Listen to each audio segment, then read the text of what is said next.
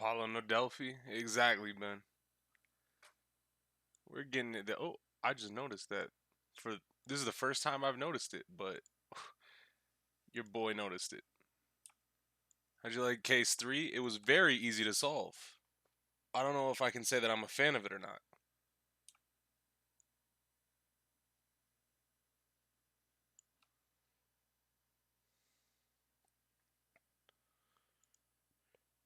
Like the mystery just wasn't there for me. I think that's the most I can say about it without being really without being really too overly, you know, downplaying the case. Cause it's like, yeah, it's really easy. Like I've always gotten that fact that it's not. It's Ace Attorney isn't about you figuring out who the murderer is. It's more so about you proving it in court. Is just when the name of like the experience is called a murder mystery. I expect there to be some mystery involved with the murder, if that makes sense. Because it's like once like they push like a couple key points home, and it's like, oh well, the person who used the gun had to be a little bit experienced with guns. Okay, well everybody that's part of the band is a they have some involvement in law enforcement, and the one you who gets name like who has a name drop is a detective, and it's like, okay, he did it. Well, no, just calm down for a bit. Maybe he didn't do. No, he did it.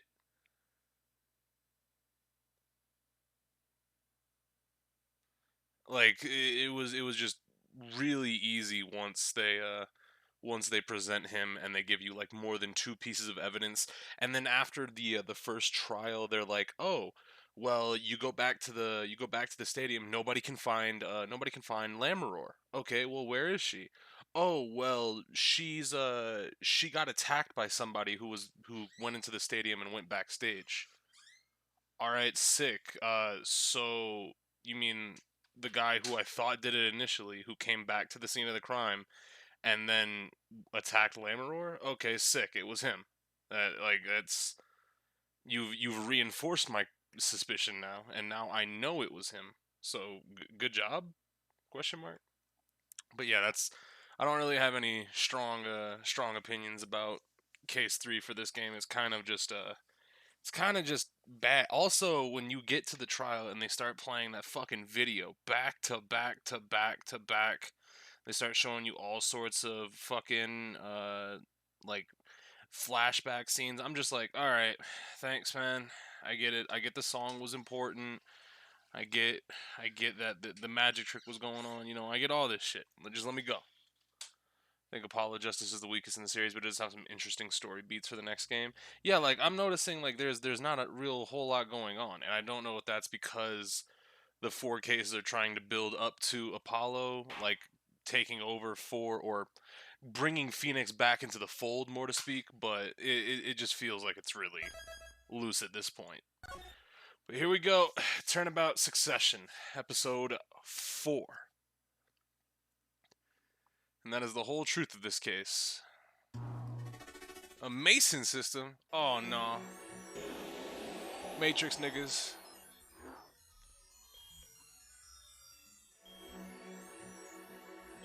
Alright. We got an EKG. Flatline, obviously after a gunshot. In order to understand it myself, I had to know the story of those last 7 long years. Here comes the card game again. Very clearly important.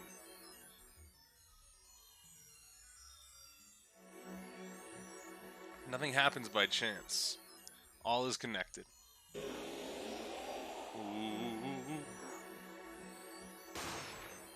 Damn. Niggas got flintlocks? Okay. And now, you stand ready to begin the final chapter of this story. You finally caught me. What do you mean? What's up, Exalted? Smash, what's going on? You met a yellow magician bastard? Yeah, Valen. I like Valen. Valen's pretty cool. I fuck with him. The decision is yours. Say Phoenix right. Damn it. October 7th. Damn, it's been a minute. What's up, Ultra Bub? October 7th, 10:37 a.m. Write Anything Agency. Hey, Apollo, look, on TV. Look, look. Yeah, I'm kind of busy. Whoa, look at that. He's the last Grand Marie, alright? Amazing. Apollo, you should be watching this. Okay. Don't beat my ass, please. What's up, Nostalgia? I was writing about our last case in my journal. Lawyers are supposed to write things in records, Apollo, not journals. Every time you start streaming, I'm not paying attention to my notifications. I miss like 30 minutes to an hour of the stream. Damn. Well, welcome finally, Exalted, to the beginning of a stream. And why now? That case was 3 months ago. Hey, it's a long story. I did a lot, you know. I want to vacuum pack the feel of the moment for later. Right now, I'm wowing the crowd by figuring out how Lamaror disappeared. That's right, Uncle Valen did that illusion too. But you're missing him on TV right now. I was just getting to the good part. I suppose I should watch a little TV with her. After all, her father's expecting me to look after her while he's away. What you're seeing now is a rehearsal for the greatest magic show on Earth, happening right here at our own very Sunshine Coliseum. The Sunshine Coliseum. Again? He's going back there? Hey, that's where the Gaviners concert was.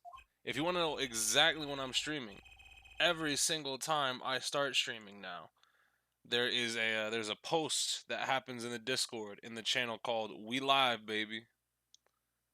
And that will let you know exactly when the stream is starting. I'm starting to get more accustomed to doing that, though. Only 3 more days until the miracles happen here, right before your unbelieving eyes. Legendary troupe Grand Marie is performing for the first time in 7 years. Wait, hold on. Look at young Valen over there. Hold on. Dog, he had sauce. No mustache back in the day? Also, yeah, was right. So, assumably that's Trucy's dad, Zach, on the right, wearing the club, and her mom is wearing the ace. The only reason why I'm saying it's her mom definitely right now is because they both wear the same scarf around their neck, and that would only make sense. That's going to be great. I'm so there. You and Daddy are coming too. Legendary Grand Maries. If Trucy's real father was still alive, he'd be on that stage performing miracles. I got the tickets and everything. Here's yours, Apollo. I see the notifications, but I forget to be checking to actually tune into the stream. It's alright. He also had one of those, right? The scarf around the neck? Not that I know of. She also didn't have a fucking silk hat and rest of magicians getup. So, you know, it's Lana's muffler. I actually kind of want to see Lana. I hope she pops up during this case. Ah, you were here working hard or hardly working. Oh, I thought it was gonna be Valen. Hey, how you been? Hi there, stranger. Not exactly the kind of greeting I'd want to hear from my own kid. Though he has been gone a long time. How goes it, Trucy? Here, I got a present for you. Yay, pudding! I love pudding. Oh, it's farm fresh. And not just one pudding, but 3 whole cups. I'll have to pace myself. Well, I'm beat. Yeah, she had like a necktie, but I don't think it looked exactly like Trucy's does. Or maybe it did. Maybe I'm just misremembering. But still, my point still stands about the magician's getup, okay? This seems like a family affair. That's right, Daddy, you're on a top secret mission. You gotta take it easy with the secrets, you know. How right you are. So, you still can't tell us what your mission is. Maybe it is time. It has something to do with you anyway. Huh? With me? Oh, maybe you're getting a top secret mission too. Maybe you can be one of those guys. A spy. Can I just be a defense attorney? Dog, everybody really just keeps hounding Phoenix about, or not Phoenix, Apollo about everything but defense. Let him just be a defense attorney. This may be an odd question, but who was your favorite one-off character in these games? assuming Von Karma doesn't really count, like I would say if Von Karma counts, I really fuck with Manfred Von Karma as an antagonist. But aside from that, like I would say, who would be my favorite one-off character? Because like normally my brain just shoots and says, "Hey, Gumshoe, I really like Gumshoe," but he has way too many appearances. But who other than, I would say Damon, maybe Damon Gant. I really fuck with Damon Gant. Damon Gant and Manfred, I guess, would be the two up there favorite one-off appearances. Apollo not getting to be a defense attorney is like Edgeworth not getting a simple name and occupation. Mine's Luke Atme. Ugh. Oh boy. Yeah, Lotta makes a couple appearances, so I can't really consider Lotta one-off. Yeah, she's got 3 cases. We haven't seen Von Karma since we put him behind bars. To be honest, telling you about the mission was my whole reason for coming here today. What? Tell me. You've heard of the Juris system, yes? The Juris system? That's right, the new legal system everyone's talking about. Are we getting a fucking jury? Is it not just the judge makes the fucking defenses now? Have you heard of it, Apollo? Huh? Maybe. Maybe not as many people are talking about it as I thought. The Juris system, huh? It seems like you should know about that. Say the word jury. So, Daddy, what's this Juris system thing? Well, Trucy, do you know what a jury is? Hell yeah, let's go! We're getting a jury finally. It's really weird to put it at the end of this game, though. Like, what? I've heard of it. Isn't that those people who sit in court in those old courtroom dramas? The ones who get to decide if a guy's innocent or guilty. Do you know Apollo? Only from TV. It's 12 people chosen from the community, right? Well, they're thinking about reviving that system. They're calling the new system the Juris system. No more doing whatever you like, Your Honor. Not quite that harsh. The jurists cooperate with the judge. What's poppin', Solaris? Also, Alonzo, what's going on? They help analyze the case from different angles. And there will be only 6 of them under the current proposal, right? Wait, what? So you knew the whole time. Don't fucking play dumb. Obviously for the benefit of the player, of the audience, but, you know, come on, Apollo, you knew. Could have phrased that differently. Your findings directly affect the verdict. Hopefully people will start taking the courts a little more seriously now. I feel like I'm some kind of educational TV show. Starring Dr. Wright. Dr. Wright, his assistant Trucy, and mascot Apollo. The perfect team. Mascot, hey. 6 seems like a good number. 6 seems like they can be influenced more drastically, especially if they're going on to a majority for a specific specific sort of agreeal for a verdict, because you're choosing 6 people to influence a case decision rather than 12. Obviously, it seems like it's not working exactly as a parallel to American law with the American judicial system and therefore juries in that, because juries ultimately decide. It's not so much that they help the judge. Also, if we were completely going off of the American judicial system, you know, the jury would just be, you know, like really, really more beneficial to the defense than anything. Oh, we can't prove beyond reasonable doubt this guy did it? Yeah, no. Alright, so we're done here. Bye. Peace. 6 is to simplify it for the game, obviously, because if you have 12 jurors, it's going to be, that's way too many people for a video game. This is also going to be weird, though. Are they going to end up creating 6 people, 6 new characters for each trial then? Assuming the jury is going to be random at all times? Also, I just noticed in the background on the wall that was a picture of Zach the whole time.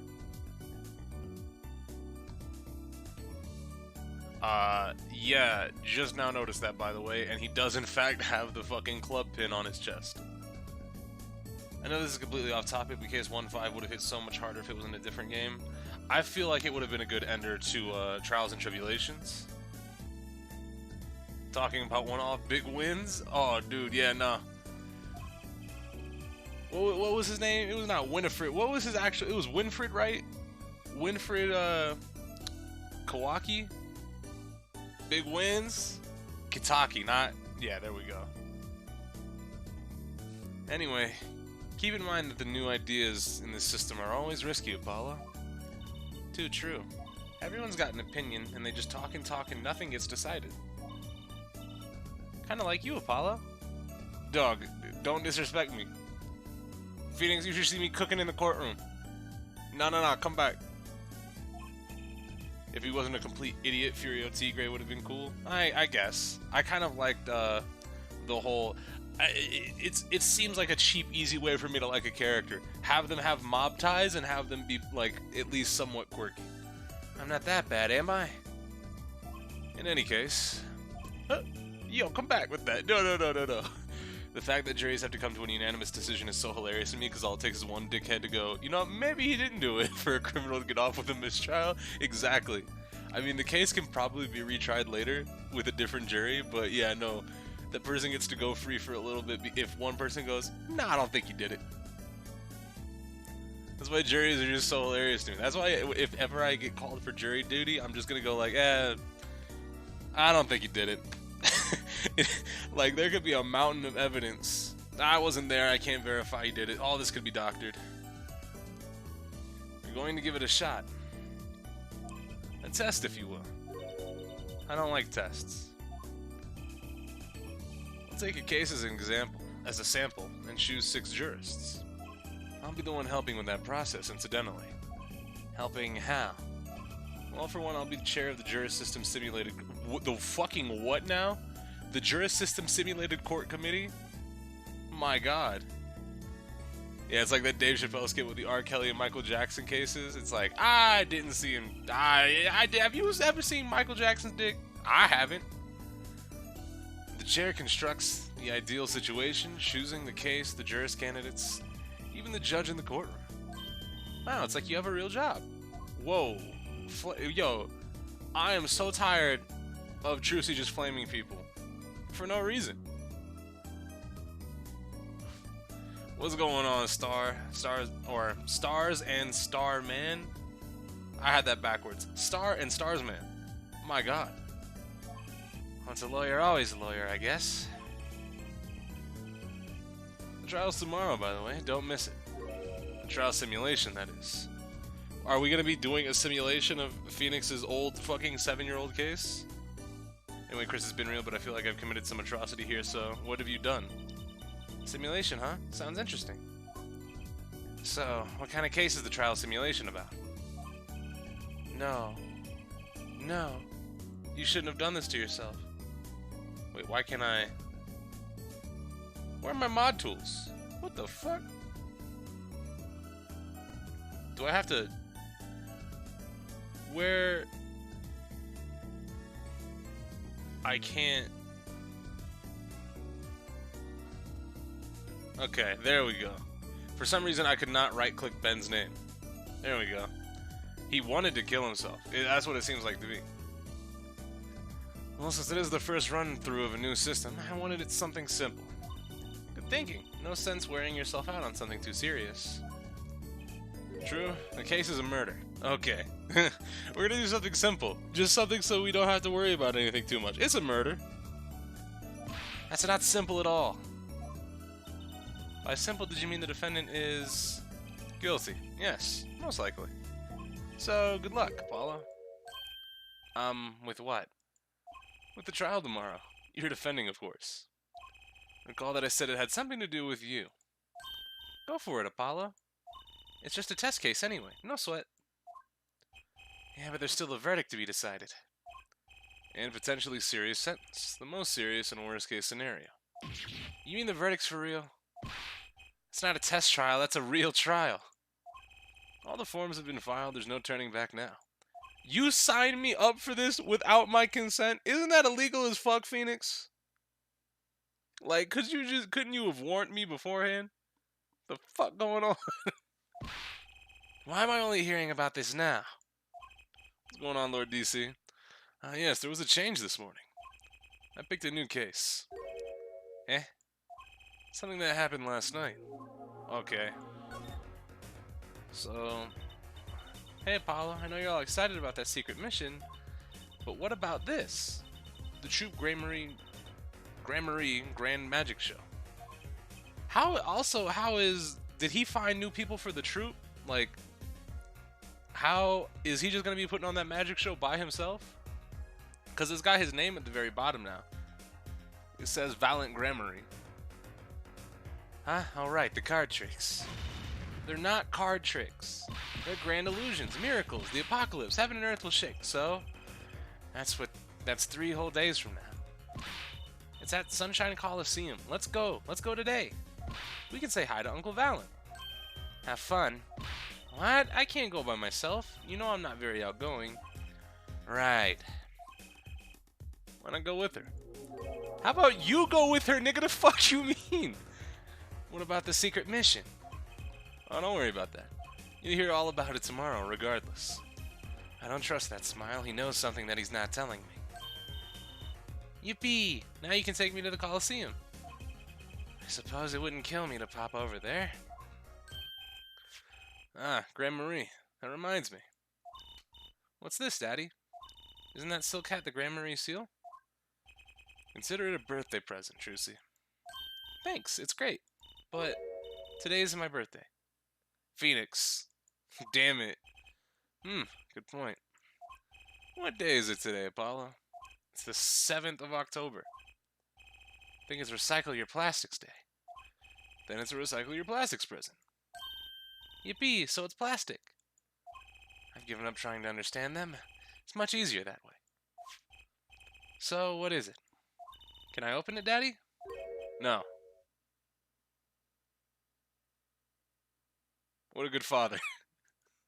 Huh? You'll need that envelope someday. Someday soon. Don't open it until then. Well, why didn't you just hold on to it till then? Because that would be the logical thing to do. Documents received from Phoenix Wright. Okay, so we're gonna solve the Gramarye murder or some shit. An envelope about the Gramaryes, huh? So, the trial simulation. Alright, so what case are you going to use? You really want to know, don't you? What are your feelings about Turnabout Serenade? I said it at the beginning of the stream, but just to reiterate real quick, I feel like it was incredibly easy to solve. There wasn't too much of a mystery. The big like part of the chapter just was proving that Darian did it in court. It felt like there was a lot of like drawn out shit in there. Like it was just way too long for no reason. And the actual murder wasn't that hard to solve. So I feel like it's a pretty low tier case. I don't think it's that great. But that's just me. Either way. Of course I do. I mean, I'm going to be defending, aren't I? Video played way too many times. Yeah, there's just a lot in that actual case that makes me not really like it. Wasn't that great, gonna be honest. If all goes well, then yes. Of course, this is just a test. We wanted everyone to start without preconceptions, a blank slate, as it were. I love Twitch notifications so much. Also, hello, what's up, Singular Enrage? Nah, I despise the third case. Bottom half of Ace Attorney cases so far, I'd say, but not rock bottom. Yeah, it's no 2-3. It's another bad third case though. What is it? Like, why do case 3s usually end up being dog shit? What's the problem? Danganronpa, Ace Attorney. Is there any other chapter-based murder mystery game where the third case is just bad? Because now I need to know. Now I need this information. But either way, there's a difference between having a blank slate and just being totally clueless. You must love that Singular name. Dude, Singular is great. If your name wasn't in Rage 1, it would be so much different. However, here we are. Whose dumb idea was that anyway? Well, mine. Committee chair, remember? Thank you, Phoenix. Well, if you want to know that badly, I suppose I could give you permission to examine the scene of the crime. Good, that's better. But you can't talk to anyone involved with the case. What then? How am I supposed to defend? You let me worry about the details there. Remember, I'm in charge of this trial. All of it. Damn it, Phoenix. But you don't want it to backfire, do you? Apollo, if I am in charge of the whole trial, that means the entire affair is my responsibility, for good or for bad. I love the silly name. Fantastic. Just do what you can. And don't worry. I know what I'm doing. Alright. I recommend going down to the detention center. Your client's waiting for you. You can ask about the scene there. But you just said I couldn't talk to anyone involved. Oh, you can talk to your client. If you can get her to talk. Come on. I think it's probably because the third case is usually the filler case to make time pass between the beginning and the end, usually in 4 or 5 case games, since the beginning and end usually matter for main overall story. That's fair, but also at the same time, there's good filler cases in other games that don't happen to be case 3s. Like, a lot of chapter 2s really end up being really good filler cases. Like, for example, you look at like specifically Trial and Tribulations case 2s, they're pretty damn good, like, all things considered.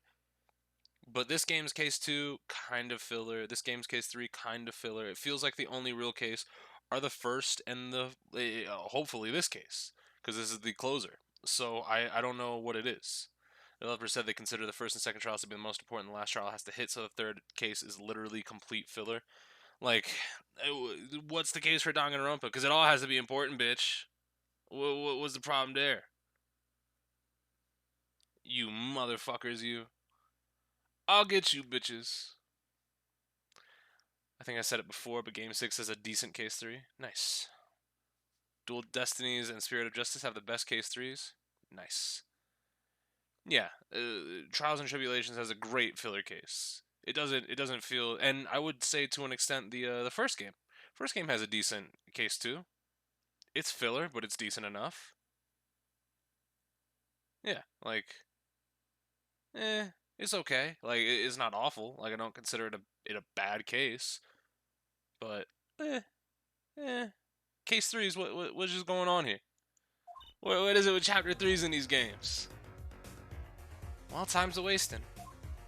Alright, let's go, Trucy. Let's go talk to our client first. October 7th, Detention Center, Visitors Room. Oh. That's 20 minutes we've been waiting here. 20 minutes. Maybe I should complain? I'm sure that guard has better things to do than stand there pretending he doesn't see us. You know, the minute we get angry, the client will show. It always works that way. Like shouting, "Oh, waiter," and they're standing right behind you? Oh, guard!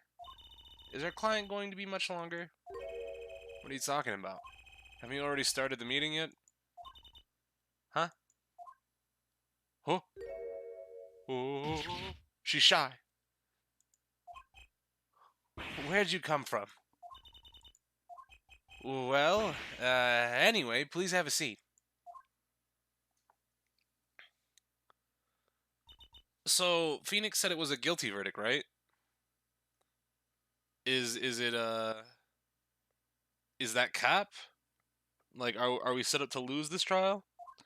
Or are we just, is it more of a meaningful, like, you're trying to learn the truth, you're not trying to be a defense attorney? Am I gonna be pissed? Is that what we're doing? I'm nervous, Apollo. It's the silence. It builds suspense. Why don't you do something, Trucy? You're a magician, aren't you? That's right. Okay. Mr. Hat, no.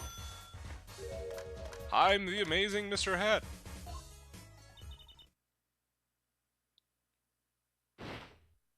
Did she fucking fall over? She passed out. Miss Magic Underwear might have been a better bet. That's Magic Panties, Apollo. What? Alright, sick. Alright. Hi. Well, I'm your defense. I really think it has to be fate, you know? And by fate, I mean destiny. Did you know I'm good with astrology? Tell me, what's your sign? Apollo, please. Now is not the time to be hitting on the woman you're supposed to be defending. I can tell you mine if you like, Apollo. No, never mind. I just got carried away there. Seems destined to get difficult clients, it seems. So what's your name? Oh, right, I'm supposed to introduce myself first. I'm Apollo. Apollo Justice. And I'm Trucy Wright. I know. This is getting nowhere fast. Alright. Hey, I know. Maybe you can tell us what happened. I'm your defense attorney, after all. Anything out of the ordinary happened lately? Well, the other day, this tourist from out of town stopped to ask me directions. Later, Trucy. I feel like I need to ask directions myself here. Well, that was fruitless. Though I think I understand. You understand? You understand what, nigga? You did good, Apollo. What is that? Look, she's doing her nails. What? Are nails more important than defense? Is that it? Let's go, Trucy. It's probably a clue. Are you... Excuse me. Damn it, Apollo. Okay. Could you read this? Sure. Is that her business card? I feel like a teenager on the first date. And this is the love letter we pass from desk to desk at school. Stop looking so wistful and read it, Apollo. It's a business card. With a name and an address. The name is Vera Misham. The address is for Drew Studio. Vera, is that her? It looks like it might be her. And you're giving me this card because... Yeah, that's her. Okay, sick. Well, looks like we're finished here. I wonder if Drew Studio is the scene of the crime. Also, Drew Studio. Draw. Get it? Laugh, fuck you. Can't believe that they keep doing this. They really can't keep getting away with it, and yet they do. Alright, so let's go to Drew Studio. Oh. Yo, she be popping off.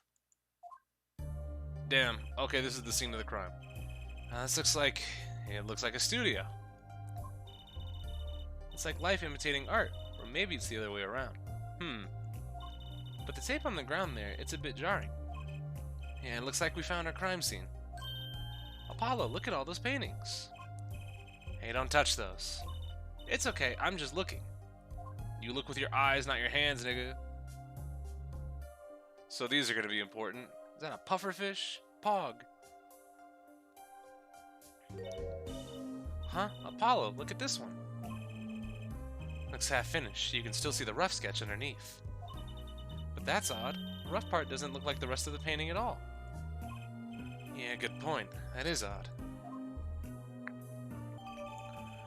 Drew Misham's paintings. Ooh. So, I assume the victim is then Drew? Alright, so Vera and Drew. All the paintings have a really different style, too. Ah, I thought I might find you two here. Hey, Emma. Long time no see. Oh? Seems like I run into you far too often. I bet I know why you're here, too. You know about the trial simulation tomorrow? I've heard about it, sure. So Mr. Wright chose you, huh? We don't even know what the case is about. Well, he was killed. The artist who owns the studio, that is. Drew Misham. Dog. Look at him. What's good with him? Misham. And his daughter... Oh, it was his daughter. Okay. Yeah, we just saw her at the detention center. You think the puns in this game are bad? Play Dragon Quest? Nope. It was funny, though. She seems more like a victim than the kind of person who could commit murder. You don't say. Not even by poisoning. That's how it was done, you know. Poisoning is a common way to get the job done when the murderer is a woman. True. Sexist, but true. Poisoning? Anyway, Mr. Wright told me you'd be coming. Feel free to take a look around. I'll just be over here, with my snackers. Can't talk to anyone related to the case this time around, which means we better find out as much as we can here at the scene. Or else. Alright? Move, nigga. Or maybe we should talk to her. Even though you just said we shouldn't talk to people. Okay, well, I mean, we can. So, this Drew Misham was some kind of artist? Apparently, did a lot of illustrations for books, I hear. You know, a lot of female fans, too, for what it's worth. Oh, well, I mean, I wonder if we're gonna meet any of those fans and they're gonna be responsible for it.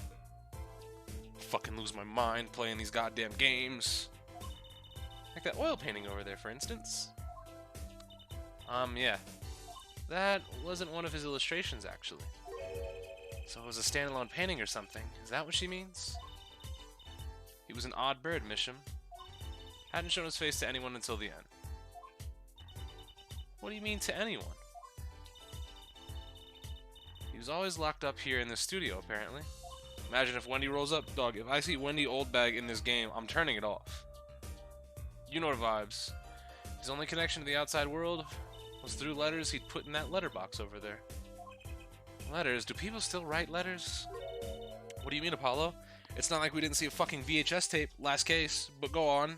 Tell us that, but nobody writes letters, you know, the most intricate, outdated form of communication. While you're living in 2025 with VHS tapes! I mean, when was the last time you wrote a real letter? Don't most people use email and stuff these days? Not Mr. Misham. Couldn't stand technology, it seems. He did everything by mail. Maybe he thought that way was more artistic, you know? Oh boy. In any case, the only person besides him allowed in here was his daughter, Vera. Oh, you mean the killer? The suspect, please. He took some fingerprints, of course. The only ones found in the room were Mr. Misham's and Vera's, basically. By the way, this game takes place in like 2026. Yeah, no, I figured as much. Some cop. Basically. Actually, last night, did they have a visitor? Mr. Misham gave an interview to a reporter for the first time. It happened during the interview, apparently. So we have the death on camera. Interesting. His first interview ever? Could you tell us a bit more about what happened the night of the murder? Well, tell us about the defendant, actually. So this woman, Vera, she's Mr. Misham's daughter, right? Yep, a real sickly girl, ever since she was little. Hardly ever went outside. She did kind of give off a withdrawn sort of aura. She was homeschooled by her father, apparently. It was quite a scene when they took her to the detention center. She was screaming about how she'd die if they took her outside. That does sound like a scene. In the end, she agreed to leave if she was allowed her good luck charm for company. Her sketchbook or something? Her good luck charm? Apparently, she has this charm that magically gives her the courage to go outside. Why can't ever I get a normal client? But why would a shut-in daughter kill her own dad? Don't look at me. So, about the poison. It was found to be in his coffee, right? No, not precisely. Not precisely? What does that mean? It means see for yourself, I think. Alright, we'll check that out in just a second. Like I said, last night was the first time someone from the outside came into this studio. I guess mysterious painters who never go outside make for good articles. It just so happens that he died the night of his first interview. At around 9 p.m. every night, Vera always made him a cup of coffee. Last night he drank his usual coffee and became violently ill. And died? She poisoned him on the night of his interview? Wouldn't the reporter see? It was near Mr. Misham when she brought her father his coffee. He was checking out some equipment in the back of the room. Dog. So, artists and scientists niggas, that's crazy. STEM going off. Supposedly, that's why she didn't notice he was there. It was a reporter who called the police, in fact. But why is she the suspect? If anyone is suspicious, it's the reporter. Yet the reporter never got near Mr. Misham's coffee. Even Vera acknowledges that. Regardless, I want to know more about this reporter. Alright. That being said, move, nigga. The victim's coffee mug. Aha, so the poison wasn't here. This is my first time seeing a real poison mug of coffee. I would hope so. Poison in a coffee cup, Pepper Hands. No. I get it. It's like poetry. It rhymes. Poison coffee? Not exactly, actually. What do you mean? No traces of poison were found in the coffee. What? You have to figure out the rest yourself. I'm officially not on your side after all. Can't we get a fucking detective that is on our side? Whoop, clicked off the window. Try to click the examine button. That letterbox looks funny sitting in a room like this. Let's take a look. Empty. Great. The other half of that letterbox is actually connected to the outside of the studio. Mr. Misham would put his letters in there, and the postman took them away.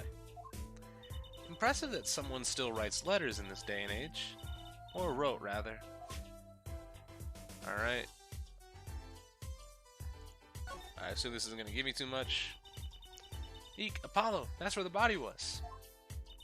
That's the spot where Mr. Drew Misham passed away. He put the coffee mug to his lips, and the next moment, there's quite a bit of paint on the ground. See that half-painted painting there? He must have been working on that right up to the moment he died. And he set his coffee down and it's still a full cup? Cap? But go on. Or maybe he started a year ago and was procrastinating. Yeah, I mean... So... Hey, Emma.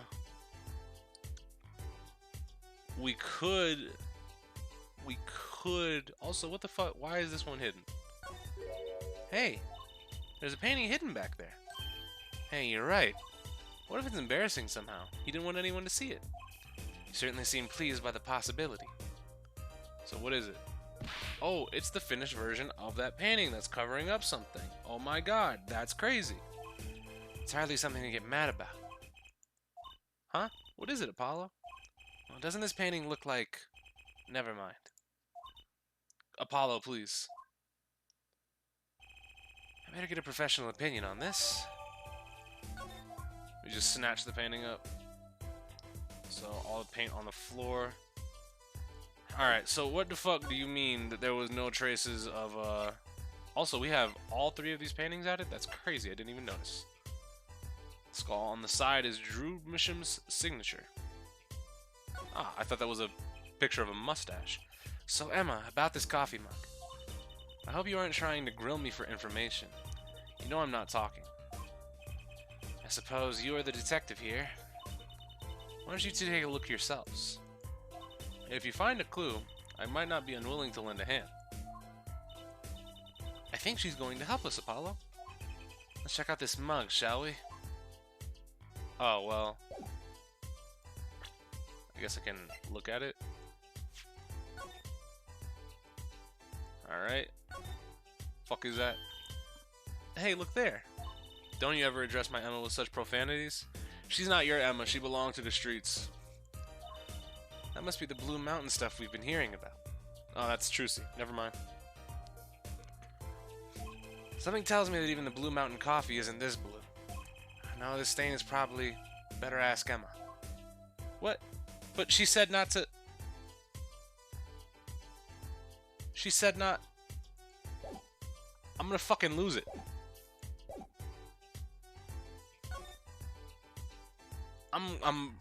Now will it work? About this mug. There's a pale blue residue on the rim. Ah, that. Yes, well, that's just a rumor. But I've heard there's a kind of coffee called Blue Mountain. I'm pretty sure it isn't actually blue, Emma. Ah, right. Okay, you got me. That's left over from my testing spray. Forensic science. I knew your hobby was behind this somehow, Emma. It's not a hobby. So what kind of scientific stuff were you up to? This spray, that's what? It turns blue when it touches poison. So the poison that killed the victim was on this mug.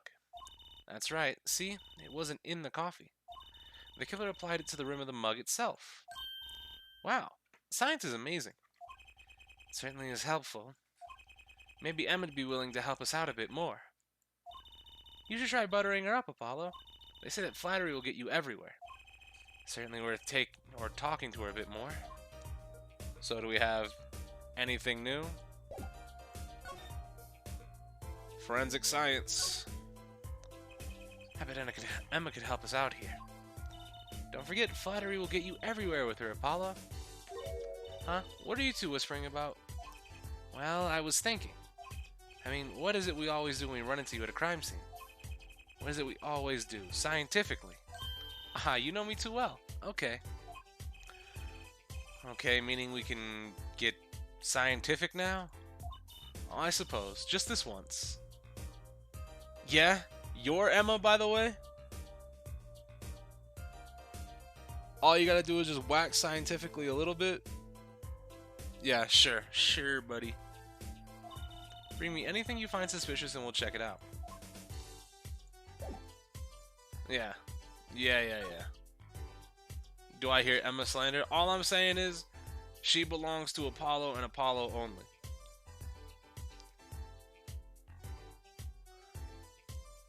Is there anything else we can possibly get? That's where the body was. Yes.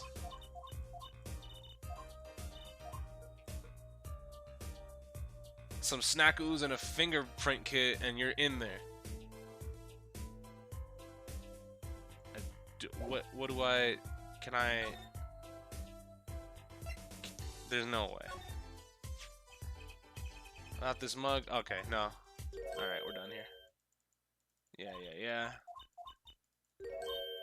Alright, yeah.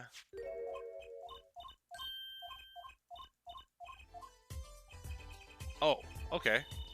I guess maybe then I had to present it again? I have no idea what triggered that. I was afraid you were going to ask about that. See, this solution is used for testing atro... Give me just 1 second. Let me just find out.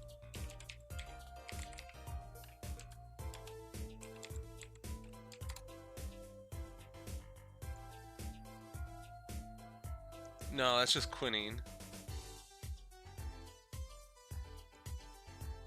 Okay, maybe. Quinine. Atroquinine?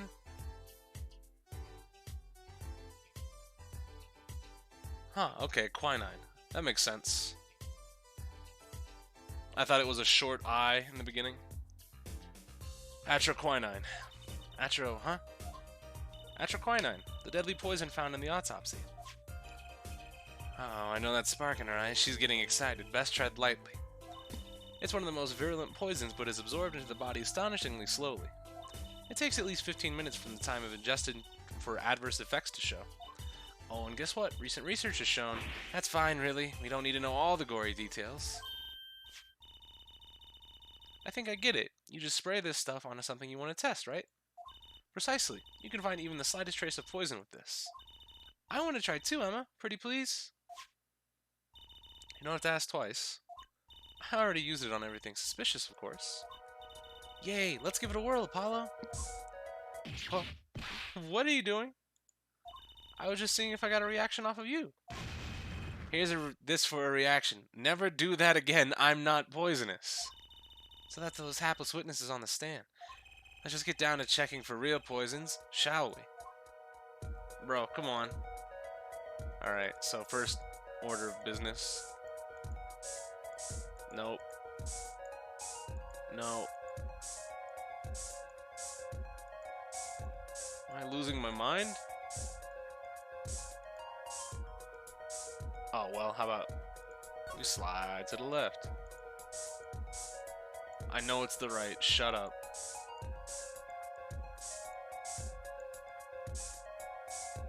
Am I stupid?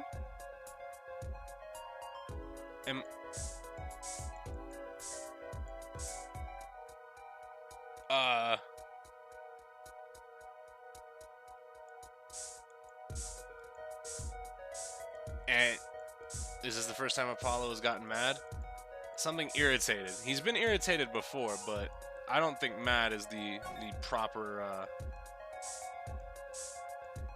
dog. There's nothing. Too bad, no reaction there. What? I'm sure Emma checked out all the likely spots. Wait a second. What is it, Apollo? Did you spray that little desk over? I sprayed everything. I don't think so. The spray probably can't reach that far, you know? Let's check it out just to be sure. What? Was I not clicking on this fucking desk? Oh. Hey. Someone answer me. Was I not clicking on the fucking desk? Event flags, my ass. I was clicking on the desk. I was right.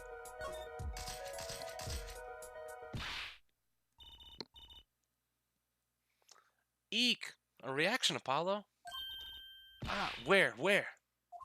The inside of that cute little frame. Look. Well, would you look at that? Nice going, Trucy. I'm known to work magic. Never mind that I was the one who found it. Come on. You were too far away? Yeah, cap. Dog, that shit was going all over the room. You're telling me if you spray Febreze in your room, just because you spray in one little area, the smell doesn't carry out? Yeah, shut up. The inside of that frame had poison on it. Looks like we found the only other place that was poison in any case. So, are you, who's gonna be licking a fucking photo frame? What kind of shit is that? Let's take a closer look at this desk here. Oh. Alright then. I wonder why there's poison on this tiny frame. Very strange indeed. Wait, I know. I bet it was poison from the time he bought it. Haven't you heard about some kinds of green paint being toxic? We comparing this to Febreze? Exactly, yes. Yes, I am. Tiny mysterious poison frame. Wait, like where are we going with this? Am I losing my mind? Also, what's in this drawer? Chris, this is a murder investigation? Yes, I am aware. This envelope has been opened and resealed. I know how to do that. You take a pot of boiling water and hold the envelope up to the steam. The glue melts and it opens. Cool, huh? However, this wasn't so delicate. You're right. Looks like they just ripped it open and stuck it back together. Huh? The postmark on this letter is from 7 years ago. Wow. Could you have imagined that when at the beginning of the game they said 7 years ago is when Apollo lost, or not Apollo, but Phoenix lost his lawyer badge, and there was a mysterious case that happened to happen that made Apollo become the main character, and Phoenix lost his attorney badge, and it was really weird, and it was 7 years ago? Wow. Why would someone open up a letter, then seal it again? I better hang on to this. I mean, you say it like that, but I'm still happy this is a thing. Dog, don't say I'm talking like Pony. That's just disrespectful. Pony ain't done nothing to you. Alright, so let's look at it. At any case.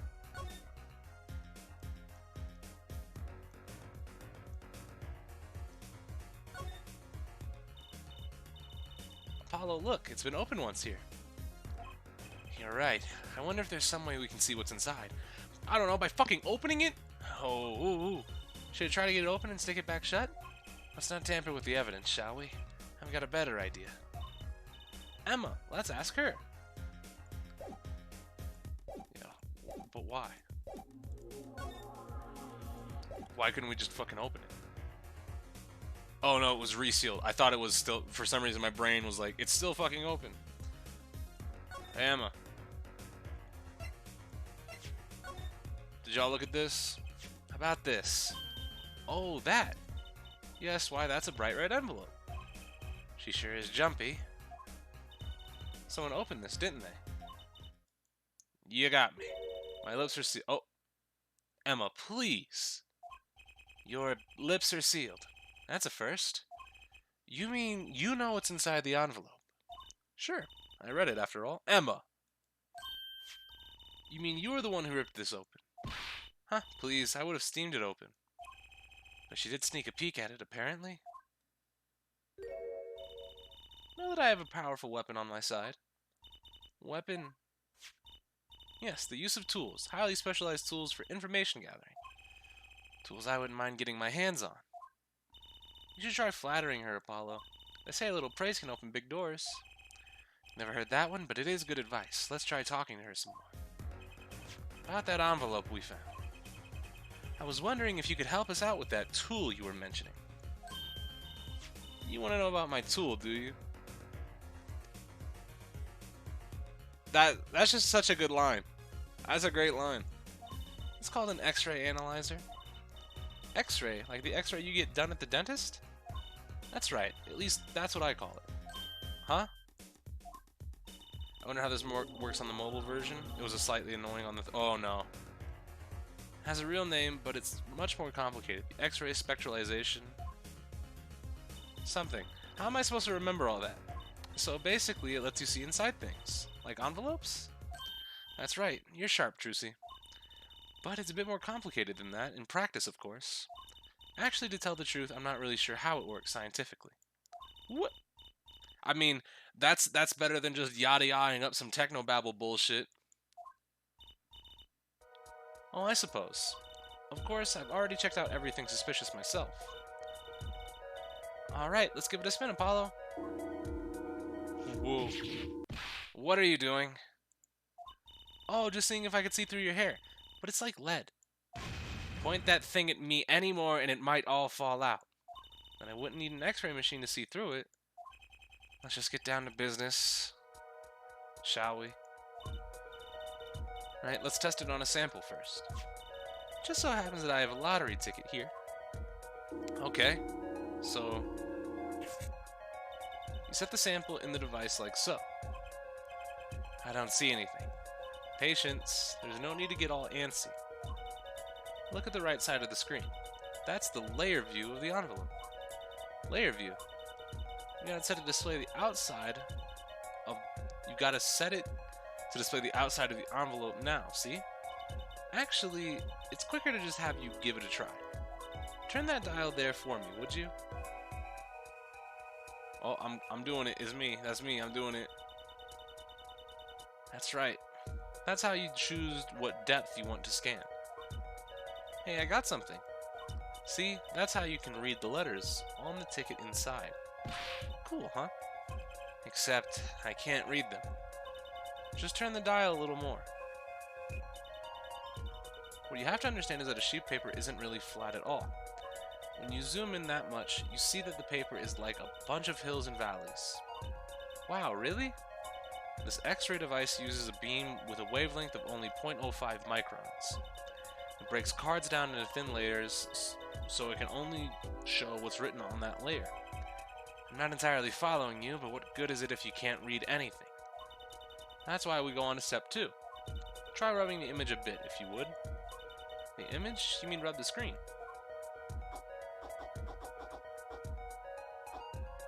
Great. I can't see shit for nothing. There, that fixes the image on the screen.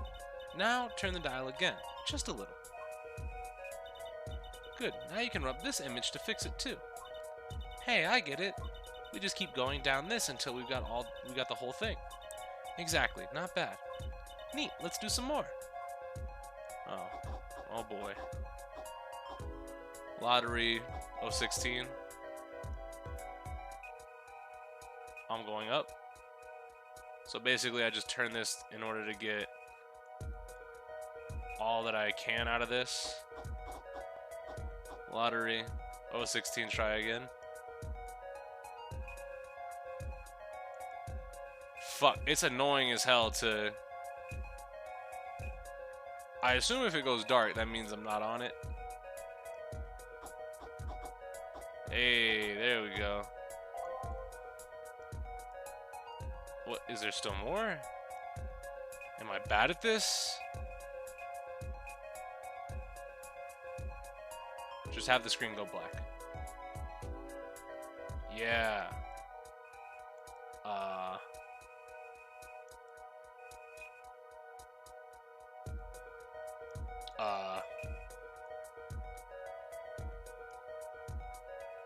I can see what it says, Emma. I can read it, Emma. You missed the edges on one? Fuck that mean?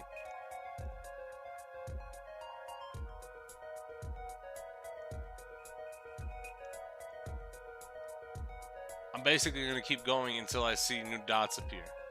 Oh, oh, you gotta be shitting me.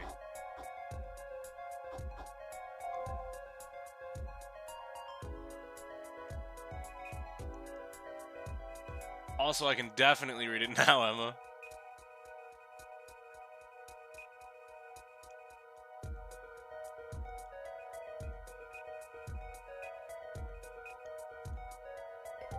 What the fuck? Don't move on unless you get the check sound. Great. Well, at least now I know, right? Now I don't have to ever bumble around like an idiot again. Alright, let's print this one out. Damn, could have never seen it. Does that have to mean I buy another one to win? Well, it's Emma's ticket. Let her buy another one. It's okay, there's no need. But, see, this is the true hidden power of my weapon. Neat, huh? Now let's try it out on the real thing, shall we? Here we go. Time to yell.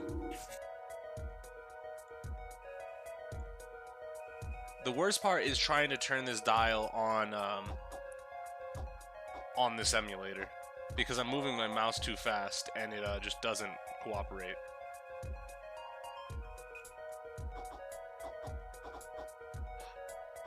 So it's just basically every time I see something new, I just go until I get a ding.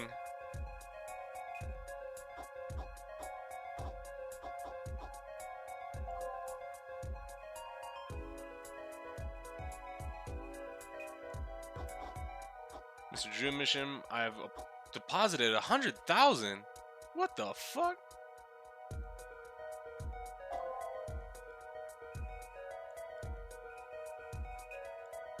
Man was breaded. Hold on. Please confirm the transfer. Please send a receipt once you confirm the transfer. Okay, there we go. Yeah, same on 3DS. Move too fast and it don't work. Sometimes I'm just moving my mouse around the circle and it's just like, no, you're too fast. Someone had deposited 100 grand into Mr. Misham's account? His paintings must be really valuable. There's another page in there. Care to take a look? You bet I do. If you're going to read someone's mail, you might as well read it all. Here goes the second page then.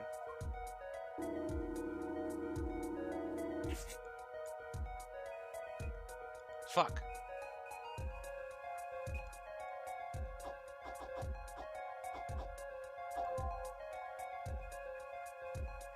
I don't know if this is exactly on par with the DS version, but this seems okay. I thought it was gonna be much worse.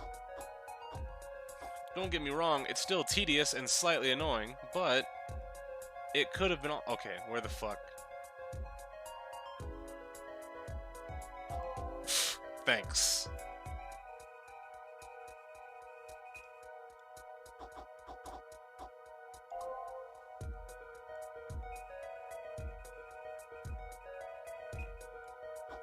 Sign the papers and send in the enclosed envelope the enclosed stamp within 3 days.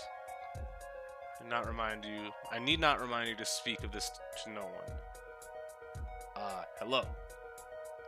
Yes. What the fuck is this? By the way, what did you think of the last case? I said it at the beginning of the stream, and quite shortly after that. It's not good. Alright. So, he was blackmail, question mark? So it was a letter about payment for one of his paintings. Wow, the secrecy though. And what? How is this letter the only one in here? It's 7 years old, right? Maybe add some special significance to him. Well, Emma? Well, indeed. Okay, did he get the studio like 7 years? What was the fucking thing? She knows something she's not telling us. Looks like she's keeping mum about it. So Emma, I was wondering, what's the story about this reporter that came here for a story the night of the crime? I'm afraid I can't tell you because he's going to be a witness tomorrow. I hear. I thought so. I'll never forget that face, but what was his name? Oh, right. Brushel. Spark Brushel? What? I feel like I have something stuck in my nose. Give me 1 second, I'm gonna blow my nose.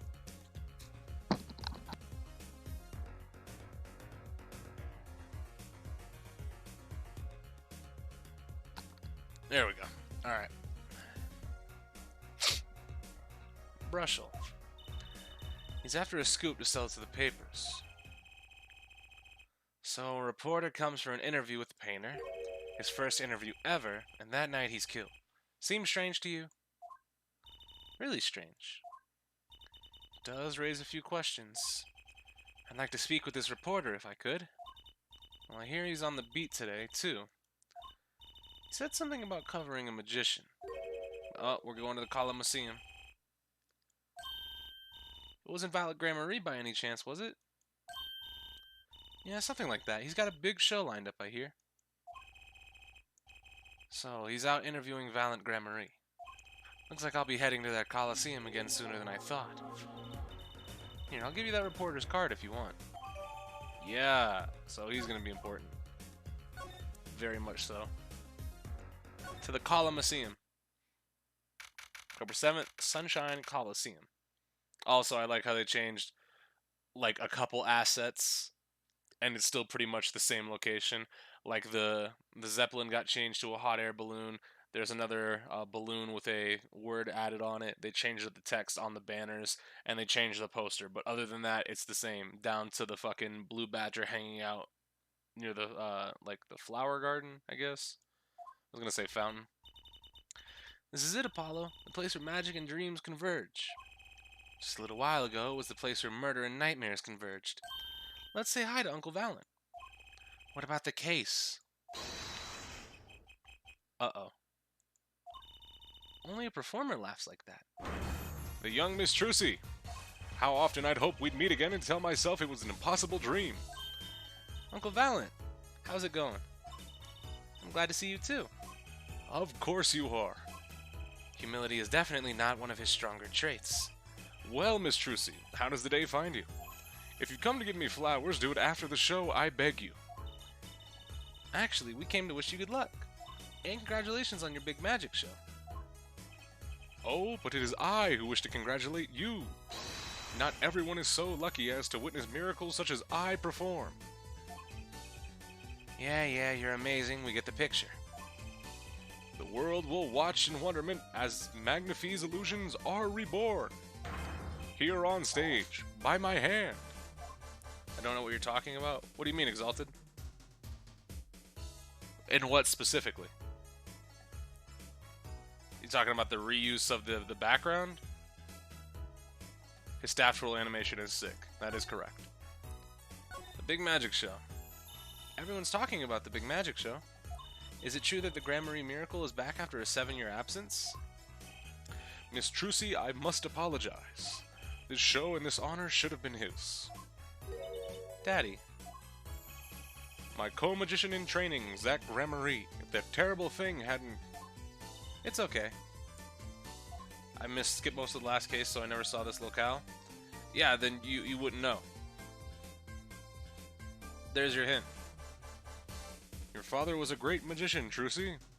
If he were alive, then I, Valet Gramarye, would have been proud to stand upon this stage as his assistant.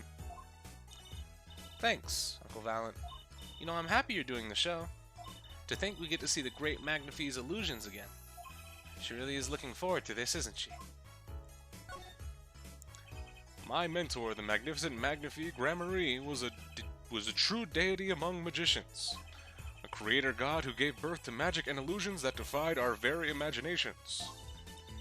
I was so little when I last saw one, but I still remember his shows.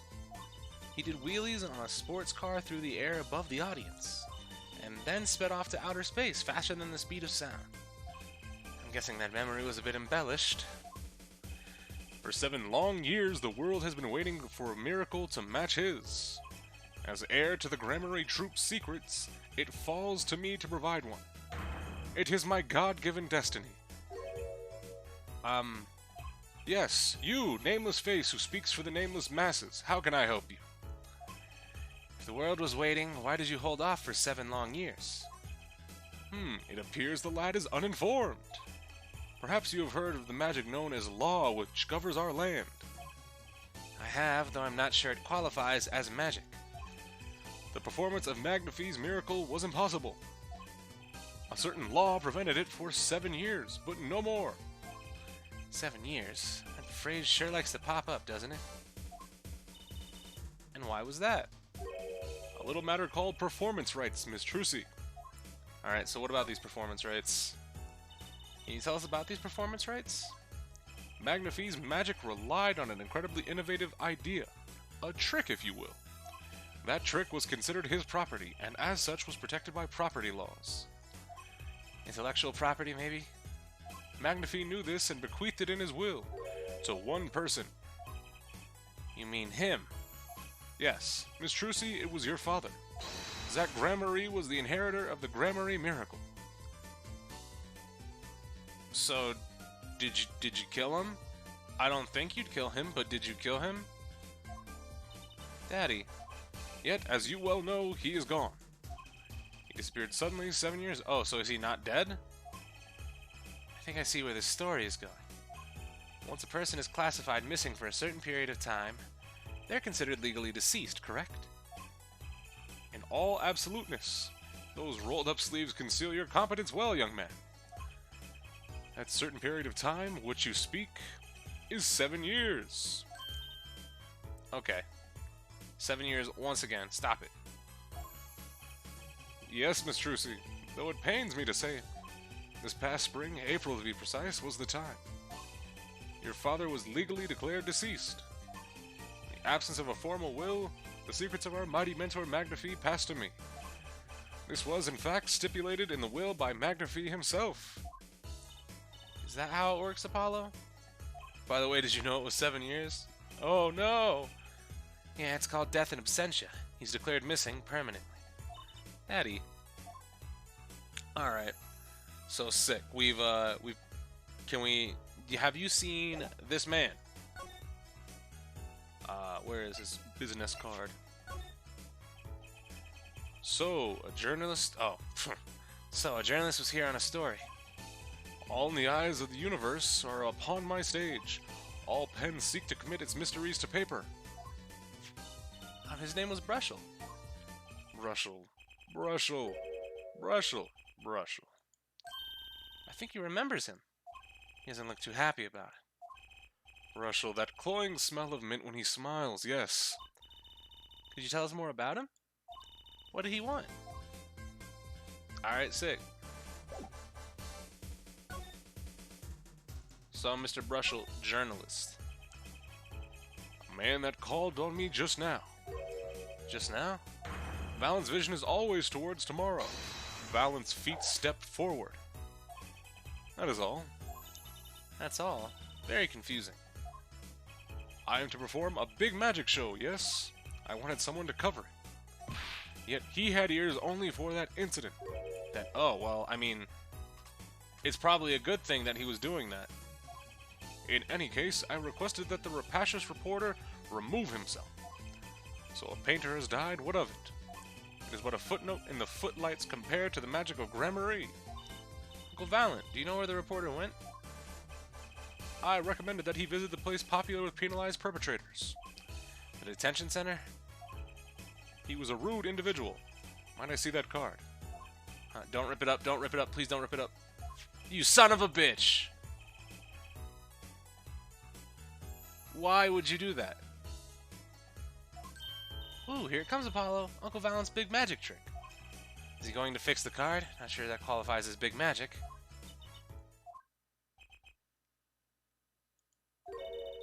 What happened to the big magic? Is it not more miraculous for it to stay ripped? I'm going to beat his ass.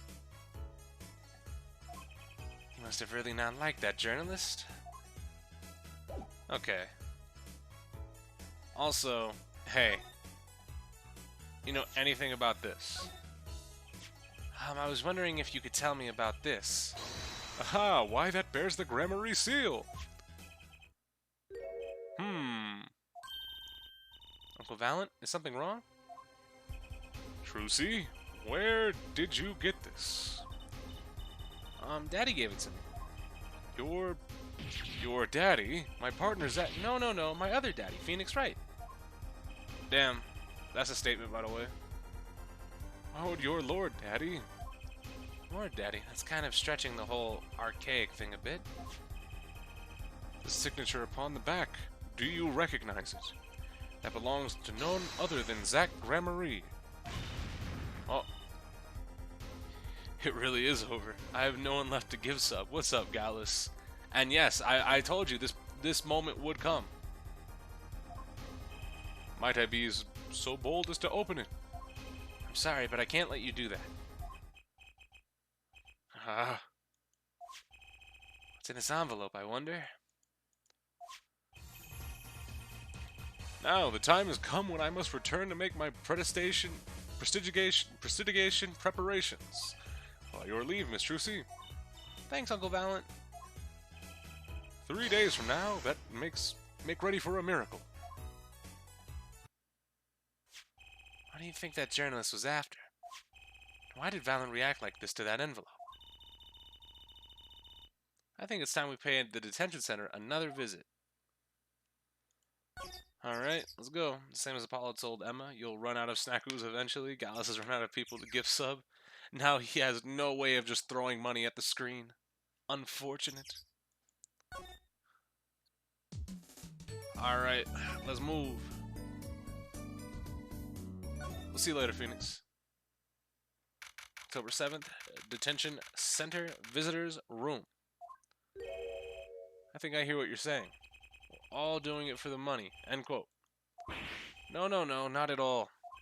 Looks like someone's already meeting here. Maybe that reporter? Oh. This guy's a fucking loser. Jesus Christ. Good. What's good with your head top? What's going on up there? There's always bits. Bits don't get us more motes. Unfortunately, I don't think we get any more motes. I think affiliates are capped at 5 motes, if I'm not mistaken. So we only have 5. Hey there, how you doing? Who might you be? Sorry, we didn't know someone was already here. I'm Apollo Justice, attorney at law. Talk about a nervous monkey. You Justice, you? You know me. Do I know you? Of course I know you. Stares down witnesses until they spill the beans, end quote. You're gonna regret using that voice, trust me? Oh no. Oh no.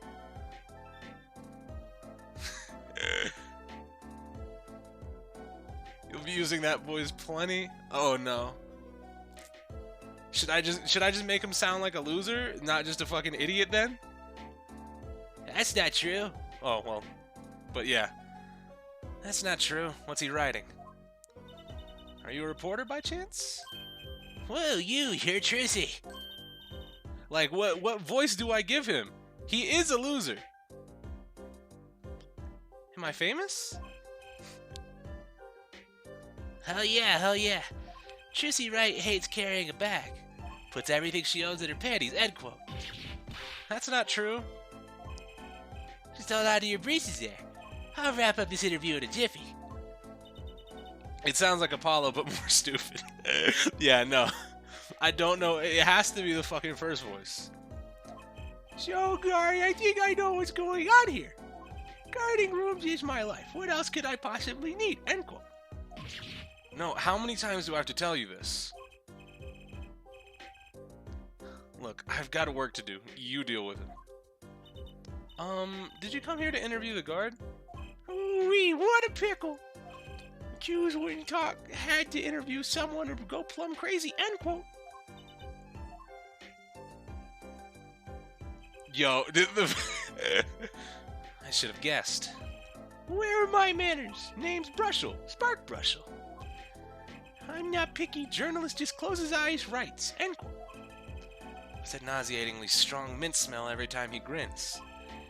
Till you've been interviewed by me, you don't know what thrilling is. Wild romp through crossroads of mayhem, madness, end quote. I could see that. He's writing something again. Well, if he's a reporter, maybe he knows something.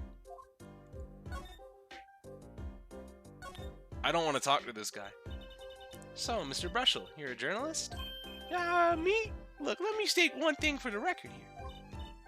Yes? I'm the interviewer, you understand, yeah? I'm the one asking the questions here. Okay. Did he just brush his hair? Nah. I hate this guy. For instance, do you think a movie director watches movies? Well, I think he probably does. Exactly, I knew you'd understand. Huh? Okay. I hope that voice is comfy. It's definitely not. So, the night of the murder, you were at Drew's studio? Who, me? Look, let me state one thing for the record. Yes? I may look calm and collected. You don't look anything of the fucking sort. You look like you belong in a jail cell. Is that he did it. Fuck it. Nah, he did it. I don't care.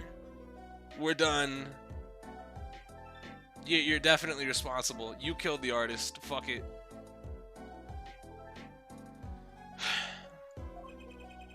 Journalists always buy one-way tickets, never looks back, end quote. I can understand that philosophy, but you want to know the thing about one-way tickets? Once you use them, you're gone. I don't like that he's using his toothbrush to brush his head. Not his hair, just his head. All because you have to give them to the guy at the airport. Juve, what are you doing? What did Oprah do to deserve that? True enough. But they don't give normal tickets away, too. Exactly. See, it's the same thing. What is? Yeah, I don't like this guy. You get a wave cannon, and you get a wave cannon. Would it be more sanitary to brush his hair? It would be more sanitary to not use the toothbrush on anything but your teeth. So, you went to do a story on Drew Mission. And he never had a story done about him before. That's right. Look, let me state one thing for the record here. What? I'm sure you're gonna want to know about my source. What tipped me off to Drew? Why'd I do the interview in the first place? Well, yes. Look, it's like, well, I've got it. Say there's this burger joint with fabulous ketchup. You think the burger guy is gonna tell me where he got it? Okay. I was asking after you said I don't like that he's using his brush to brush his head, not his hair. Yeah, no, he just deserves to not have the toothbrush. Very clearly, you don't know how to act with that thing. We're gonna take it away until you learn how to act. At the supermarket, maybe? Exactly. See, that's what I'm talking about. I think I may have actually understood that one. Well, there's nothing I can talk about, really. Walls have ears, eyes, especially glass walls with speakers. End quotes. Right, guess we'll leave then. But since you're here, might as well tell you a tidbit of news I saw, just for the heck of it. Sure, tell us, just for the heck of it. I'm sorry, mister, you don't seem to be qualified to bear that toothbrush. Like, look at his pocket protector. This guy's a whole dweeb. He's got a quill. Is that a comb? A bottle of paint, gel, ointment, maybe? I remember it like it was yesterday. I'd seen a movie on a trip and wandered into this burger place with amazing ketchup when an article in a tabloid caught my eye. He has a comb, yet his toothbrush is near his head. It could be tooth. I've never seen, well, maybe like the travel size ones, but like actual tubes of toothpaste, they're pretty big. They're about as long as the toothbrush. I have no idea what that is. An oil painting. Happens every day, right? But I thought I'd seen that painting somewhere before. A painting of a giant peach flowing down a river. Someone stole an oil painting of a giant peach. James, niggas. Is that pocket toothpaste on his shirt? I have no idea. Looks like a comb has the spaces in between. Yeah. Like, this guy just needs to go.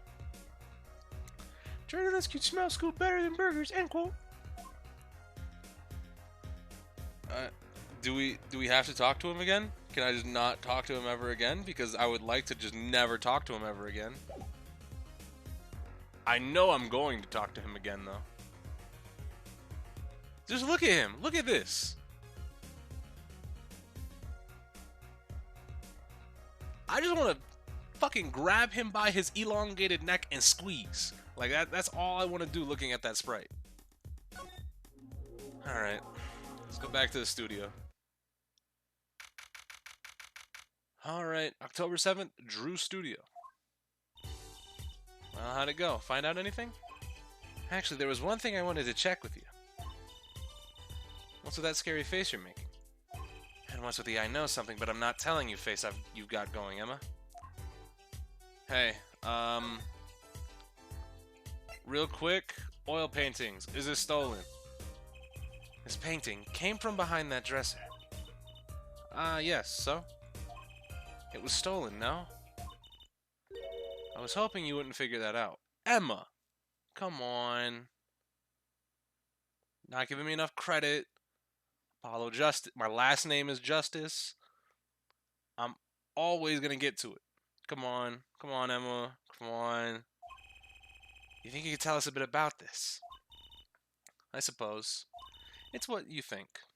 Drew Misham was a forger. Oh. Niggas be tracing. A forger? Also, ooh.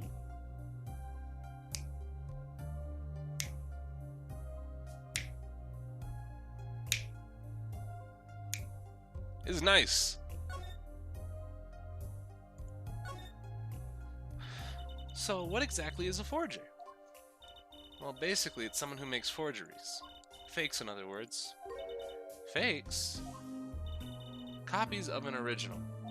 Exact copies so precise you can't tell them apart. Well, why not just photocopy them?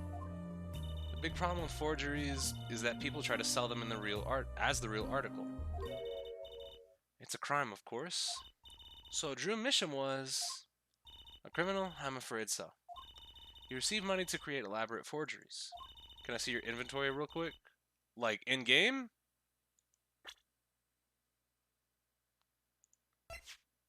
Oh, wait. Does it? Yeah. Starts up here.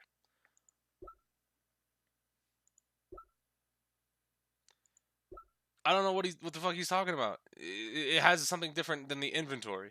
It's called the court record. You know it's called the court record. You've been here, Exalted. Damn it. Ain't no damn inventory.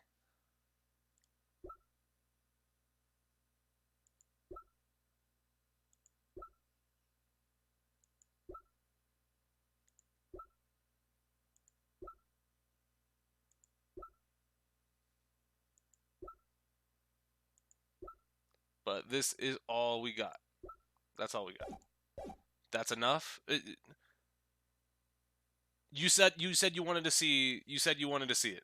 You didn't say you wanted to see something specific in it. You didn't say, do you have this in your inventory or do you have this in the court record? You just said, can you see the inventory?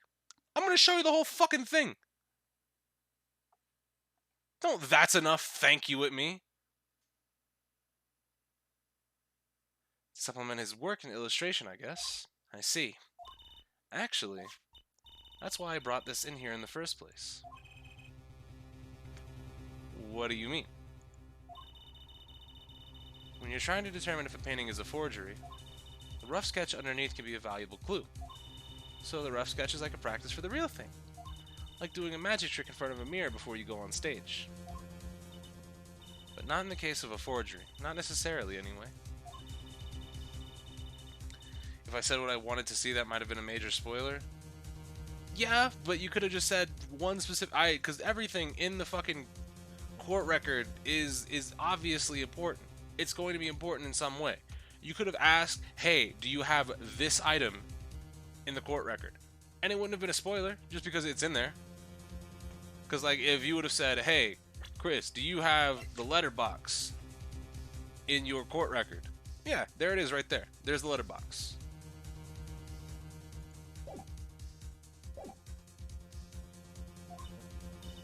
Oh yeah, I guess you would. That's why I brought this. I'm gonna use it to see what's under the paint of the finished pieces. I get it now. Not that I really needed to go to such lengths, seeing as how one of the paintings is only half finished anyways. Still, it'd be neat to see Mr. Mission's rough sketches. Kind of like what he was drawing when he thought no one was looking. True, that would be interesting, and maybe a valuable info, and maybe valuable for our case. You should try buttering her up, Apollo. Flattery will get you everywhere, they say. Chris would have probably thought something was up and started to ask more closely about... No, probably not. Unless you actually called it, like, if you would have said the Gramarye envelope, and you would have said, oh, do you have Trucy's note from her dad? Then yeah. I would have been like, oh, okay.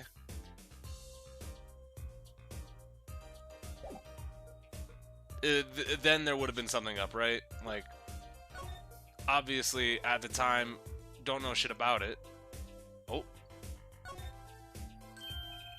Ah, looky here, a handwritten signature. It says I can't read it. That seems odd to me.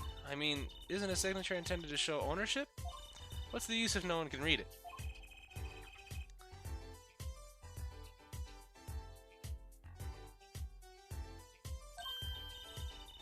Oh, I never thought of it that way.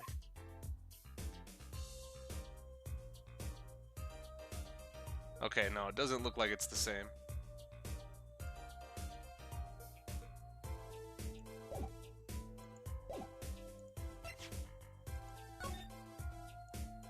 See, now you have fucked up.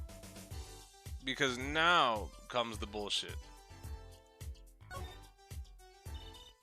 Are you ready, Apollo? Ready for what? For what? For the Troop Gramarye Grand Magic Show. It's not like I'm getting up on stage or anything. What are you talking about, Apollo? You can't enjoy magic if you're not part of what's going on up on stage. I'll lend you my spare costume if you need one. Huh? You mean I can't go on in this? No. Damn. Doesn't get more straightforward than that. Should have just sat there and ate your food, to be honest. Also, my god. $70? For a magic show? Bro, your lovely assistant better suck me off in the mid-act. That's crazy.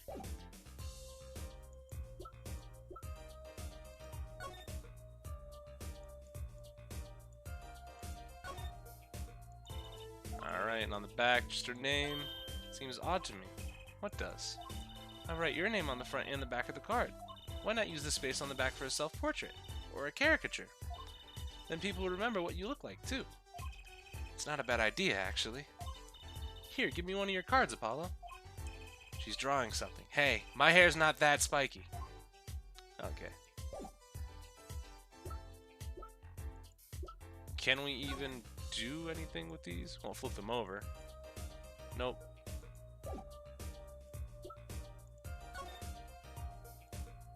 Nope. But yeah, going forward, only gonna give sub to Chris loyalists. If I catch you lurking during another Chris, I will take no. Oh, damn. Imagine trying to lurk in stream and getting caught out. Apollo, look at this painting. You can see the rough sketch. Looks like it was only half completed. Isn't this what we got before? You know what the real ones are? It's not even that crazy, Mr. Starsman. That's 100%.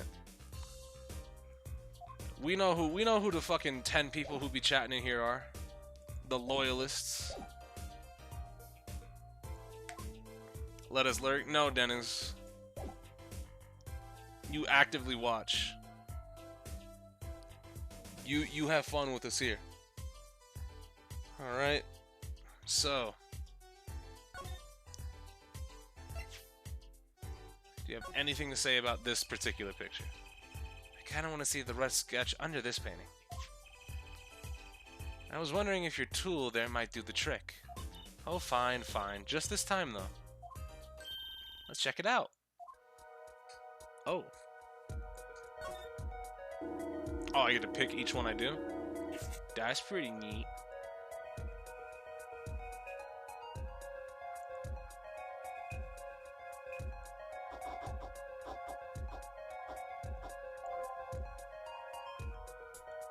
Okay. This knob is getting the better of me. As I can't turn it the speed I want to, and I gotta be very slow with it. About to have a heated gamer moment.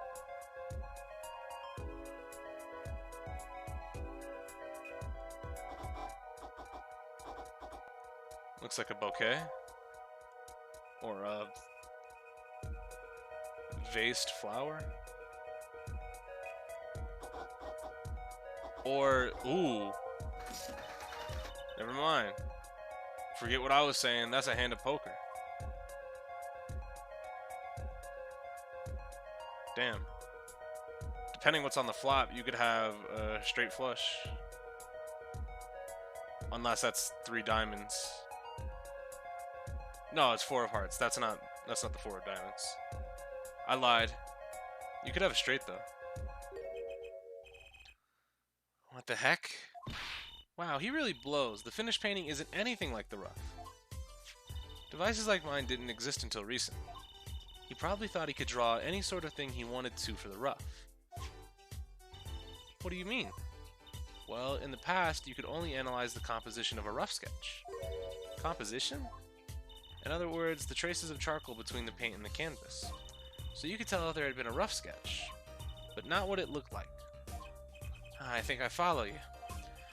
So in essence, it wouldn't matter what was underneath the finished painting. Some pros would actually paint out a rough sketch entirely, then do a completely new painting on top of that. So Mr. Misham was drawing whatever he wanted before painting over them.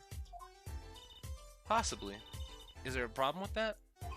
Not particularly, but something about the sketch itself is kind of odd. You're awfully silent all of a sudden, Apollo. You think we could check out the other paintings? Well, sure. You like this detection stuff, don't you? Puffer fish.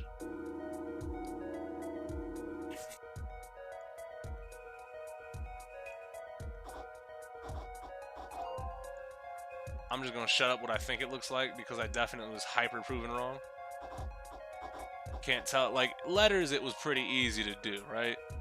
But with a picture, it's a little bit hard until we have the full thing. At least for me. I might be stupid. Now this looks like a house.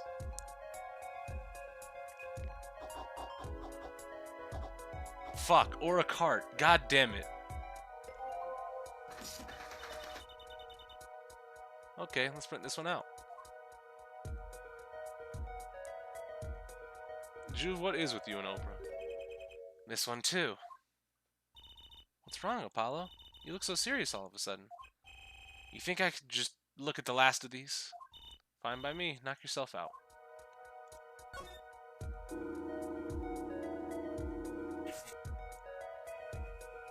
See, this is a cool mechanic. I fuck with this mechanic.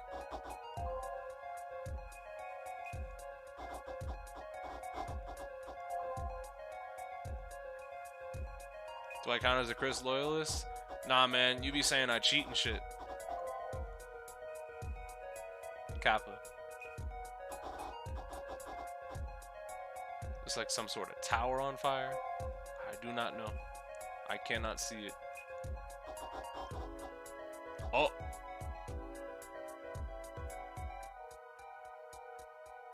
Wait a minute. Wait just a minute. This new PS5 controller looking kind of strange. I didn't even see it. Didn't even realize they put out the concept for it. What the heck is all this? I hesitate to ask why you're getting so excited. You sure your device isn't leaking some kind of strange radiation? Trucy, look at these 3 sketches. Do you notice anything? It's almost like the past is repeating itself. Ooh. There. It actually took you a bit? Nah, I didn't realize until the guitar one. I was like, hey, it's kind of interesting. He was painting a hand of poker and some guy pulling a cart. That's kind of interesting. And the third one, I was like, okay. Okay. Because I was just like, that's a little bit of a coincidence. Because, you know, like, painting a hand of poker, whatever. Painting some guy pulling a cart, whatever. You know, fool me once, shame on me. Fool me twice, you're a fucking asshole. So, yeah, no. It definitely took me a second, but it's because I was thinking that it wasn't related either way. So, if there's, I'm gonna stop right here. There's probably not. Do I even want to say that? Do I even want to say if there's time shenanigans? Is every case that we worked on part of a simulation? Am I gonna fucking yell? These sketches are of the 3 cases I worked on. What? Murder in the poker room at the Borscht Bowl Club. The dead man pulling the noodle stand. And then the events that transpired during the Gaviners concert. What could it mean? How could he have painted those things 7 years ago, and why? That's what I want to know. Wait, is Drew Misham your father? Emma, please stop. Give me a break. Does that even seem remotely possible to you? I'd never even heard any Drew Misham before. I hadn't even seen a picture of him. But there were my cases, drawn on his canvas. Every single one of them. It couldn't have been a coincidence. To be fair, he didn't die 7 years ago. Yeah, that's true. I was also just kind of like putting it to the envelope found in the drawer. He could have painted those like literally last week. Yeah, exactly. Or he could have done the rough sketches like last week and started painting over them. It couldn't have been a coincidence. Just who was this Drew Misham? And what did he have to do with me? To be continued. Alright, sick. 2-part investigate. Trial?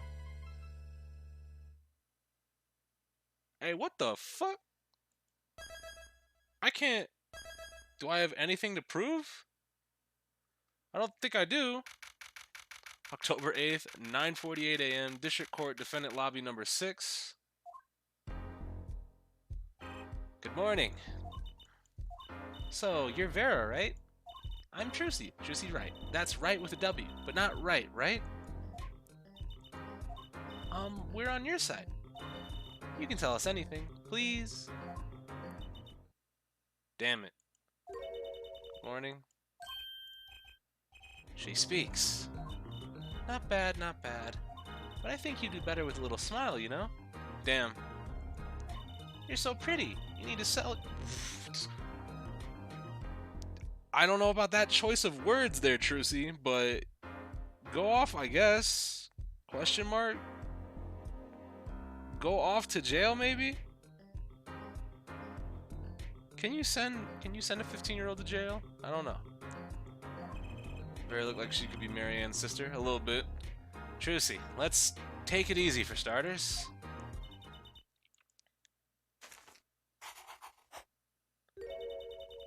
Thank you for taking my case.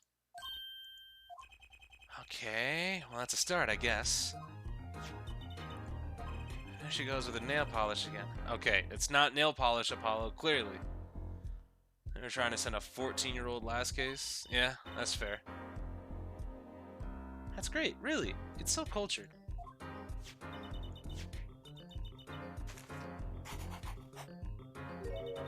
Want to try? Ooh, really? Girls. You wear gloves anyways, Trucy. What do you care about nail polish for? If that is, you think it's nail polish, obviously, but why do you care? Ain't nothing going on with that for you. You can just leave that at home. Don't worry about that any more than you need to be. Also, give me 1 second because I'm looking at which of my guns I can raise a skill on. That I care about, at least.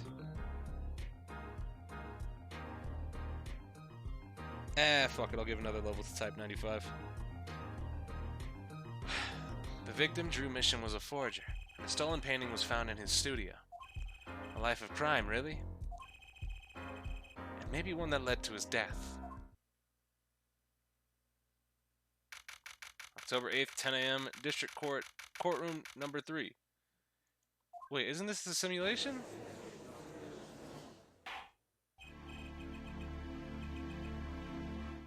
I thought Chris was talking about the actual strap. Since the elongated just gotta upgrade my gun. No.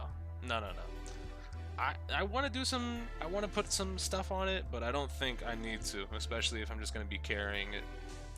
Because that just seems like it's going to be, yeah, no, I'm going to put an optic, a muzzle brake. Yeah, I'm going to do all that for something I'm just going to have in a waistband or a holster the entire time. That seems like it'd be super foolish. It's not really a simulation, it's a trial run, but it matters, remember? Okay. Well, we will now begin the trial of Vera Mission. Is the judge okay? His voice is all raspy and he's looking around all nervous like. Ahem. The repercussions of today's trial will most likely be felt for a long time, and may indeed alter our legal system forever. Today is the test of the juris system, and the first step towards a new order in our courts. Daddy's secret mission. The jurors will function like a jury. It is hoped their inclusion will help the courts better reflect on the people's will. Why aren't there any jurists in the courtroom? 3 closed-circuit cameras watch this courtroom at all times. The jurists have access to everything that transpires. Jurist, judge well, and judge cool. Now see here, Prosecutor Gavin. I was gonna say that. My apologies, Herr Judge.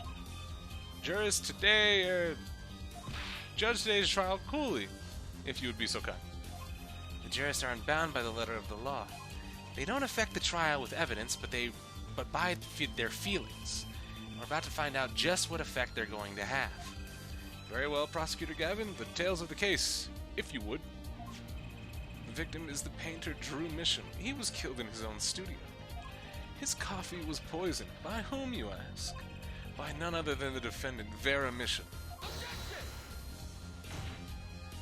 There wasn't any poison in the coffee. Warning, someone has been doing their homework. Indeed, poison was not present in the coffee, but on the mug itself. The mug? Ah, residue was found on the rim, I see. The autopsy report describes the manner of our victim's death. The court accepts this as evidence. Autopsy report, POG. According to this report, the victim's death was caused by atroquinine. Quinine? It was quinine, right? Atroquinine poisoning. A chemical compound that does not occur naturally. Lethal dosage is a mere 0.002 milligrams? My goodness. A touch of acroquinine in the body is the touch of the Reaper's scythe. There aren't only so many ways to kill somebody? Yeah, there's been a lot of repeats though. Poisonings there haven't been many of. Like what, 2, 3? 3 poisonings, maybe? About that? 3? I forget the third. No, I don't. It was Diego, it was Glenelg, and this guy, Drew Misham. Very well, Prosecutor Gavin, you may present your case. I have for you today a simple man, a simple case. A man who witnessed the murder in its entirety. Dahlia Glenelg. No, what's the fourth then, Gallus? The cold medicine Dahlia used, but that didn't poison anybody. She didn't poison anybody with the Cold Killer X. She pushed him into a low-hanging electrical wire. That journalist, no doubt. The witness will state his name and occupation. All right. Well, for starters, my name's Spark Brushel. My job is a lone observer of the world. In other words, a freelance journalist, right? Ahem. If you don't mind, I'd like to state something here, for the record. Yes, Mr. Brushel? I dislike conclusions, specifically the jumping to aspect of conclusions. Preconceptions make park sandboxes of endless desert waste. End quote. But you are a journalist. You said so yourself yesterday. Well, that's true, yes. But you must understand, I stand before you today a man with a dream. I'm offering you my testimony in exchange for my exclusive rights to the story. Scoop that turns Mr. Brushel into that Mr. Brushel, end quote. Why couldn't this motherfucker been stabbed by a paintbrush or something? I have no idea. I wish I could tell you. Now, given prior case knowledge about dudes that look super goofy, primarily Officer Meekins, see, quote, that nigga, goofy people usually don't end up being guilty. It's like the people that seem like they have weird quirks to them. And I don't know if we can consider it like, how can he heel turn into a villain? How could he possibly heel turn into a villain? Fuck Mike, megaphone blaring Meekins. Alright, a simple case, eh, Gavin? For me, the jury is still out. The journalist's story. Okay. I visited the studio around 9 that night to do the interview. The first outsider to enter the atelier. Journalistic history made, end quote. Oh, I thought that was over. Fuck. His daughter brought us coffee right after we started. And you know what happened next? Star falls, end quote. What? No one else entered the room besides her the whole time. Entered the room. So she wasn't inside the room? Interesting. Oh, that's it. Alright. So... So after she brought out the coffee, Star falls. I think that would be the thing I have to talk about, press him on. Does sound like a simple case. Unless you were the one who poisoned him. Whoa, what are you saying, Judge? Ahem. Need to remind you the cameras are rolling today. I felt the need to be a bit dramatic. Gallus with one more to unleash Beast. Unleash Beast? Excuse me? Now, Unleashed, I know you're lurking. I don't think I've seen you type one singular message. No, you've sent exactly one message. What was that one message? OMG on the 22nd of March. Fair enough. You know, that's fine. That's fine. So, Unleashed, if you can hear me right now, thank the man Gallus. And welcome to the family. You didn't do it, did you? Man, you know anything like that? Come on, that's like newsmaker making the news, end quote. Or even contemporary witch hunt, end quote. I know, wild accusations, rock courtroom, end quote. Rock indeed. Prosecutor Gavin sure looks like he's having fun. I'm so happy for him. Very well, Mr. Justice. Your cross-examination, please. Alright. So, I'm going to press on Star Falls. I can't wait to see this creepy motherfucker's nervous twitch. There really is no one left now. Yeah, no, nobody. You're going to have to wait for these ones to run out. And I don't remember when you started doing this, when you started whiling out. So it could be a while before we see any non-Shuichi boys in chat. It's going to be crazy. Stoddard brought us coffee right after we started. What happened next? Star falls, end quote. What's this about a star falling? Star falls, huh? It's like an old telegram. Send money, over. Zowie, don't you know? That's like a journalism code word. An important personage passes away as star falls, get it? There's no gravity in space, is there? I wouldn't think stars could fall, really. Also, Chris, some people might not be able to thank since they might not be able to type/speak English. Yeah, that's fair. That's why whenever I see somebody that's lurking, I don't know if you have the... You know what? It's about that time. Gallus, Champ.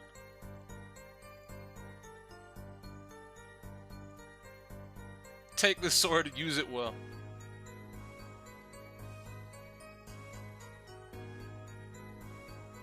I almost out.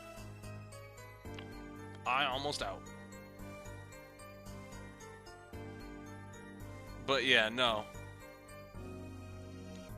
What happens is whenever I see somebody get gifted a sub, I click on their names and I see you can see their latest messages if they've sent any messages. So like for example, I click on Mr. Starsman. I see that he has sent over 1,000 messages. I click on messages and I can see like a timeline of his messages for like at least the past couple of days. So I can see, you know, if they speak English or not, if they've sent a message or not. Some of the lurkers I can't. Some of the lurkers, like for example, Unleashed Beast, I clicked his name, I see he said OMG in all caps. That's it. I assume he speaks English because I don't assume OMG gets translated as an acronym for anything else. So, ipso ergo, might speak English, so I can tell him to thank you. Wind Demon, on the other hand, yeah, for free. Wind Demon was... Okay, so, funny story about the modding of Wind Demon. Wind Demon got modded strictly because there was a weird circumstance where people were coming in and dropping somewhat spoilers for Danganronpa, and you weren't there at the time. At least I don't remember you being there at the time. And I was like, okay, I need somebody to clear the spoilers if I happen to accidentally look back over at chat. So I need to mod Wind Demon. Because he knows the story, he knows what's going to be a spoiler, and he was typing frequently. You were there, but you weren't there all of the time. He was, thankfully. Does this matter? Oh boy, this is good stuff. Good stuff. How about Star breaks? Nah, lacks punch. I know. Star dies. Nah, lacks imagination. Of course you could go with Drew dies. Straight to the point, I like it. I think we need to hear about something a little more substantial.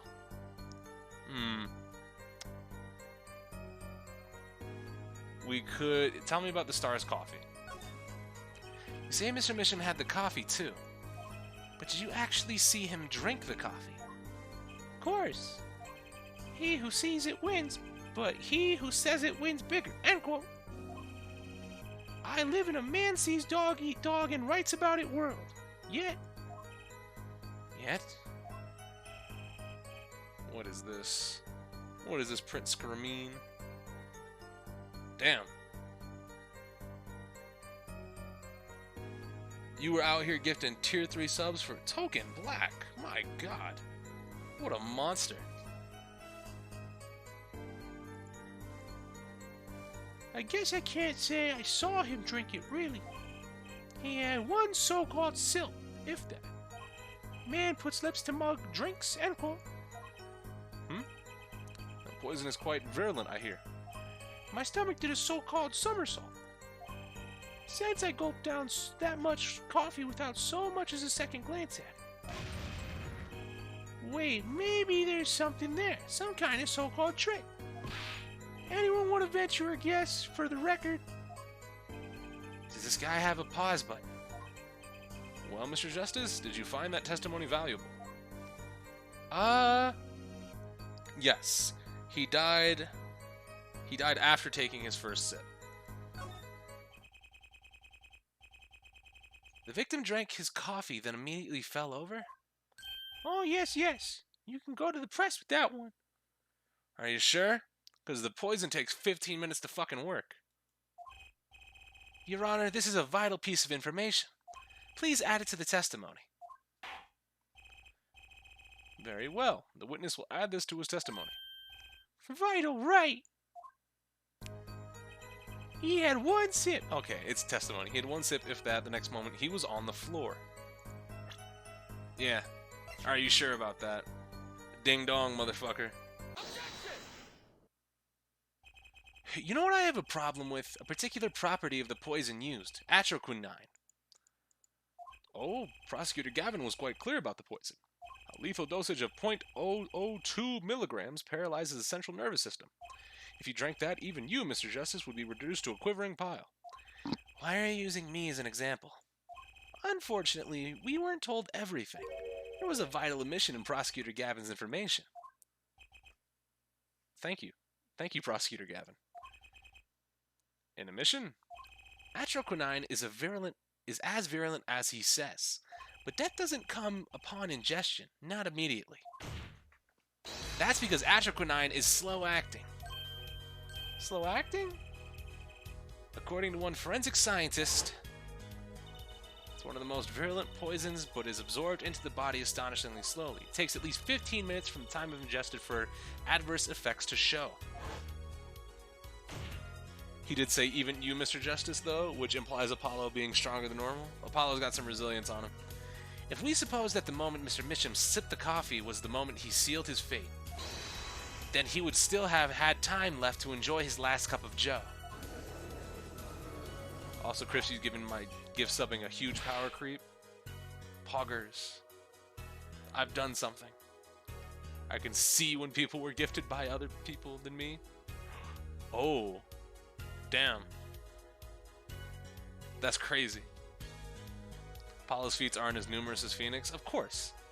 Phoenix got hit by a fucking car. Apollo maybe could withstand poison a little bit stronger. Order. What's this? What's the meaning of this? If what the defense says is correct, why that contradicts the entire testimony we've just heard. Well, Mr. Breschel, anything to say on the record? Slow acting. SLOWACT. It was virulent, all right. Even then, it had already begun digging its claws into the journalist. He's working on his scoop. Thank you, Trucy. Clavier, please. It's Breschel, yeah? Herr Breschel, let's take a trip back down memory lane. Huh? Did the victim really die the instant he took a sip? Think it over. This is vital. You know what I think? Don't care either. I think that was a not-so-subliminal suggestion. End quote. I admit it does cause a problem if he died when you say he died. I would be forced to say Auf Wiedersehen to my simple case. And you would be forced to say farewell to your article. Come again? You can't write a story based on conjecture, can you? As the case drags on, other reporters will pick up the scent. And you'll be forced to kiss your exclusive scoop goodbye. Scoop. Oh! Nah!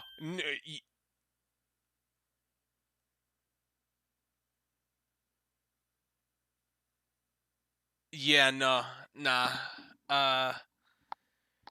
Send this guy to jail. He did it. I don't care.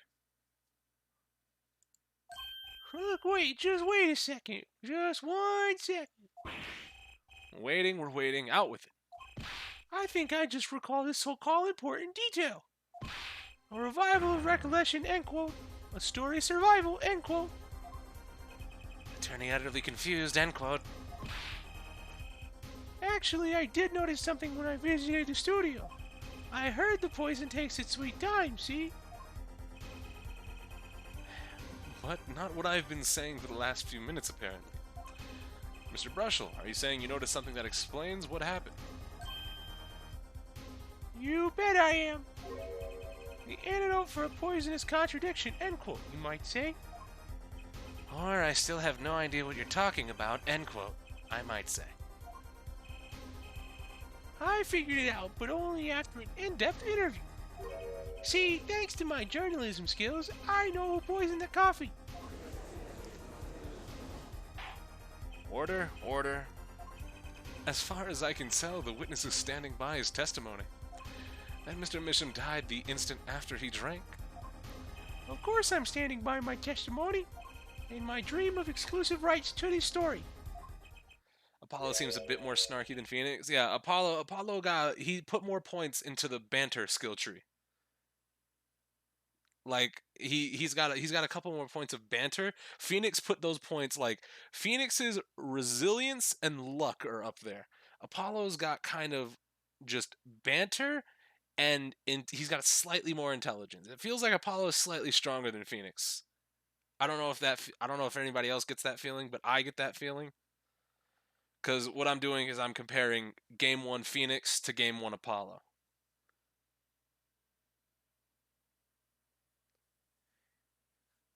Because he's younger right now than Phoenix, right?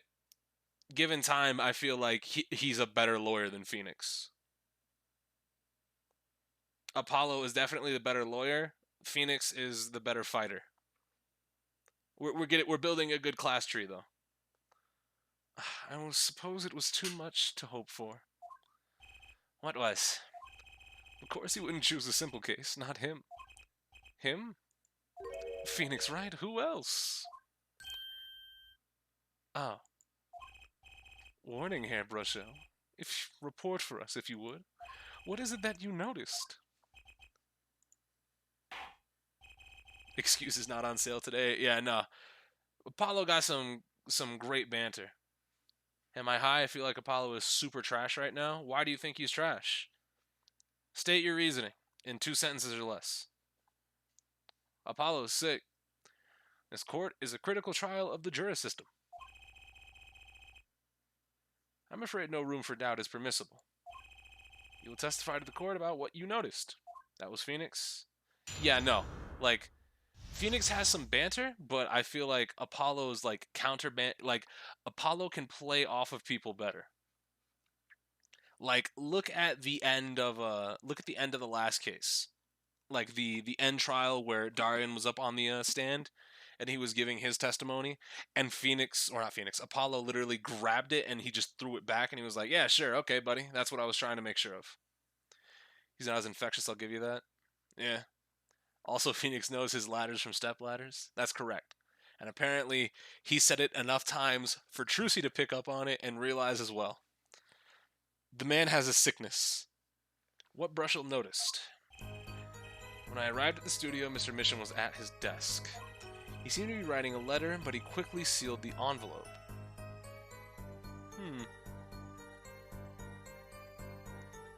So you would have to see him put it in the desk as well. I heard nothing of it at the time, of course.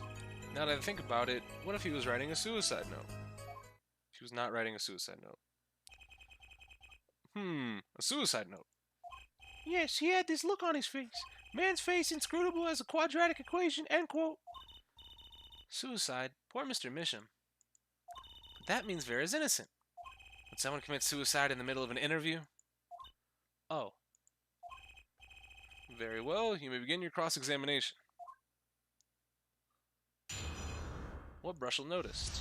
Yeah, Apollo wasn't really carried. Like, Trucy might say like 1 or 2 things. It's kind of like, I don't know if anybody's ever seen like a couple episodes of House, but like somebody says something offhand and fucking House will just sit there like, oh, I've got it. And then go work on a fucking cure for whatever person, whoever's sick for whatever reason. So, but you look at Phoenix and it's like, oh, Mia was here, Maya helped, Edgeworth literally tossed him a fucking softball. Like, there's a lot. Like, I think Phoenix is a little bit slower on the uptake of court or as well. So I feel like Apollo is just an overall smarter character. kind of like 1-5 when Phoenix objected and then Edgeworth got the praise. It's the same thing. Yeah, I feel that. So, you saw him seal an envelope. Tell me about that. You don't agree? So he put the letter away when he saw you. Early reporter gets worm, end quote. That's my secret. I'm not sure I follow. It's the night of the interview. I arrive 15 minutes ahead of schedule. The handle turns, the door opens, and I barge in. Are you sure that's okay to do? I mean, isn't that unlawful entry, really? Mr. Missum sure seemed to think so. You should have seen him. He crammed his... Yellow envelope? Blue tracksuit? I know a secret when I spot one, and that was one. It does seem significant. Well, Mr. Justice, I wonder. It does have the ring of something important. Add it to the testimony. The defense find this testimony vital, Your Honor. Well, please add it to the testimony, then. Hey, why not? My account comes free of charge. It helps that Phoenix is teaching Apollo more to not make the same mistakes as him. Yeah, I think that's right. Phoenix definitely has to build up momentum much harder, but these cases are also brain dead easy. Yeah, of course. The cases were brain dead easy in the first game as well. With the exception of, like, 1-4. Even the DLC case, it was really easy to solve. It's very easy. Gant is responsible. Considering he has "I am the main villain" written on his forehead. It helps that Phoenix is teaching, yeah. But, like, this is just, like, how you interpret the characters is one thing, but, like, there's, like, if you look at the, like, take, for example, when Apollo was in the theater and he was looking at the paintings, and he was like, hey, wait a fucking minute, can I see that second one real quick? And the third one, I need to see that third one. Phoenix would have waited until he saw all three, and he would have been like, I wonder what this could mean. And now I must head to work. Let me check the uptime so I can find out when I start the VOD. Fair enough. We'll see you later then, Ben. I don't know if I'm going to be finishing this today, considering it's the last case and I don't know how long it's going to be. But either way, yellow envelope, are you sure about that? Ding dong. As it just so happens, there was a single letter in a desk drawer at the scene. In a red envelope. 4-4 is long. Oh, did he just fucking... Okay. Prosecutor Gavin. Yes? Was a yellow envelope found at the scene of the crime? Unfortunately, no. But hair forehead. It's easy to mistake the color of an envelope. Yes, I guess. But not this envelope. You see, it was postmarked already, 7 years ago. Well, Mr. Brushel? I can explain that. Drew, right? He wanted to get that letter in an envelope pronto. Get it outside of my beady eyes, right? I'm not gonna lie, I don't know what you're talking about. The paintings? What do you mean? These paintings right here, these three. When we examined them under the X-ray spectralization machine, we saw that they're literally the drawings of our first three cases. It would have taken Phoenix a little bit to put that together. Apollo literally did it after seeing the first one, the second one, and the third one. He was like, after seeing the first one, he was like, that's a bit strange. Let me see the second one real quick. All right, and now the third, I just need to confirm something. And he was right. Like, he just knew off rip. Apollo figures things out a little bit faster than Phoenix does. That's what I mean. So he grabbed the nearest envelope and crammed away. And what about the whole red and yellow envelope contradiction, chump? Well, Mr. Justice, have you anything to say to the witness's claim? That night, the victim put a letter he had been writing in a red envelope. It's impossible. That's impossible. I like your expression, so full of confidence. It's simple, really. As it just so happens, the defense team investigated the contents of this envelope with the assistance of a forensic scientist. What? Note that this letter is addressed to Drew Misham. Oh! Why would he address a letter to himself? Let alone send a suicide note to himself. I've been scooped! Order, order. Mr. Brushel, can you explain this to the court? I don't know about that, especially the paintings would be based on the cases from 1. Well, depending on the specifics of what's being shown, right? Because if you think about it, Phoenix's case 1, like, there's no symbolism there. You can't really show anything based on a painting for it. You can show a drawing of the thinker. That's about it. Then case 2, you show a samurai or a TV camera, right? Primarily just this, like a samurai.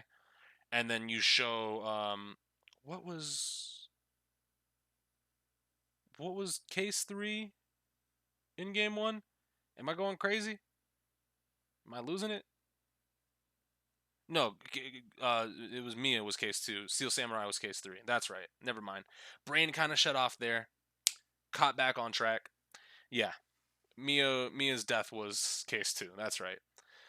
I kind of had it mixed up. I thought Mia was the intro case, but no, I was wrong on that. But so you have, but still, you can use the statue of the thinker. You use the statue of the thinker, and you draw a picture of the statue of the thinker. You draw a picture of a samurai, and then that's it. I guess technically, if you want to bring it there, because the murder weapon was 2 things, because you can't really draw like the thinker statue twice. Yeah, so off 2 pictures, you're saying that Phoenix would have recognized exactly what's going on. Phoenix is, I'm gonna give him this, but like he's smart when the time comes for him to be smart. He's not that smart. At least I feel that way. What are we talking about? We're comparing Apollo and Phoenix, at least in the first game. And I feel that Apollo has shown himself to be a little bit smarter than Phoenix was at the beginning of his story. Dual Destinies really tells you the difference between Phoenix and Apollo. Sick. We're going to be getting to that soon enough. With the legend of a man that is red, white of Blue Corporation. Hello, Gallo, wherever you are. Oh my, how could I have forgotten? I suppose this happens to the best of us. Reporter gets old, forgets lots, end quote. I'm still waiting for an explanation, Mr. Brushel. Well, that's the thing, see?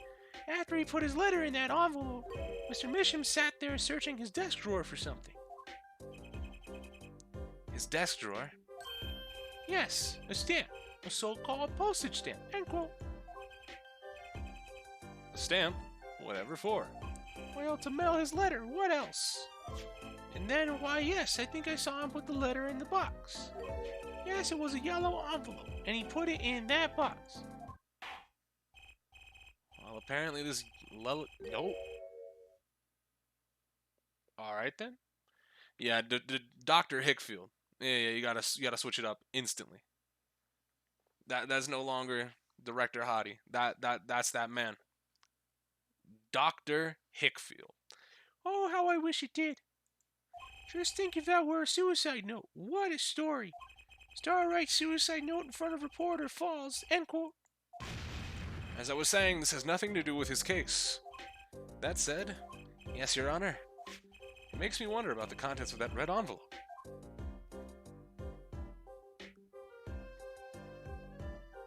Yeah, we know what was in there. 100 grand is quite a good deal of money. So this was from 7 years ago, yeah? What do you do when him and the doctor are both in this? What do I do when this guy and Director Hickfield or Dr. Hickfield are in the same room? I run. I don't get near either of these niggas. I leave. So, am I finished here, I mean? Am I finished here? I was thinking of, going home to start writing.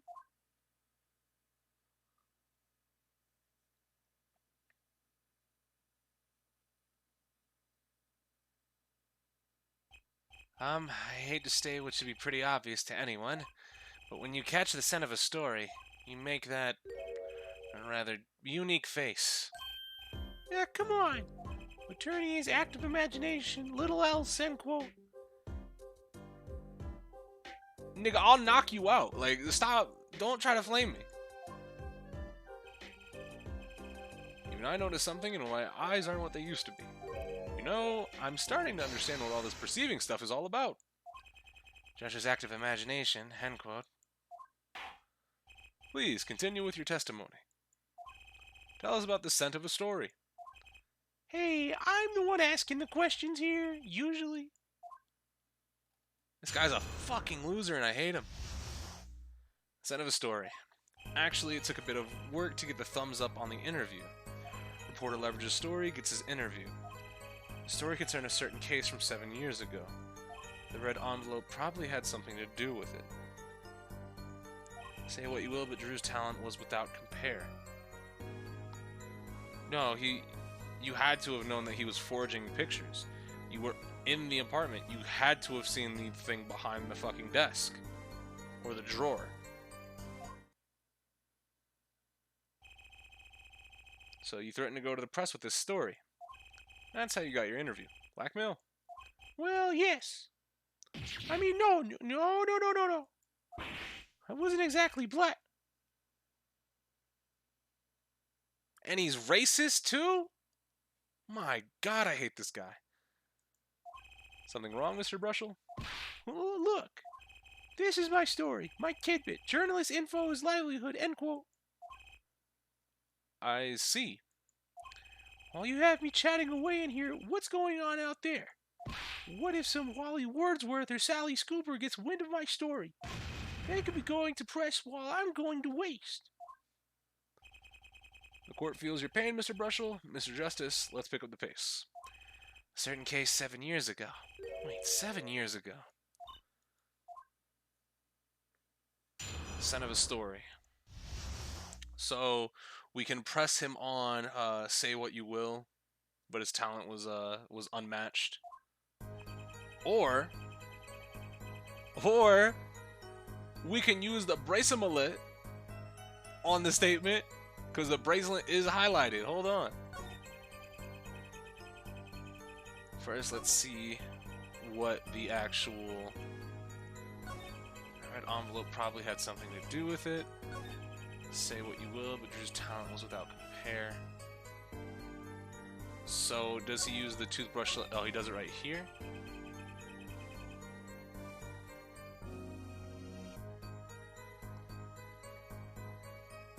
So, I still think it's this.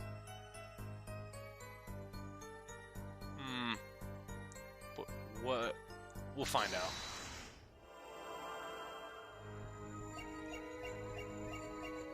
Brush.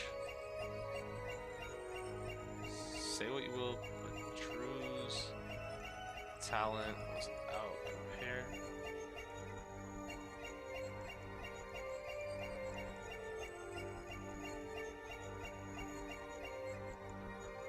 Oh, fuck. I like how it starts me off in the same spot, though.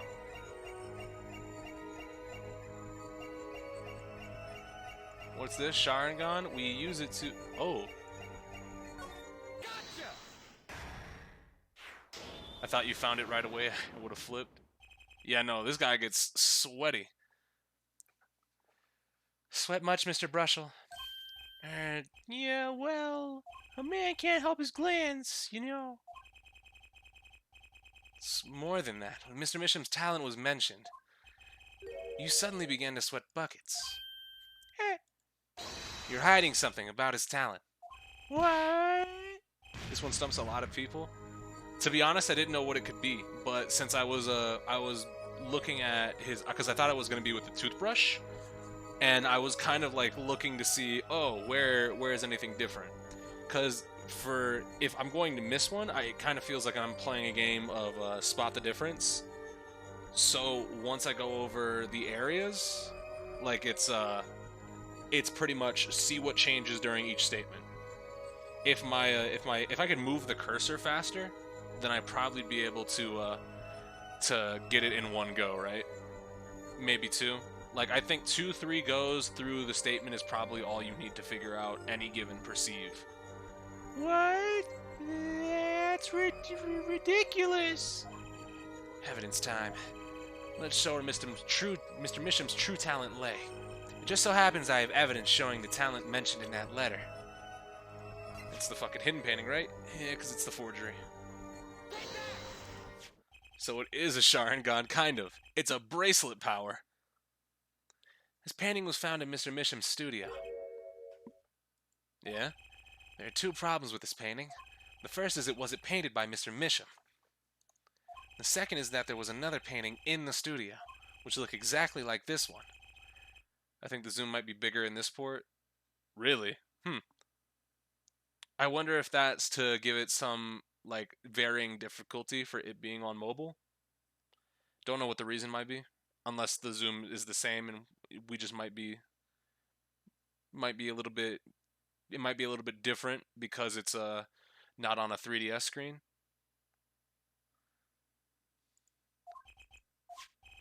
Then we have a letter discussing payment of $100,000, which suggests a certain business operation. The business of making forgeries. Dog. Look at him.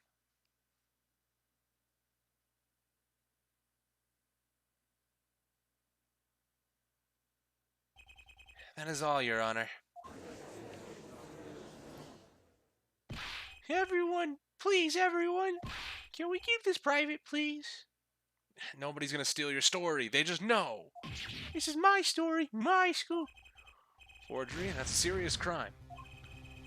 Drew Misham is known as an artist these days, but there were rumors that he dabbled in another kind of art a few years back. Brushel looks oofy. He do look oofy. Not even goofy. No G. Another art meaning forgery? Drew Misham was talented, alright. Talented at making precise, detailed fakes. The fact that certain criminal elements were quick to discover. Criminal elements? What? You can't seriously be talking about. Yeah, exactly. I'm talking about forging evidence. No. No. The rumor started circulating 7 years ago. Isn't that number weird, Apollo? The number 7? How it keeps popping up? It's like a slot machine. 7 years ago.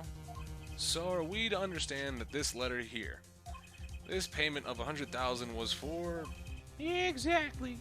Forge evidence nets tidy profit. End quote. Definitely wasn't Phoenix then. I think it was dead broke. Order, order, order. Why, it's like our victim was living a double life. Aha, this is my chance. So the victim had ties to the criminal world, right? He could have had plenty of enemies we know nothing about. Objection! Clavier, please. This is my first time hearing of this criminal world. We certainly found no criminal connections when we conducted our investigation. Objection! But how do you explain all this money? You have to admit there's a possibility of some illegal activity here. Objection! But there is no proof tying this letter to our case. Our case was, and remains, simple from the beginning. Only the defendant could have poisoned that mug that night. And you, of course. Hey, hey, hey. The only thing I poison is my pen when I'm writing reviews. Mr. Brushel, your testimony to this point has been quite unreliable. It doesn't speak well of your reporting acumen. What are you talking about? My journalism's rock solid. Journalism's so solid you could stand an elephant on it. End quote. In any case, let's hear a summarized recap of your testimony. If we can ascertain the situation in that studio from the recap, the trial is over. Apollo, what's he talking about? The cross-examination showed Mr. Brushel didn't have any reason to, or means to poison him. As long as there's no other suspects. Then the killer had to be Vera, that's what. The next testimony is our last chance. Mr. Brushel, your testimony, please. The interview, a recap. The only person in the studio that night was the defendant. It was Vera who poured the coffee. She admitted as much herself. The only thing that touched Drew's lips during the interview was that mug. Nothing that left the studio at... You left the studio. Are you dumb? You had to leave. Vera kinda cute, a little bit. Nothing. Clearly the only one who could have poisoned him was his daughter. No. A nice testimony, clear, succinct, and without room for doubt. Aw, shucks. You really think so? I believe this clarifies the situation that night. Very well, Mr. Justice. You may begin your final cross-examination. Alright. I still have one trump card left to play, and I won't let this trial end until I use it. We got the fucking tiny frame with the poison on it. The interview, a recap. So, press him on, nothing else left the studio. That has to be it. The only thing that touched Drew's lips that night was the interview was that mug. Nothing left that studio after he died. Nothing. Not one thing, you're sure? Yep. Sure as sure can be. Well, with one exception. One exception? What? Journalist Sparks Brushel does interview, leaves studio, end quote. Hey, come on.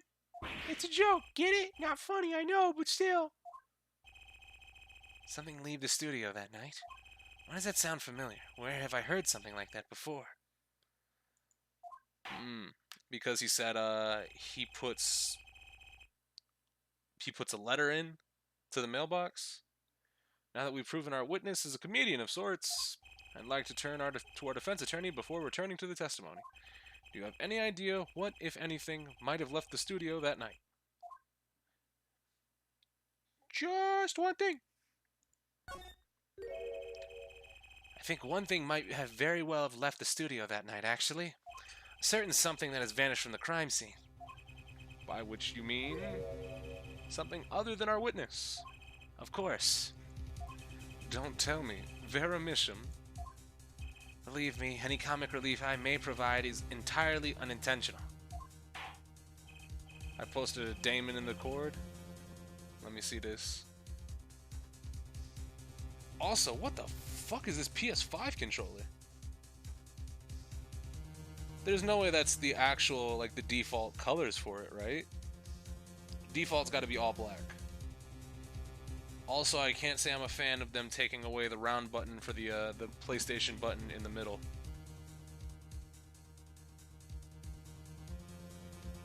Damn. That dude looks spooky.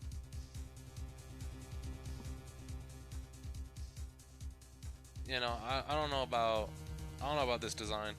It's like surprising. Where'd I put my DualShock? Oh, here it is. Give me one sec.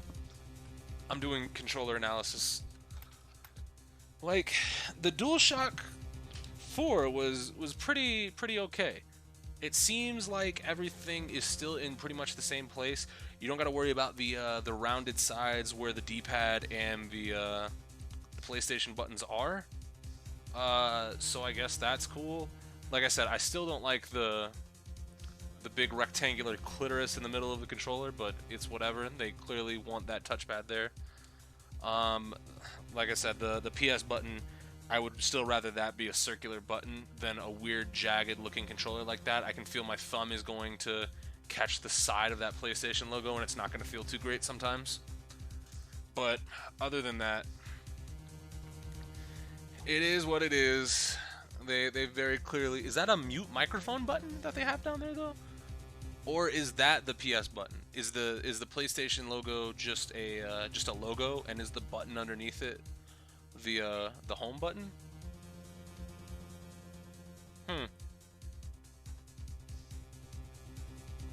Questions for later. But yeah, I don't know if I like the color scheme. I would rather it be all black. The hand grips look a little bit bigger too. They look a little bit fatter, which I'm a big fan of because I got mongoloid man hands. But questions for later, like I said. Then let's see what you got for us, Mr. Justice. Well, this thing wasn't at the scene of the crime, so I can't show it to you. But I do have evidence that shows how it could have been taken from the crime scene. Letterbox. This is the only link between that studio and the outside world. A letterbox. What did Mr. Brushel just tell us? When he entered the studio on the night of the murder, the victim had just finished writing a letter. Yeah, he said that, and yeah, it was true. Furthermore, he went on to tell us that he put the letter in a yellow envelope and put it in the letterbox. Ah, But that very same letterbox was empty. In other words, that night the yellow envelope disappeared. Clavier, please don't slam. Okay. Ah, yes, intriguing. So an envelope has disappeared from the crime scene. Of course, this changes nothing. Huh? He has a point, Mr. Justice. What? About to see all kinds of dirt with that white. Yeah, no. My original DualShock is a white controller because I got the Destiny Taken King PS4, and that controller was white. And after about like fucking, I would say maybe at the most 2 months, I started to see it all in the crevices, in the cracks. You know, just hand grease. Over time, that shit builds up. 2 months is enough to see it start to take effect, and then I started cleaning it out, and then I was like, you know, it's just gonna happen again, and then it happened again, and I was like, it's just dirty now. There's nothing I can do. There's nothing I can do about this. It's just dirty now. What we're trying to figure out here is how the poison got into Mr. Misham. Yes, that is what we are trying to do. What is your point? Is it really important that this envelope the witness says he saw disappeared? That this envelope... Is it really important that this envelope the witness says he saw disappear? Okay, no. I was just reading that wrong. Well, if it did disappear, then something did leave the studio that night. That seems very important to me. Very well, then, the witness will add this to his testimony. Okay. You got it. I still think this fails to change anything here, Forehead. I wouldn't be so sure. The letter disappeared from the crime scene that night.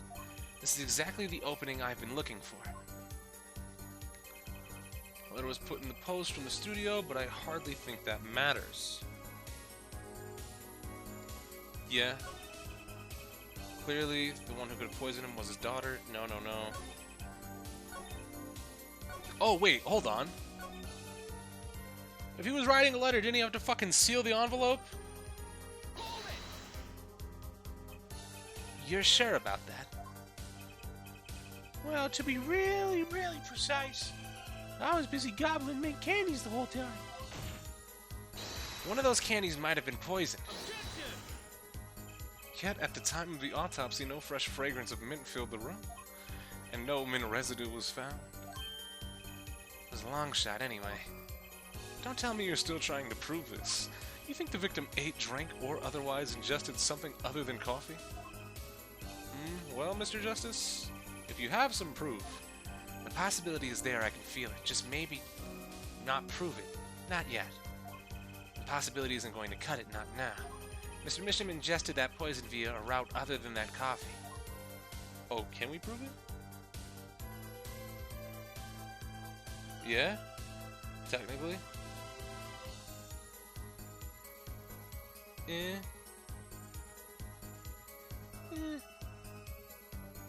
We could. Proof is possible. Here goes nothing. Clavier, please. You do understand what we need, yeah? Proof, Herr Forehead, not possibilities. Of course, and Prosecutor Gavin, I hope you understand. I'm ready to give you that proof. What did you say? I have proof of the disappearing envelope. I saw him writing a letter, I did. Shut up, you. Which was picked up by a mailman, I assume. Of course, which means that envelope had a stamp. Oh, or stamp. Had to have licked the stamp. As we all know, stamps come with dried glue on the back. In order to use the glue, you have to wet it by licking the stamp. I was gonna say sealing the letter, but stamp as well. Tell the truth, by the way. No one worth talking to actually licks stamps in this day and age. Even if you wanted to talk to him, you couldn't. He's dead after all. Okay, so he licked the stamp, but wait. How does that explain the atroquinine on the rim of the coffee mug? If he licked the back of a poison stamp, the poison would get on his tongue, yes? What then would happen if he put the coffee mug to his mouth, So he was Susan Rost? That's a name I didn't expect to hear today. But yes he was. Those traces on the mug weren't the killer's doing. It was the other way around. What? The coffee mug didn't poison Mr. Mission. Mr. Mission poisoned the coffee mug himself. Order. But that doesn't... Does it? Had to look up her last name since I couldn't remember. Fair enough. You know, I probably would have missed... I probably would have missed on Susan. I probably would have said Susie or something. So, yeah, no. Fair enough. I cannot fault you for that. Recall, if you would. Atroquinine is a slow-acting poison, yes? The poison entered his body when he put the stamp on that envelope. But his time wasn't up until the very moment he touched his lip to that cup of joe. Yeah, 15 minutes had passed. It do be making sense, though.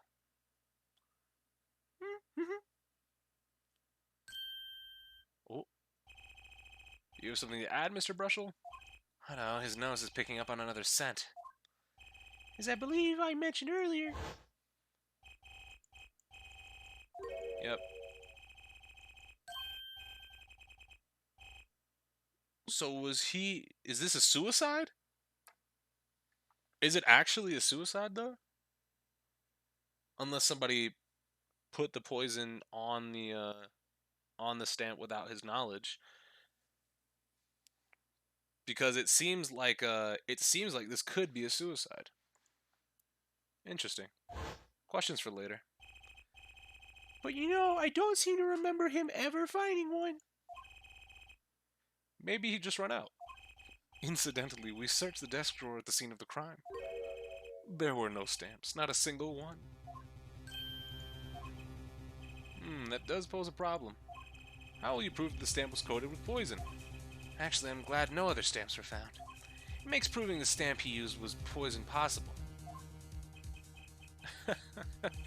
Good show, good show. You can't even prove there was a stamp at the scene in the first place. Not if it was stuck to the tiny frame. Dun-dun-dun. Where's your evidence that proves the existence of this poison stamp? Look at it. Look at it, realize it. It's me, nigga.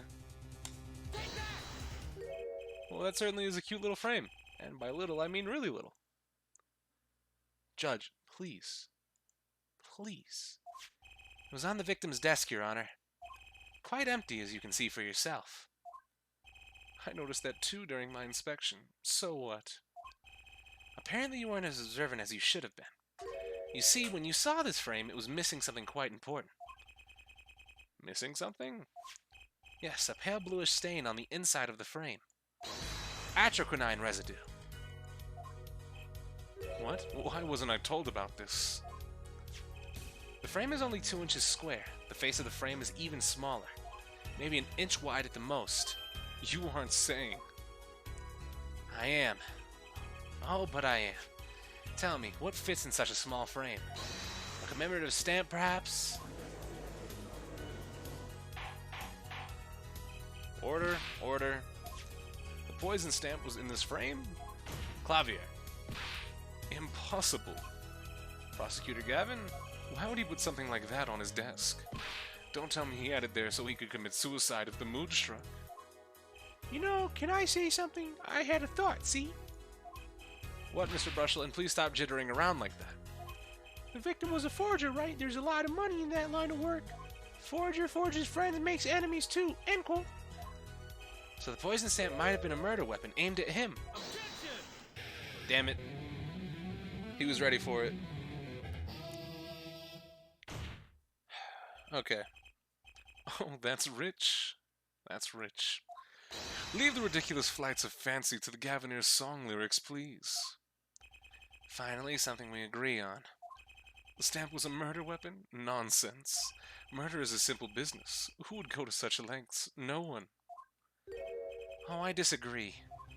Come again. Recall, if you would, the victim's reclusive lifestyle. Drew Misham hid from the world. He avoided meetings. His only contact with the outside world was the mail. The mail? What's going on, Lemon? Now, if you wanted to kill someone you couldn't meet but you knew read letters, a stamp would be the perfect weapon. Ridiculous. Where's your proof? I want proof. Show us evidence that this poison stamp was sent to him as a murder weapon. I might have evidence, per se, or I might not have evidence, per se, but things are finally starting to come together. What is it, Apollo? Your fists are trembling. I think I know what happened. I don't believe it, but I can see it. I think I know how Mr. Misham was killed. Well, fill us in, Mr. Justice. A certain piece of evidence points to the truth, Your Honor. I can show you how someone with the intent to kill sent Mr. Misham the stamp of death. It talked about a stamp, right? Yep. And if he framed it, that means he kept on to it. Think. Isn't this the envelope? The one from 7 years ago? Think about the text of the letter again. There were 2 pages in the envelope. This is page 1. And this is page 2. I want to draw your attention to one phrase in particular. Send in the enclosed envelope with the unclosed stamp within 3 days. The enclosed stamp, Your Honor. Ah, tell the truth! In other words, if I have this straight, the stamp, poison, on the stamp, lick, lick, gasp, end quote. Now, what if he had done exactly as the letter asked? He would sign the document, put it in the envelope, and put the stamp on it, right? And he would put it in his letterbox. 15 minutes wouldn't have elapsed between affixing the stamp and mailing the letter. But the clock started ticking, and when the time came, he drew his last breath, and the murder weapon would have been taken away from the scene. Quite conveniently, thanks to the postal system.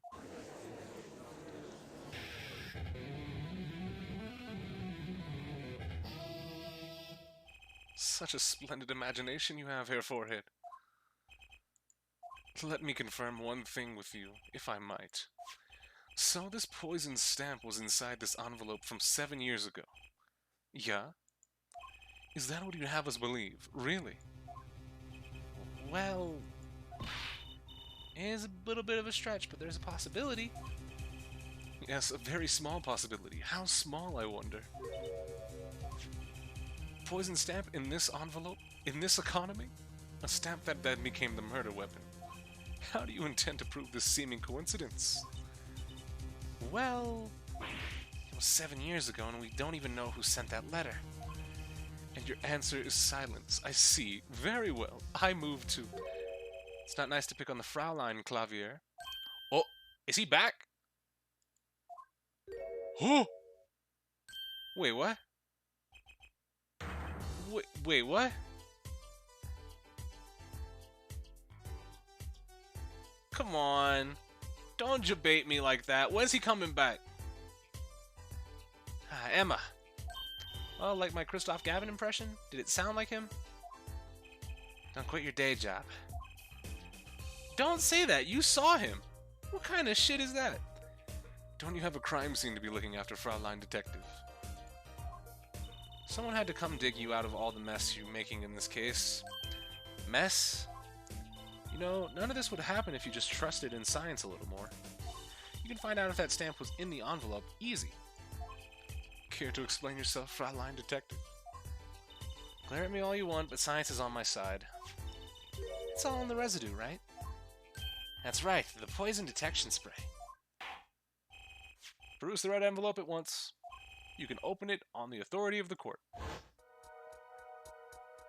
Yay. Huh? What's going on? Well, would you look at that? No mistaking it. That's atroquinine residue. Let's go, Emma. I don't believe it. A murder weapon from the past. Now, 7 years later, it bears fangs again. Clavier, don't slam on the fucking wall. Absolutely outrageous. Tell me why. Why didn't this murder take place 7 years ago? Well, there's one possibility. Maybe Mr. Misham figured it out. Figured what out? That it was fucking poison? He realized that the person who sent the letter wanted him dead, so he sent his reply with a different stamp, and put his decisive evidence in a frame. Who's holding it? You're still here. Can I make a statement here on the record? I spark Razortooth? claim this scoop is mine. Can you get the fuck out the courtroom? Drew Misham killed in cold blood by sender of 7-year-old letter. End quote. No, maybe something more succinct. Star falls after 7-year delay. End quote. Bailiff, remove this man. I see no room for further argument here, though I admit this is all coming as quite a shock. To think that the murder weapon reached his mouth after 7 years. Stamp his ticket straight to the afterlife. End quote. Uh-oh, I think the witness is a bad influence on our judge. They usually all are, Trucy. They usually all are. I see no need for further debate on this matter. The sender of that letter 7 years ago could hardly have been our defendant. Apollo, I think we just won. Very well, this court finds the defendant... Clavier.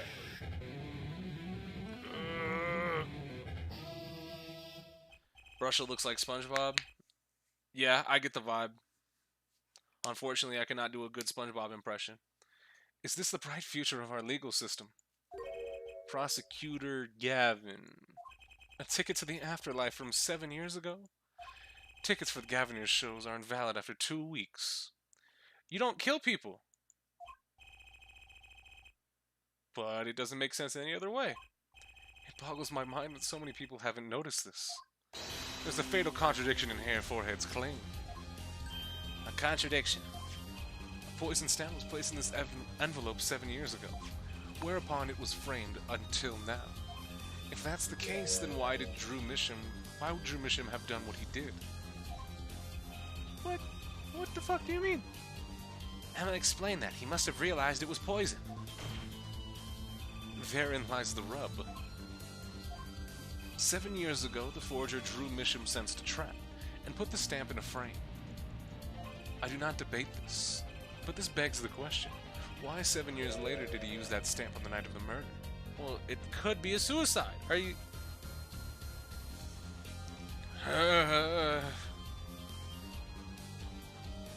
Unless he's not...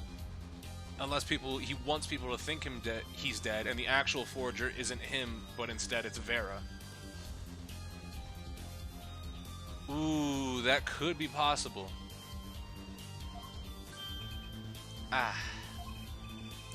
Surely you don't mean to suggest Mr. Misham simply forgot? He put the murder weapon in a frame on his desk for 7 years, and forgot. Because her name was on the business card for the studio. She's the artist, not her dad. Damn it. You expect us to believe that he sprang the trap upon himself? Damn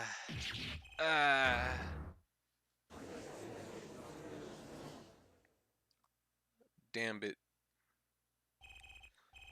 While I admit this is all quite shocking myself, it does seem highly unlikely that he would fall afoul of a trap. That had been sitting on his desk for 7 years. Apollo, I don't think we're winning anymore. I'm glad to see we're all back in the real world now. Welcome back to reality. We've been waiting for you. Okay. Then how do you explain the poison stamp that was in the envelope? The poison stamp? Where exactly is this poison stamp again? Have you brought it to court for us? Clavier, you don't get to do that. You don't get to act like it doesn't exist. We've just proved its existence. I see no proof that such thing ever existed. Are you fucking serious? What about the atroquinine residue, huh? Oh, I agree, that does seem to be atroquinine residue. But Hair Forehead, it's certainly no stamp. You're not stupid. I know you're not stupid. Stop trying to do this. Yeah, but even if your precious poison stamp did exist, Drew Misham would never have used it. That is all. You know that for certain. You don't get to use semantics. He's saying there's no proof a stamp was in the frame. If we match up the size of the atroquinine residue on the letter and on the frame, if it makes the same exact dimensions, we can say that definitively it was a stamp because it was enclosed in the letter saying, use the stamp enclosed in this letter. You can prove it. And for him saying there's no proof that Mr. Misham would have ever used the stamp, that's semantics. How can you prove that? The nigga is dead. You cannot prove that.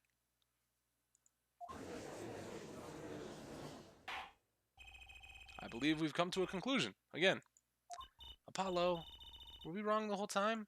I can't believe it. The poison traces matched up. It can't be a coincidence. I'd like to bring some closure to this issue, sometime this year. Well, Judge, it's not like you're getting any fucking younger, so please go ahead. Mr. Justice? Yes, Your Honor. Let's review the facts and see where we stand. 7 years ago, Drew Misham received a red envelope. There were traces of poison atroquinine on the document inside that envelope. A similar trace was also found at the crime scene, on this tiny picture frame. The defense has indicated the possibility of a yellow envelope, an envelope that left the scene of the crime with the poison stamp on it. Check Twitter. Let me see this. It had to be done. Damn. It's crazy. They're really just the same character. Holy shit.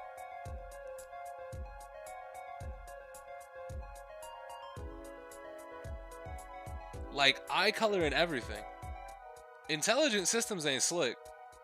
Y'all really just whole plagiarists. Y'all really just plagiarized the whole character. Yes, but even if this stamp contained a poison stamp, its envelope contained a poison stamp, and Drew Misham, knowing this, put it in a frame, he never would have used that stamp. How do you know? I'm afraid you're right. How? How is he right? Which means there is a fatal flaw in the defense's case. I haven't been on the wrong track this whole time, I'm sure of it. The traces of atroquinine, the envelope, the frame, and Drew Misham's mysterious death, they're all connected somehow. Well, Mr. Justice, do you have a conclusion for us? Well, the defense stands by its case, Your Honor. We've seen that the logical outcome of the evidence makes no sense. Which means that one of our clues must be a fake. Ah, a fake clue? Fascinating. And if we find this fake, your wild fantasies will prove quite reasonable, yeah? The fake clue that's thrown us off the poison's trail is none other than... Well, I'd say it's Drew. The victim was a fake clue. I'm afraid I don't understand. I'll explain. You have an envelope, a frame, and a mug linked by poison. That all makes sense. What doesn't make sense is the victim himself. Objection! Imagine tweeting this and asking why people don't say hi to you, SMH. Damn, there's no reason to roast him like that. Absolutely none. You didn't have to do that. That's just crazy. I think it's a good tweet. Gallus, if it's any consolidation, I think it's a good tweet. Congratulations, you lost me completely. So the fake evidence is none other than the master of fake himself, the forger? It makes a good story, I'll give you that. A fake clue. Fakes, forgeries. Ah. I know that face. That's the I just had an idea face. See, at this moment, Phoenix would have had to get that fresh Maya assist. Mia would have had to pop in and be like, hey, by the way, Phoenix, real quick, think outside the box. If all the evidence is right, what has to be fake? Huh, Phoenix?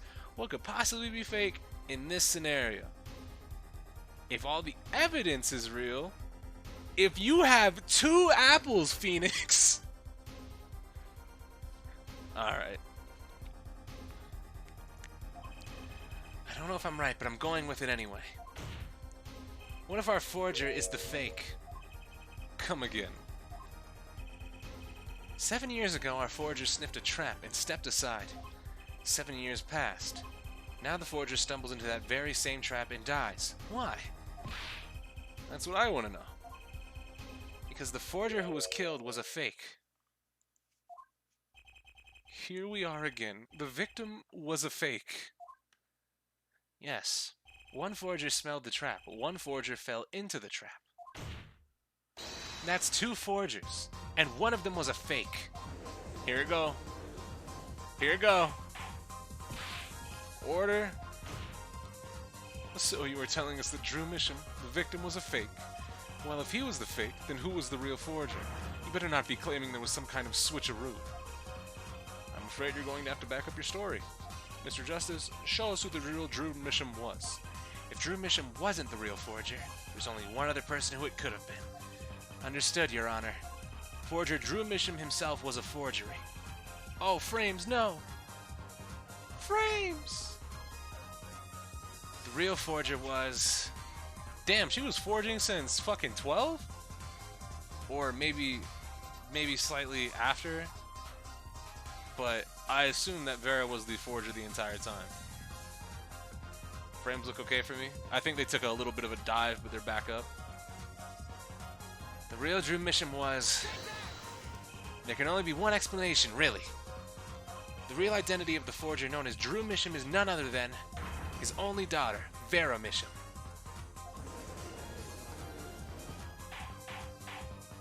Order, order. Mr. Justice, this is going out on a limb, even for you. I kinda agree. I mean, Vera, a forger? Let's consider it before you write it off entirely. If you look at the paintings in the studio, one fact becomes quite clear. To be fair, Pearl forged the urn at 8 years old. Not very good, but she forged it. Yeah, no, these are forged paintings, but I don't think we're going to put them on the same level as Pearl misputting an urn back together and having everybody fooled. I think that's a little bit different, right? Forgery had been taking place in that studio for quite some time. The forger wasn't caught in that trap 7 years ago. This can only mean that the person who was caught in the trap wasn't the forger. Well, actually, it does make a certain kind of sense. One more thing. Only 2 sets of fingerprints were found in the forger's studio. Drew Misham's and Vera Misham's. I don't like the way he's looking at me. If we know that Drew Misham wasn't the forger, that leaves only one possibility by process of elimination. The forger was Vera Misham. Well, don't interrupt my song for your air guitar. Fascinating.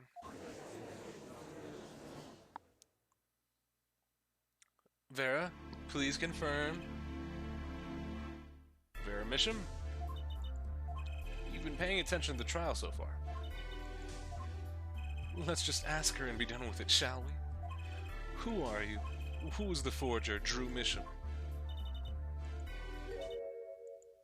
Oh. Was that an expression of emotion I saw on her face? She's staring holes into Prosecutor Gavin's face.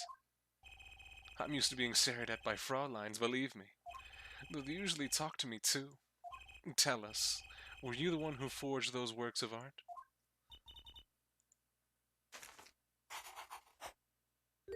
Yes. Look, she even signs it down at the bottom. Yay. Ha. So the forger, Drew Misham, was you.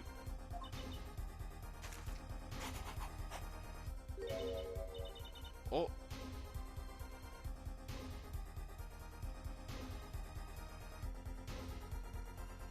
Is that just supposed to be a crying face?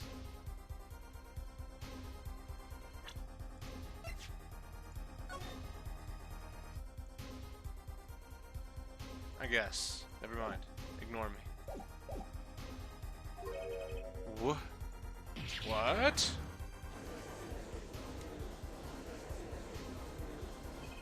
The court was in an uproar and it wasn't coming down.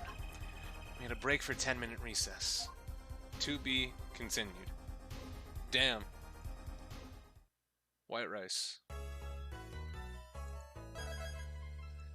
A 2-part trial on the first day? Like, come on. Come on, son. October 8th, 1:24 p.m. District Court, Defendant Lobby, number 6. Okay, so where exactly does this leave us, Apollo? Well, the Drew Misham who was killed wasn't Drew Misham the forger, basically. Huh? Well then, who was he? Well, he was actually doing her nails. So you really made those forgeries? You know, the final case go out, it gotta. Yes, for father. I know it was wrong. Could you tell us how it happened? My father was a painter. I loved painting ever since I was a child. One day, father saw it in me. He saw that I had the talent. The talent for making forgeries? How should I say it? It was not only paintings I made. Given the materials, I could make anything. Anything. Father was so proud and I so happy. This is a real nice theme, the Misham theme. But in the end, I was making those forgeries. I've never had a good constitution nor personality. I know very little of the world outside my door. Also, is that a fucking... So hold on, let me screenshot exactly what I thought this this design on her her overalls was. So you see the lines on the snout of the lion? I thought that was like an unpleased like frown. So I thought it was like him just going like, Can you see what I'm saying? Like the lines on the snout are a mouth, not just the fabric of the overalls.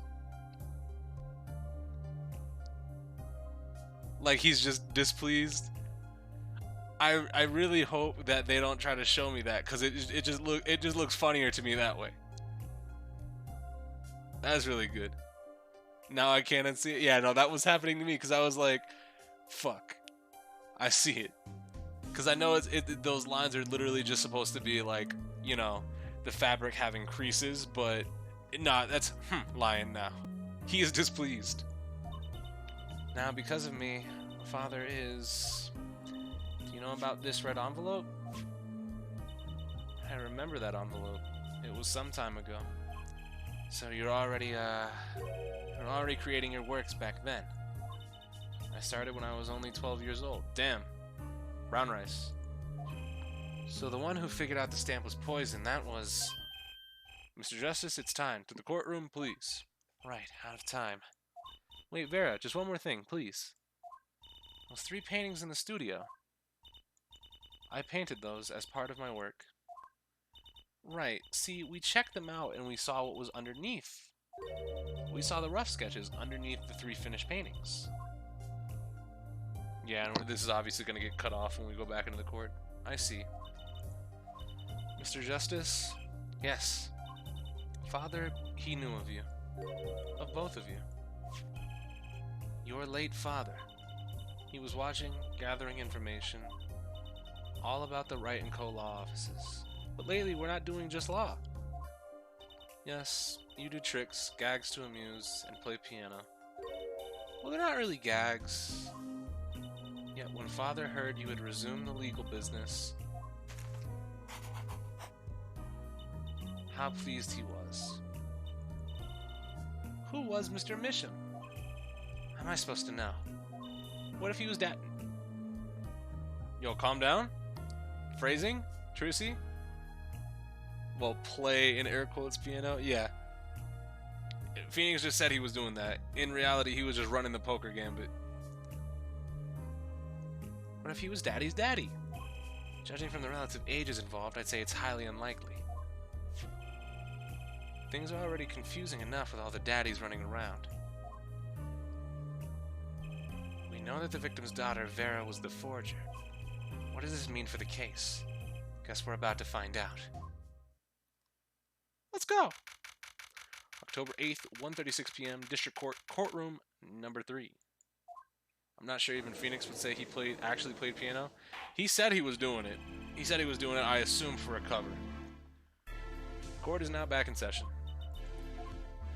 Vera seems pretty tense. She's practically chewing her fingernails clean off. Perhaps you could begin by telling us how it all worked. How did you set up this Drew Misham Forger persona? There's that stare again. She's drilling more holes into his head. I know it's hard for you, but hey, he's a handsome guy. What's hard? Don't say I'm ugly. Phoenix himself said he was trash. Yeah, he said he was trash, but you can still be trash and be a pianist. Don't worry. That distinction can be made. You can be a garbage pianist, but you can still play the piano. It's exactly what you start as if you don't know how to play piano already. You start as a bad pianist and you work your way up to a good pianist. He just hasn't practiced. He was just too busy playing poker. He was too busy running these fucking tables. Chris, yes, Exalted? Very well, miss, if you would. Did you really make those detestable forgeries? Perhaps you'd rather answer my question. Were you the one who painted that painting, the remarkably similar one? Ah, yes. Chris, I'm begging you, for what? What happened? Please add one more syllable to pianist. That's how you say the word. You say it like pianist. You say that's how you say the word. I'm sorry that you can't hear anything but penis. Are you 5? Do you need your sippy juice and Cheerios? Because I can get that for you if you need it. Oh, frames? Come down there, I see you. I painted it, yes. Father praised me quite highly for it. So, she was the one who made the forgeries. Yet she did not wish to reveal the truth of their operation. So the victim was a stand-in, a decoy. To the world at large, he was the forger, not her. You talking Honey Nut Cheerios? No, you know how kids just eat Cheerios. He really do be a penis, though. I came here to be disrespected. Wild. Look, if you're gonna throw something at me, I'm just gonna fucking retaliate and throw it right back. No. This is not the first time that I have had to. Here, you know what? We'll do a little bit of a test. If Google tells me that I'm wrong, pianist. oh, hold on. Let me turn the game down just a second. Volume mixer. Where is Nox? Pianist. Oh. Pianist. Yeah, Pianist. Pianist. Pianist. I don't know about y'all. That sounds like pianist to me. Maybe it's just a difference of opinion. You know, maybe you think it should be pianist, but no. No.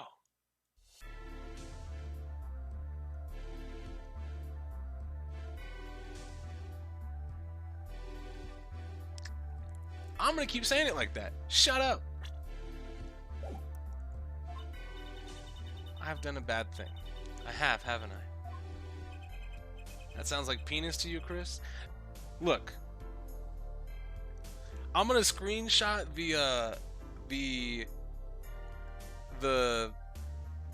what is it? The fucking phonetical saying of it. Here. I want you to look.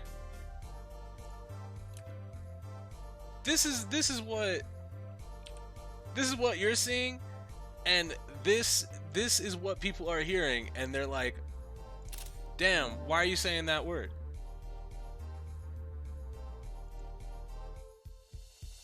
Because y'all are hearing this, right? That's what you're hearing. You're hearing the second one.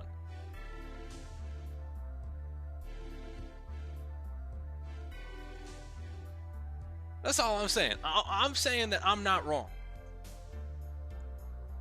That's all I got, right? Either way, we need a little more information. About, for instance, this. Huh? You have seen this before, huh? Chris, don't miss. We talking about penis? I'm about it. We never miss.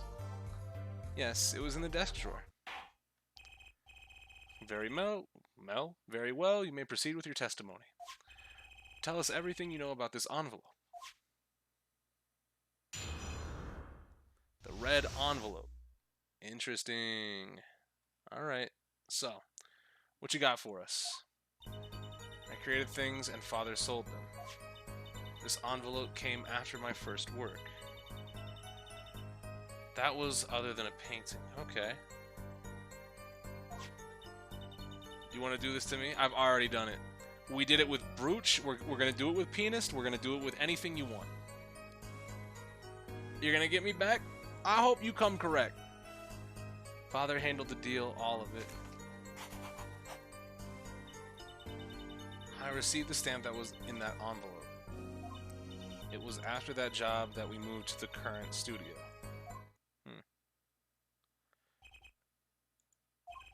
Certainly was much of great interest in your testimony.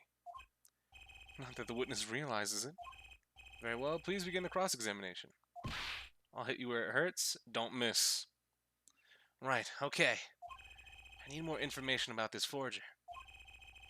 This Drew Misham. Alright. So, I didn't see anything in particular that I can press on. So, you know what that means. Press time. I hit Q. I'm so used to the Steam port. So these things you were making, did you say Brooch? We can do it again, damn it. If you wanna do it again, we can do it again. We found out definitively that it's Brooch or Brooch. There's an ooh in there. We found this out yesterday. You want to play these games? We can play these games. You can go check the VOD.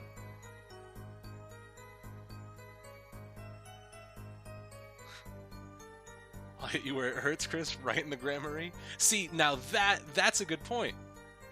People were saying Grand Marie, and I was saying Gray Mare. And I was like, yeah, okay, I'm probably wrong on that. And I was wrong on that. Pianist and Brooch? Nah, you can suck my dick, I'm right on those. You can suck my penis for all I care. You mean paintings identical to other paintings, right? The closer they were, the happier father was. Damn.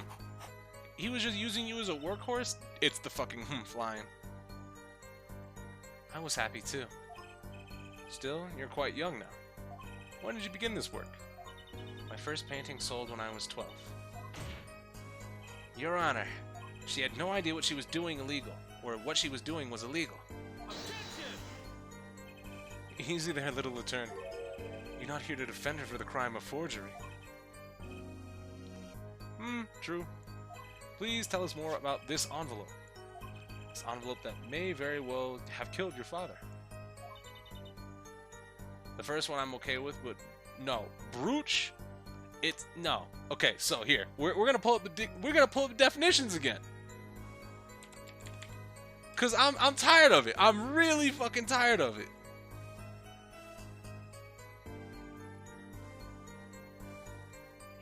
Y'all niggas gonna respect me.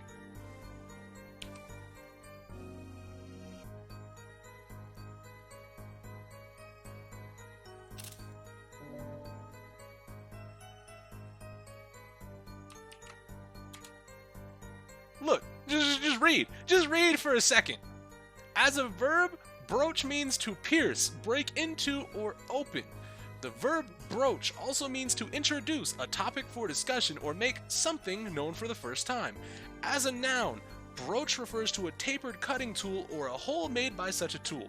The noun brooch refers to an ornamental pin that's usually worn at the neck. Where are you from again? I've been all over the place. I was born in Georgia, lived in Georgia for a short while, moved to Germany, lived in Germany for a short while, moved to New York, lived in New York for a short while, lived in back in Georgia for a short while, and now I'm in Colorado. I've been all over the place. Is brooch.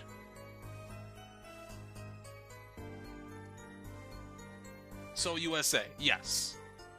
But I have lived in Europe. Alright. This envelope came after my first work. That was other than a painting. So what was it? By other than a painting, you mean... lived in Germany without becoming a prosecutor permanently? Prematurely? Weak? Yeah, I know. Unfortunate for me. You'd only done paintings up to that point. Yes.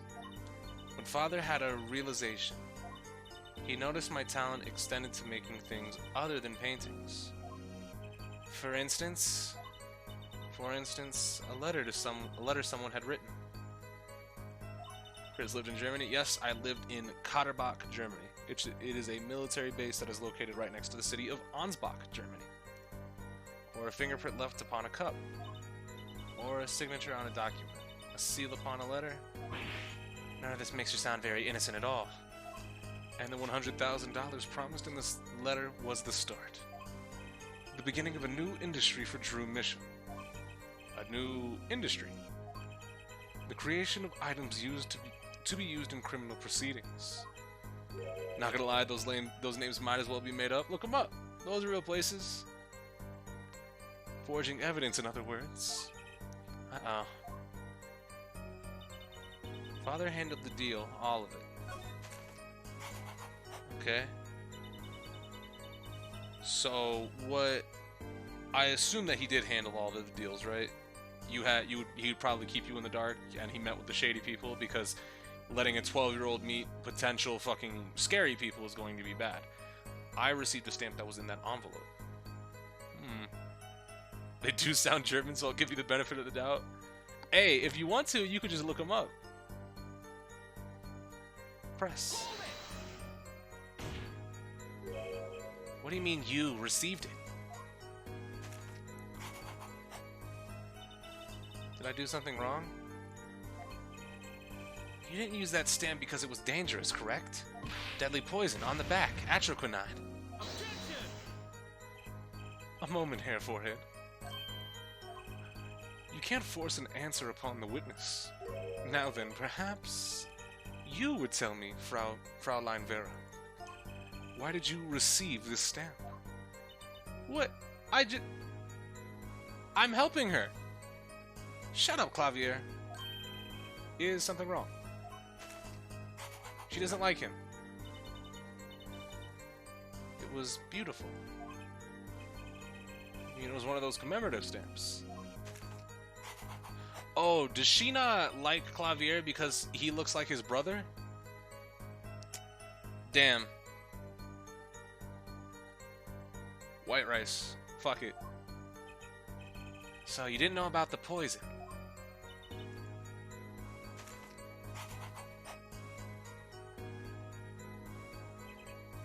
I guess not.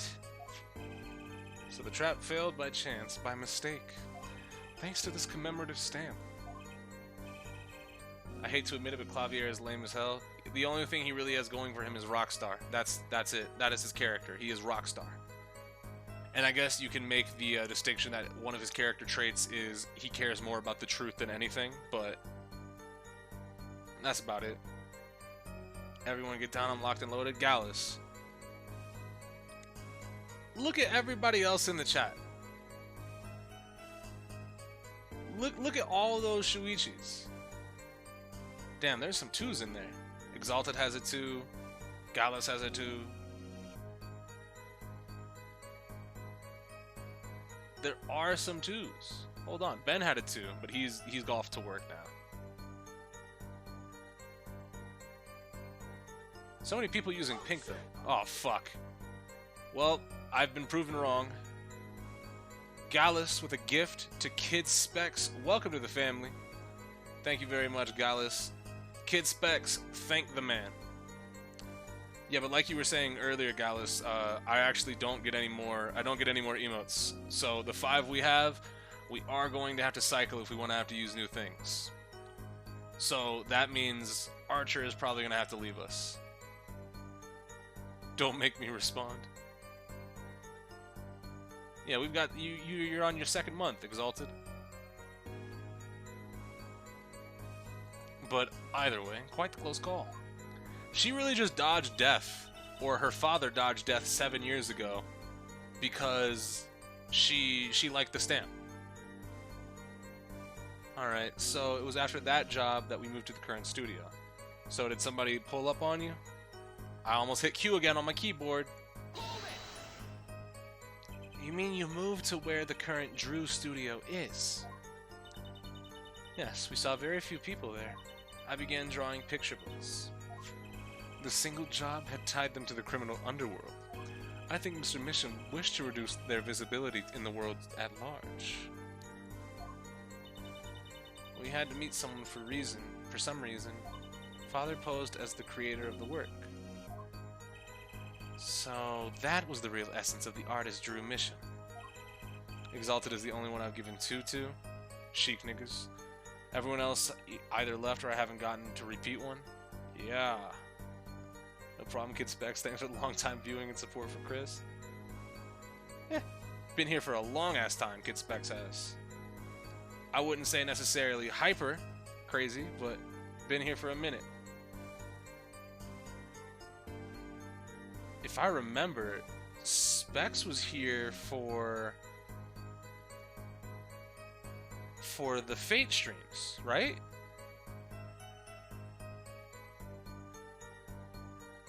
Fate and the Fire Emblem streams, right? If I'm not mistaken. Heroes, not Fire Emblem like any other game, but the mobile game streams. The couple that I did. But no, I remember seeing Specs around.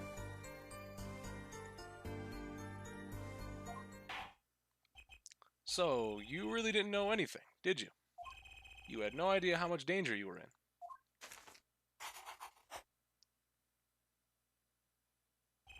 Apparently not. About this commemorative stamp, could you tell us more about it?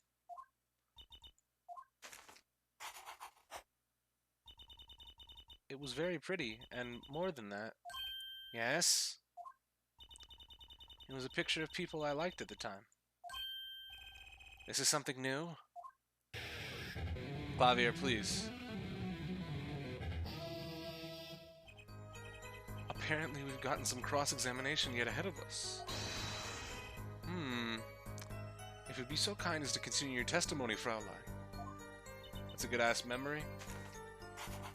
My memory do be pretty good, though. Also, I haven't done too many streams, so to be honest, it's not that. The stamp was a picture of my favorite magicians? Hey, hold the fuck on.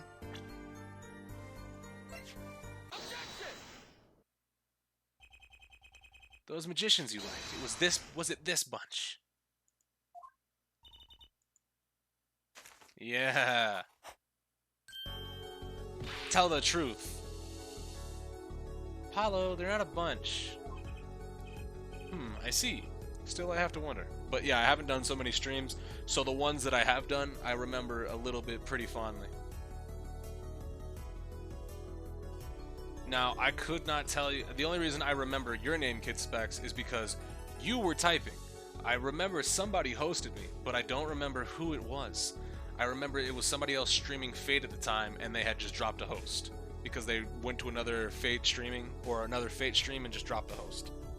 Can't remember for the life of me who the host was. But I remember your name because I saw it multiple times. Alright, see, still I have to wonder. Why include a commemorative stamp like that in a business letter? Good question. I'd say it's a bit of a stretch to say it's connected because she liked Troop Gramarye. Well, no, I don't think it's a stretch because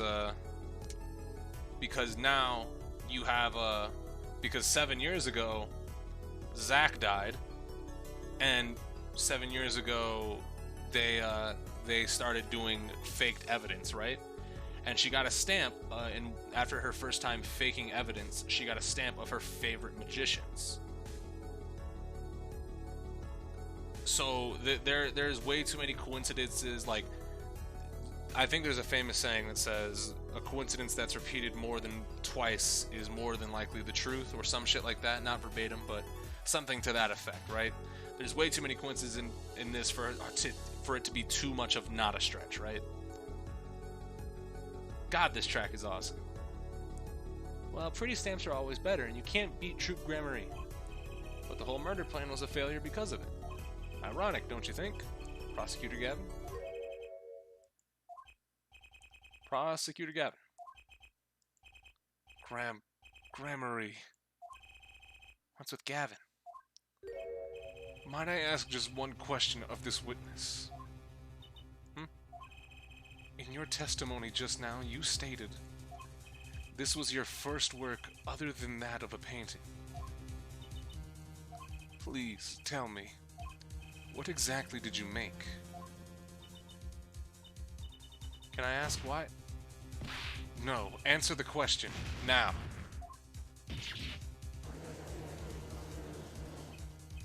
Prosecutor Gavin, you're usually not the one whose volume concerns me. Yes, it is unbecoming of me, I apologize. But I must know, please, Miss Misham, tell me. It was a book. A single page in a book. A book? Please be more specific. It was a handwritten book. Like a diary. Oh! No, I don't know.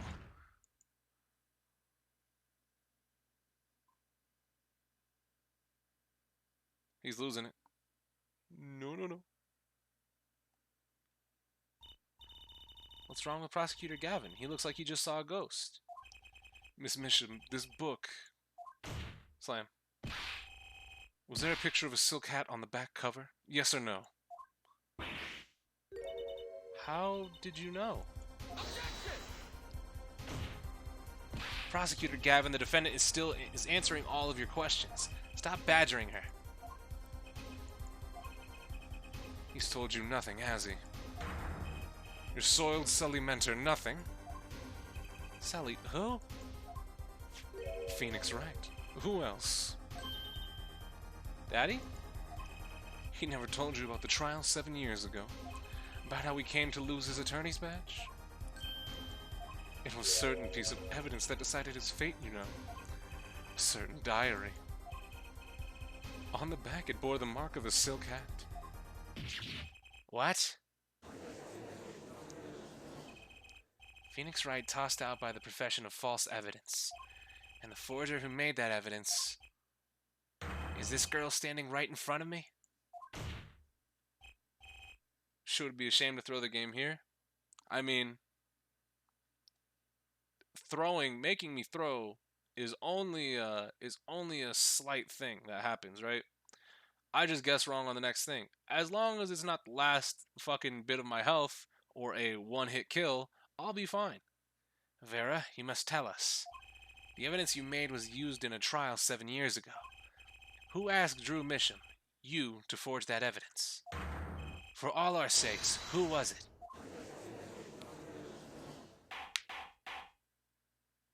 Ooh.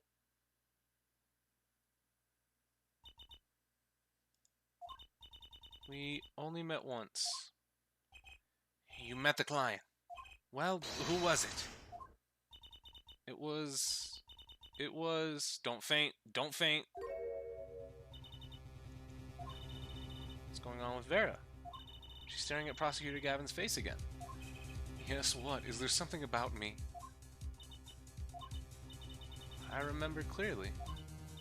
I remember who gave me the book, the diary. Who was it?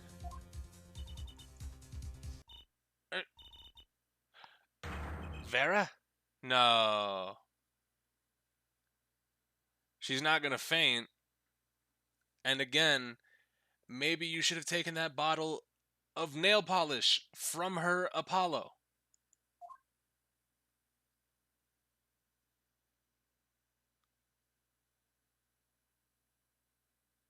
The devil.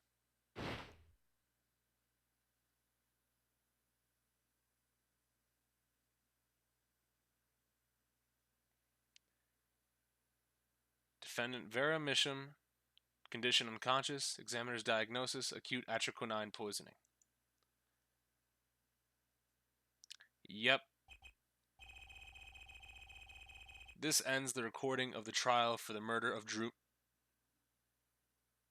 We were listening to a recording this whole time? Their admission was during the trial, poisoned by an unknown assailant. The dosage was just under the lethal amount, sparing the defendant's life. Ooh. She is currently in intensive care and is to not be disturbed for any reason. A very simple case at first glance, till it finally began to show its true colors. Oh, this song. Yay. The long road to the truth takes us to the record of another trial. In some ways, that was the starting point of it all. Hard flashback. And that is where we must go. Look at Lil Trucy! To find the whole truth.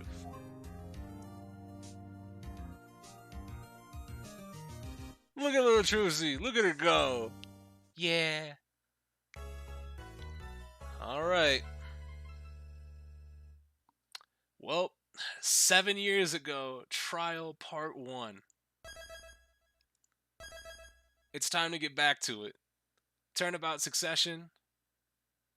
Is there going to be like another title? Oh no. Showdown time.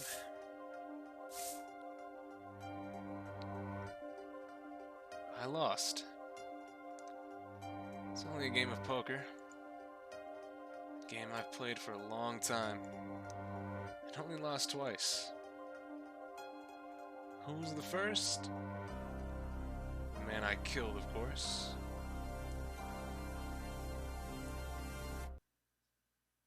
Well, seems I found the partner I've been looking for all along. Over a game of cards? Why, yes, over a game of cards. So that was Zach. That was how we first met, 7 years ago. When are we getting fully back in? There we go! Phoenix Wright's final trial.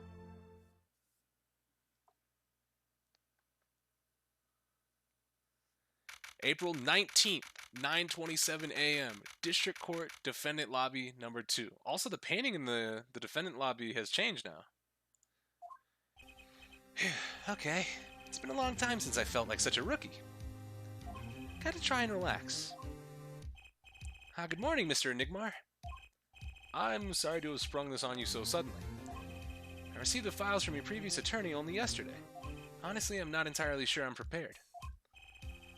I understand I'm asking the impossible of you. Yes, well, you haven't really told me what happened yet. All we did was play cards. And that was enough.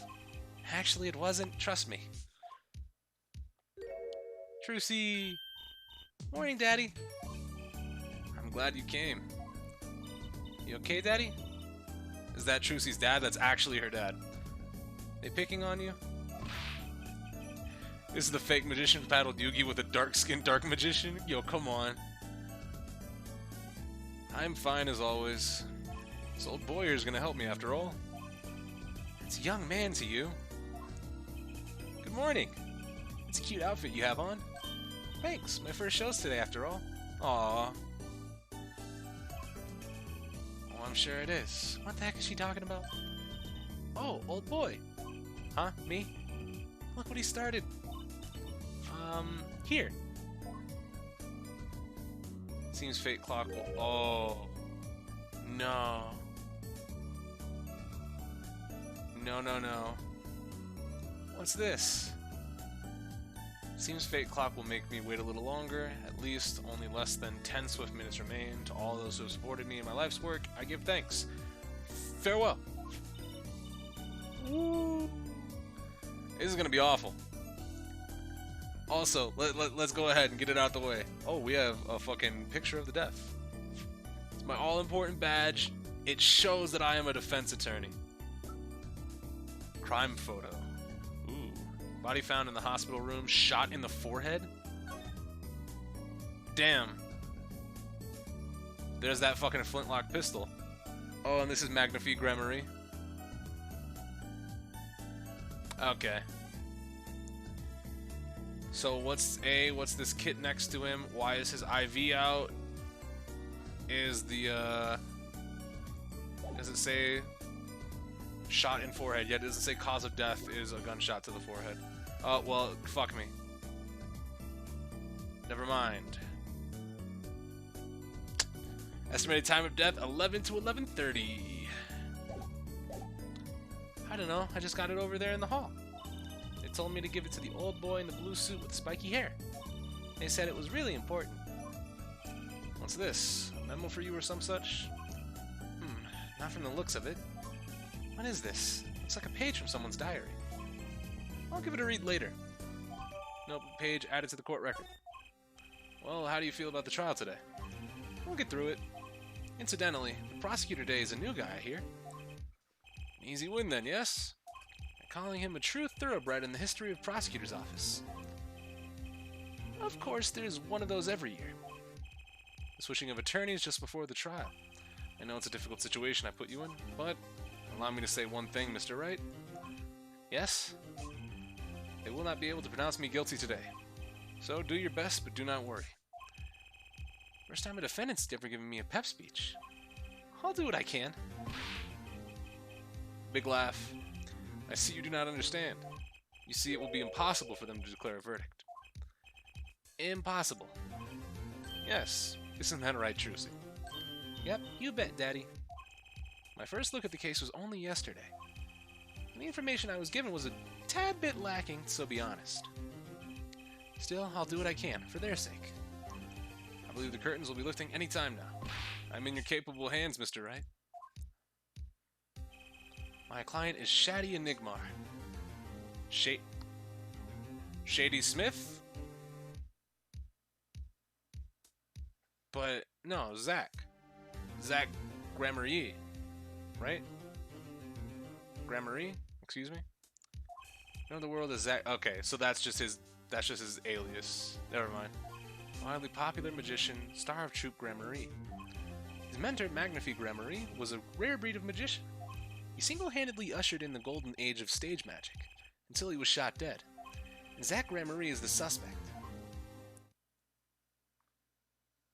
April 19th, 10 a.m., District Court, Courtroom number 7. Wait. So, that's Clavier, yeah? Court is now in session for the trial of Shady Enigmar. The defense is ready, Your Honor. Is the prosecution ready? I was just thinking. Is this what all the fuss is about? Bit of a buzzkill, really. Buzzkill, is this some new kind of crime? One of the worst. This is a trial, yeah? Where are the sweaty palms, the pounding hearts, the weak knees, the mom spaghetti? The Governor's concert's got 10 times the thrill this gig's got. Who were you again? Who pinged me in Discord? It's probably Guardy starting the stream up. Yeah, it was.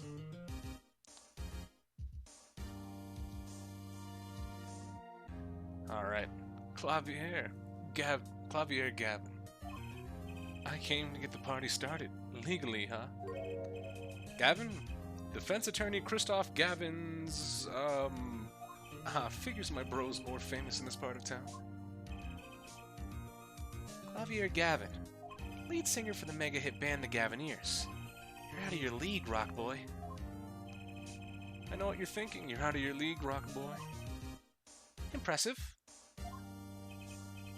True, my debut single, 13 Years Hard Time for Love, went platinum overnight. But that's just a hobby for me compared to this, yeah? Talkative, aren't you? I like your affected Euro-rock accent, by the way. I'm just getting warmed up, Hair Attorney Wright. Perhaps you would be so kind as to fill us in on the case. Warning, baby. Time to call on the opening act. What was his name again? Ah, yes. Detective Gum... Pog! Yeah! And you are? Hey, you were the one who called me up here, sir. Name's Dick Gumshoe. I'm a homicide detective down at the precinct. Detective Gumshoe. Long time no see. Hey, you. Huh? Me? Today's the day, pal. Today I win and you lose. I got confidence in my testimony today, see? What, you normally lack confidence in your testimony? Here, detective, this is my stage. Can the antics. Huh? All this hey Ewing and such. His model's colored a tad different? Yeah. And I could care less about your history. You could care less or you couldn't care less? Only through flashback? Yeah. Unfortunate, but we get Gumshoe for a little bit. Very well, Detective Gumshoe, if you would, please tell us about the case at hand. It happened 6 days back, in a room at the General Hospital. The facts are as simple as they come. Here's the crime scene. The victim was a patient, asleep in a hospital bed. The killer comes in and puts a pistol to his forehead, and bam, lights out. Do we know what happened to Gumshoe? All we know is he's gone. Them's the facts. Not so long ago, the victim, Magnifique Gramarye, was a famous man. He had the entire country under his magical spell, as it were. Ah, yes, the great magician. He retired years ago, though. Say the name Magnifique to one of my generation, and you'll be lucky to get a blank stare. Excuse me. Yes, though I'm sure the youngsters today know his disciples even better. I dare say Troop Gramarye has made quite a name for themselves. Even his face looks a bit different, too. Like, his jawline is a little bit more, it seems like it's more defined. He looks smaller. I don't know if that's just me, from not seeing him for a while, also playing it on the, on Nox now, but his sprite seems a little bit more shrunk. I don't know if I'm crazy. Anyhow, the retired Magnifique's been hospitalized for the last year. What was it? A malignorant tumor or something.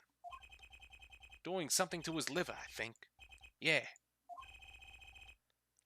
A malignant tumor, perhaps? In other words, he had liver cancer. He had only 3 months left to live, in fact. That's what I thought when I played this too. He does look smaller. Yeah, no. It looks like they shrunk down his sprite a bit. The facts do seem simple enough, but something's not right. The victim was already climbing a 3-month stairway to heaven. Why not wait for him to knock, knock, knock on heaven's door? Why shoot him? I wouldn't have put it quite so lyrically, but it's true. Why make the effort to commit a murder when the victim was about to die? Incidentally, the victim had a serious case of diabetes. Diabetes? In fact, he was about to shoot up with insulin. Oh, so that's what that was. Okay. When he was shot with a pistol, the syringe was found at the crime scene. Chronic diabetes and cancer? As much as it pains me to say it, the victim was clearly at the end of his life. Small syringe added to the court record, right? I believe the question before us is clear then. Why did the killer have to shoot this dying man? What reason could he have had? Even better, this is the old courtroom layout too. Like the colors and whatnot. And it's gonna sound really stupid, but I'm going to explain why. So here, where is my this is the window capture for this, right? Here, let me show you. Let me show you exactly what I mean. So, on this version of the game, I usually rest my cursor like right here or right here in between the little sections of like division of the wall behind each of the attorneys. And in the new courtroom, I can't fit my entire cursor into every single one of the panels. Like these little like side panels next to the main indentation, but I can now, and that's how I was able to tell. Just something a little bit funky. Let's go ahead and turn that back off.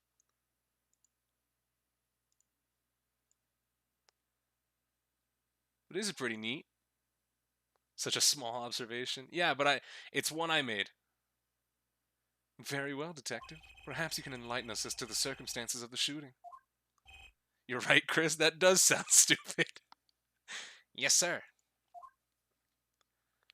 The circumstances. Let's go! Actually, the victim kind of ordered the defendant to do him in. A few days before that, and I know it's a testimony and I should be reading it like normal, but it's Gumshoe. We don't get to see him that often. A few days before it happened, the victim sent a letter ordering his own murder. The defendant did what was asked of him and shot the old man in the forehead. The bullet was fired from the pistol found at the scene, no doubt about it. And the pistol definitely belonged to the old man, sir. What?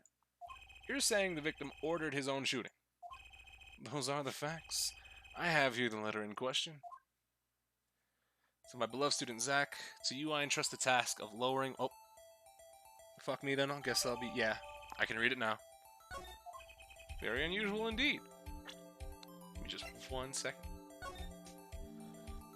I entrust the task of To you I entrust the task of lowering my life's curtain. Come on the 13th, 11:05. I will ready a gun which you will shoot one shot square in the forehead. You cannot refuse, and we both know the reason why. Well, I mean, this wouldn't lead to the shot in the bullet in the fucking clown next to the hospital bed. He very clearly didn't follow directions. Yeah, why does that clown have a shot in the forehead? I assume it's going to be something we're talking about. Also, yeah, new mechanics. New mechanics, let's go. I always hated getting shots. I guess Magnify was giving himself the insulin shots. There's no way I could do that. Huh? Wait. If Magnify used this to inject his insulin, why are there no traces of having it being used? Something to keep in mind. See, this is the level of competence I expect from Apollo, and this is Phoenix. Like, I wonder, does Nick still have the cap detector? It didn't show in our inventory. We don't have the Magatama in the court record. But it would be sick if he used it because like he got so attuned to using it. That'd be great. Very unusual indeed. Although, could such a thing as a letter really cause one to pull a trigger? I wonder. I believe the answer to that question can be found at the end of the letter. You cannot refuse, and we both know the reason why. Detective Gumshoe, can you explain this to the court? I think Mai took it with her when she left for training. She could have done that as well. Whatever the actual canonical answer might be. Was the Magatama usually in the court record for trials? It was. It usually was always there. Unfortunately, even the defendant won't say a peep about that bit, sir. There it is! Yeah! One thing bothers me about this. Why did he just say 11? Why have him come at 11:05 without some specific reason? The devil is in the details here, attorney. Well, was there some reason? You know, it was for investigation, I just didn't remember. Yeah, everything you get in the court record always made its way into the actual trial. So the Magatama was always there, you just never presented it. Just as same as it was for the attorney's badge. Except you actually end up presenting the attorney's badge, I think, like 2 times. Well, was there some reason? As it turns out, there was. Every night for half an hour, starting at 11. The victim, Magnify Gramarye, was given an IV. An IV? Yeah, he clearly had it removed. There it is in the picture, off to the side of the bed. At 11, the doctor would come and set up the IV. 30 minutes later, he would come back for the empty bag. This happened every night without fail. So that was the only time they could meet without a chance of untimely interruption. During his IV. Very well, shall we begin? Mr. Wright, your cross-examination, if you would. What's this reason he couldn't refuse, I wonder? He could have at least mentioned it to me. And Phoenix's profile was there then, or was there, but then you presented it the one time and it disappeared. Yeah. Gonna make chip and dip. Watch the rest later. Take it easy, Ave. VOD will be here for you. We might be finishing today. I don't know how I feel about, or I don't know how I'll feel with the length going forward. I don't know how much longer is in the case. I assume we're going to have another investigation. I have a feeling because this one said part 1 of the 7 years ago trial. So I assume there's 2 parts of this, and then we're gonna have to go on an investigation for the case that's taking place in the present with Apollo. And I don't know if then the trial after that is going to be. I assume it's going to be 2 parts, but I don't know if it's going to be necessarily pretty long. Because it seems usually that 2-part investigations usually have some nonsense on top of them. The circumstances. You're probably not even halfway yet. Jesus Christ, have we been at it for 4 hours? Yeah, so we're probably going to be calling it in like in maybe another hour, half hour or so. Dick Pog. Yeah, we've already got it. I actually only said Pog this time. Actually, the victim kind of ordered the defendant to... Oh, it's the old cross-examination music! A few days before it happened, the victim sent a letter ordering his own murder. The defendant did what was asked of him and shot the old man in the forehead. Yeah, but he also shot the clown. I don't know why, but Phoenix's hold it was a little bit undermixed there. I don't know if I'm crazy. 2 parts of this case, then 2 parts of this case? Oh my god. Oh, okay, so this case is a 2-parter, I think is what you're saying. I mistook this as this is a 3-part case. Oh my goodness. So yeah, what I think we'll do for today is we'll finish up the 7 years ago trial, and then tomorrow we'll finish up the game. How can you be so sure? Oh, that was Apollo. Never mind. Phoenix's lines were re-recorded?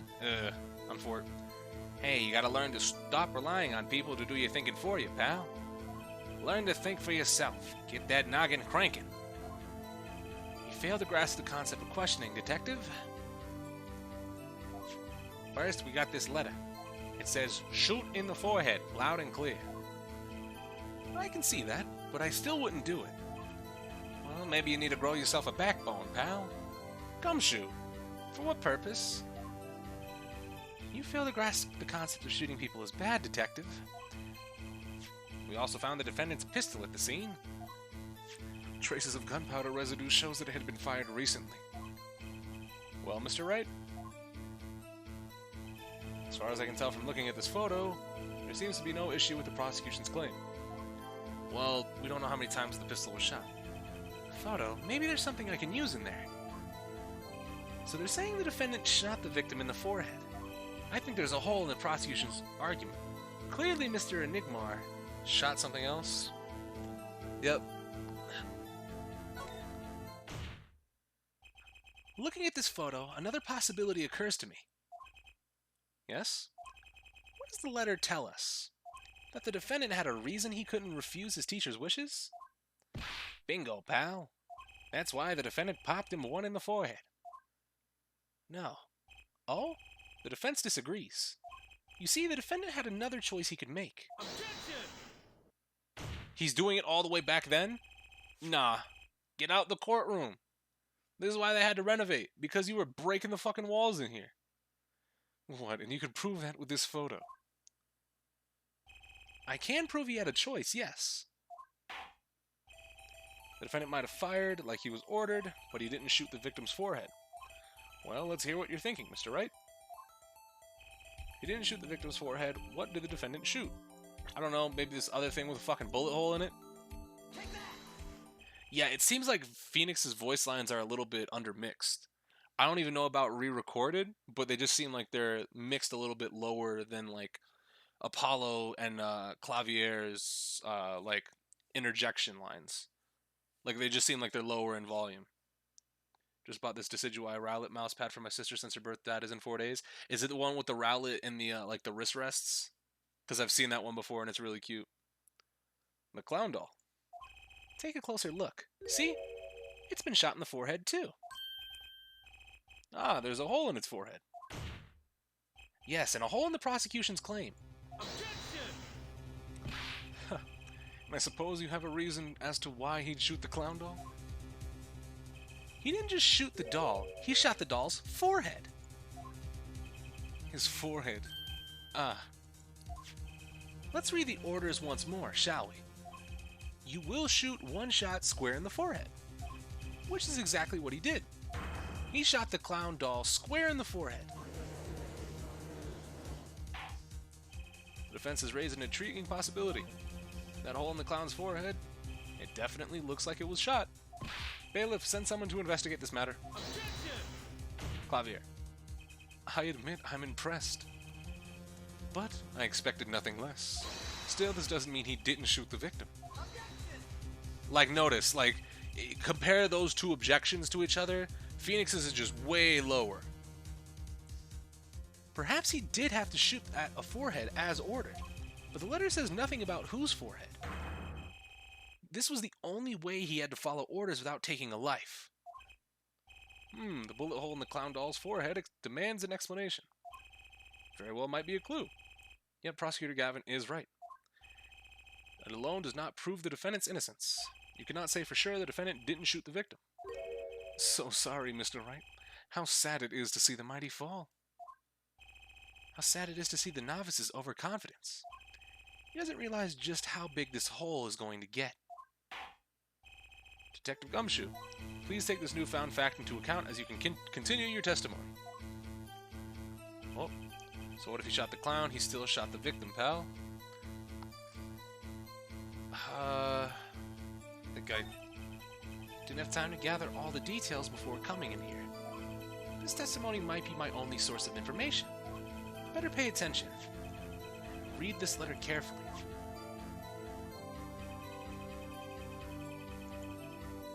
Notice how confident Phoenix is, by the way? Yeah, no, he's definitely grown. Maya is not here with him. 2 days, okay. Shot him in the forehead.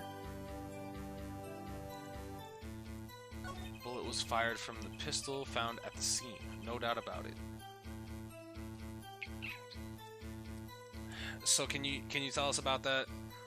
The ballistic markings match up? You mean this pistol? The one found in the crime scene photo? That's the one. It's a funny looking gun, so there's no mistaking it. We compared the bullet taken from the victim's skull with a bullet fired from his gun. The rifling marks on the bullet were a perfect match. So, you verified the murder weapon, in other words. You'll bet we did.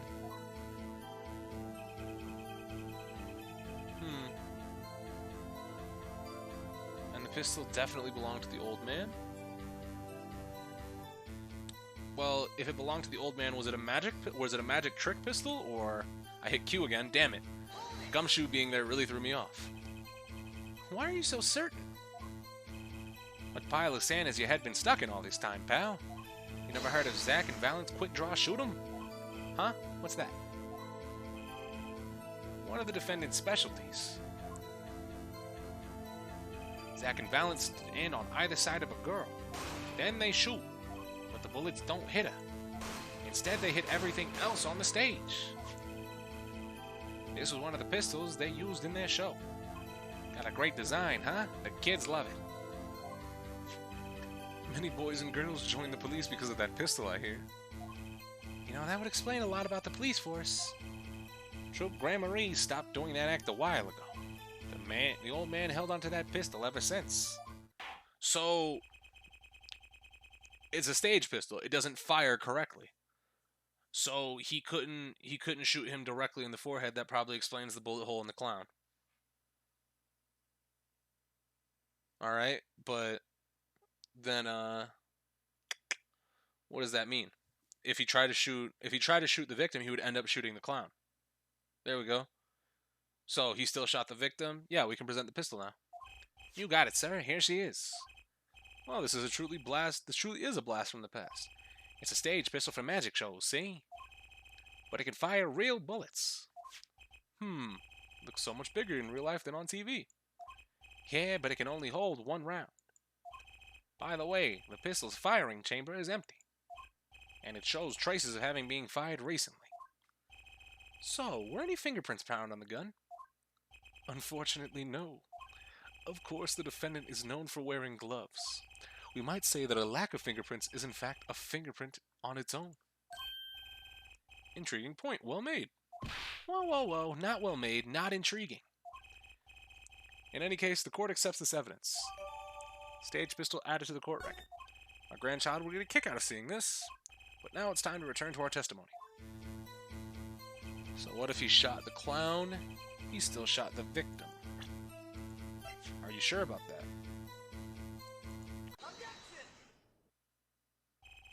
The trickiest cases often seem the simplest. Prosecutor Gavin, you missed the bullet hole in the clown's forehead.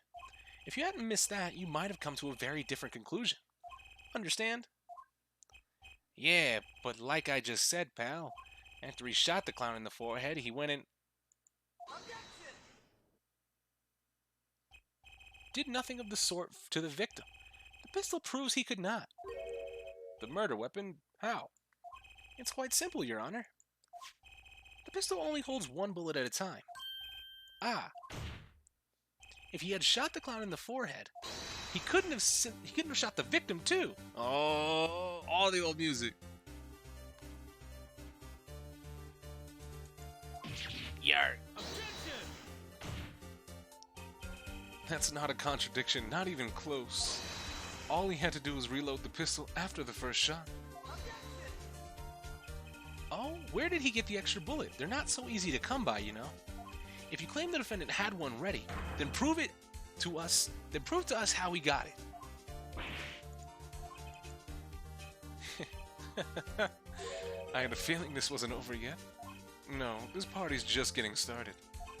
And I haven't proven anything yet beyond my good looks and startling record sales. An utter lack of humility. And what's this? It seems that the prosecution has another witness prepared. Like I said, Hair Detective was just a warm-up act. No! Dick, no, come back! Now that the audience has gotten a taste of what's to come, they're ready. Ready for what? For my decisive witness, of course. A witness who, you will find, can prove one thing for us. That it was Zach Gremery who shot the victim in the forehead. Very well. We'll pause for a 15-minute recess. This might be my lucky break. I'll need that 15-minute recess to talk to my client, Zach. Court is adjourned. Alright. That was... okay. One singular testimony? Was that... I'm a little bit... Was that supposed to be that short? Was I supposed to fuck up?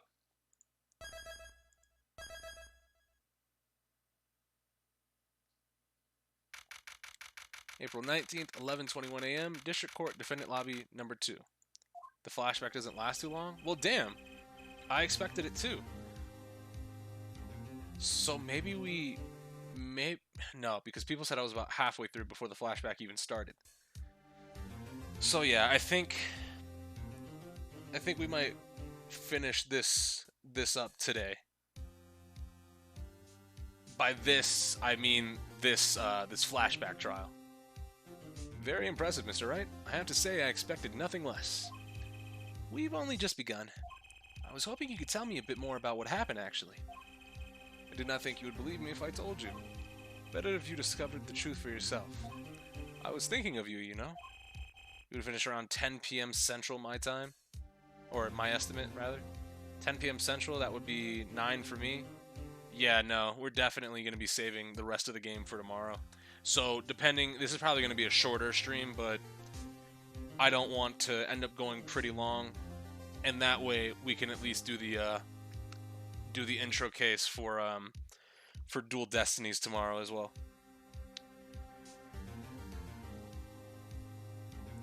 Taps forehead, roll safe rather.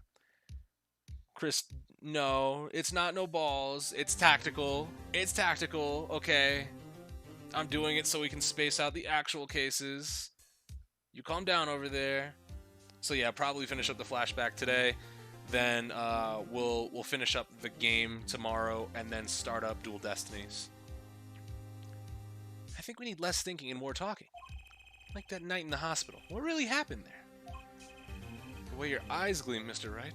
You'll scare Trucy. Speaking of which, where is she? You have seen the problem yourself, the letter. The one shot in the forehead. One, right? Yes, and the reason he speaks of. I could not deny my mentor's wishes, even if it meant my own death. Why not? This is something I will not say, for now at least. What's this for now business? I've done many things in my life, some well, some poorly. Who is messaging me? Stop. You know, I say for now I won't go through the hell that is gifting on mobile. Good, because there's nobody who is here who is actively involved with the chat who is quite really you know, I would say going to be appreciative of the emotes. Kid Specs was a nice rare occurrence, but how many people do you gift they just don't even show up? Like, you gifted Beast. Beast hasn't popped up. I haven't seen him. We? You wanted to know about the night of the incident. Finally, this guy sure likes to take his time getting to the important stuff. Of course, I had no intention of shooting my mentor. I snuck into his room that night at the appointed time and found there upon his bedside table 2 pistols. Oh. So one shot him, one shot the clown. 2? Yes, the one I had used on stage, and the one that had been used by my partner, Valen. Ooh. Oh, for the Zack and Valen's quick draw thing. He's just lurking, let him lurk. For now, he will be able to lurk. My mentor had the look of one sleeping. I stood by his bedside, hearing only the light sound of his breathing. Then I took the pistol into my hand. I cannot deny that my resolve faltered there for a moment. I thought it said flatlined. You faltered? I mean, you thought about shooting him? Recall there was a reason I could not refuse his request. His last such request, though not his first. So there were other requests you couldn't refuse before? To be honest, I've not always been steadfast, and I fear it brought pain upon Trucy. Is Magnifi coercing his disciples somehow? Just what was going on in Troop Grand Marie? Yet, in the end, I did not shoot him. Instead, I turned and shot the clown!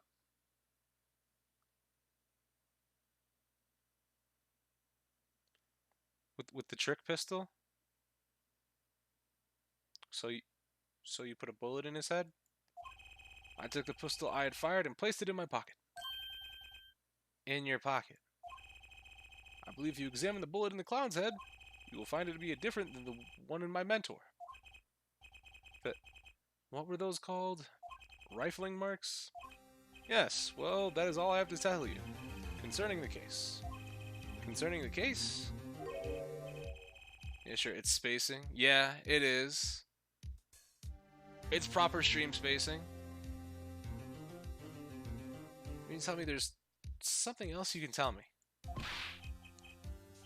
You are a fascinating man, Mr. Wright. Thanks. Yes, there is something. My mentor, his eyes opened. What? Magnifi Grand Marie? The old devil. He was not asleep, you see. Of course, the gunshot would have woken him anyway. Oh! Mandem was pissed. There we had our last discussion as mentor and pupil. It was not a long discussion, maybe 5-10 minutes or so. What did you talk about? Mr. Wright, did I not just tell you? It does not concern this case. Zack Grand Marie, he seems pretty steadfast to me, or maybe he's just stubborn. Mr. Wright, your presence is requested in the courtroom. Once again, I am in your hands. Right, let's get back in there. April 19th, 11:37 a.m., District Court, Courtroom Number 7. Court is now back in session. During our recess, a bullet was found and dug out from the clown's head. Well, this is news, and the rifling marks. There wasn't time to do a detailed analysis. Though they did find the weapon type matches the murder weapon. Well, that's not very conclusive, is it?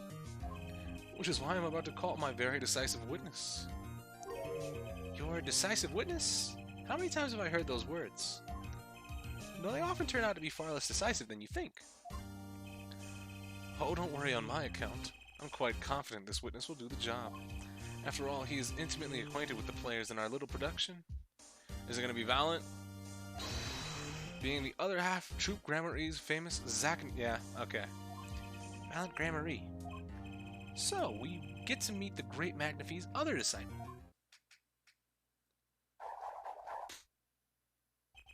Perhaps we'll start by asking your name and occupation? Violent Grand Marie. Magician. And you're the decisive witness, are you? You can prove your fellow student your partner's guilt. Fate, the grand illusion, filled with traps and tricks. Wait, the shooting took place in that hospital after 11 o'clock that night. If you're a witness, does that mean you were there that late? If one were to deduce this logically, the conclusion is yes. Okay. I always get the characters, don't I? I have an interesting fact for you. You see, several days before the crime, my witness received this. That looks very familiar. Wait. That's the same letter Zach Grand Marie received. Yes, or perhaps I should say, ta-da! Order, order, order. And what does it say? Surely not the same thing. Perhaps you should see it for yourself. 11:20. Hold on. Why, it's practically the same. The court accepts this into evidence. McNafee's letter dose added to the court record. Alright. This is most unusual. What exactly was going on with you folks? What exactly was your troop Grand Marie up to? By which you mean? I'm just having trouble envisioning a man who would ask his students to kill him. Both of them no less. It's just my opinion here, Judge. But from these letters, I'd say he was coercing them, not asking them. We walked the magician's path together, and in doing so shared much of our lives. When people are so close, there is a strain, a warping of the relations, you might say. Yet this has nothing to do with the case at hand. By which you mean you're not going to tell us? Which makes me wonder even more about this reason they couldn't refuse. Well, let's get on with the testimony for starters. The defendant, Zach Grand Marie, stands accused. Tell us why. Oh, I'll do more than that. For where he walks, the red roses rise singing hymns of the miracle that is magic. Fascinating, though I hardly need to remind you that the evidence could just as clearly point to you as the suspect. The letter, the murder weapon, and now the 2 bullets found at the scene. In fact, the only difference seems to be the designated time. Ha ha ha! As every magician knows, timing is everything. Yes, and now it is time to get this party fired up. The night of the crime. Alright. So, tell me. That night I visited the hospital room at the time McNafee requested. The smell of gunpowder hung in the room, and my mentor had taken his final bow. I did not imagine my fellow student might have received the same instructions, yet a deal with the dead is still a deal. Death's sweet kiss, I gave it to the clown. So you... Okay. So the question is now... Excuse me.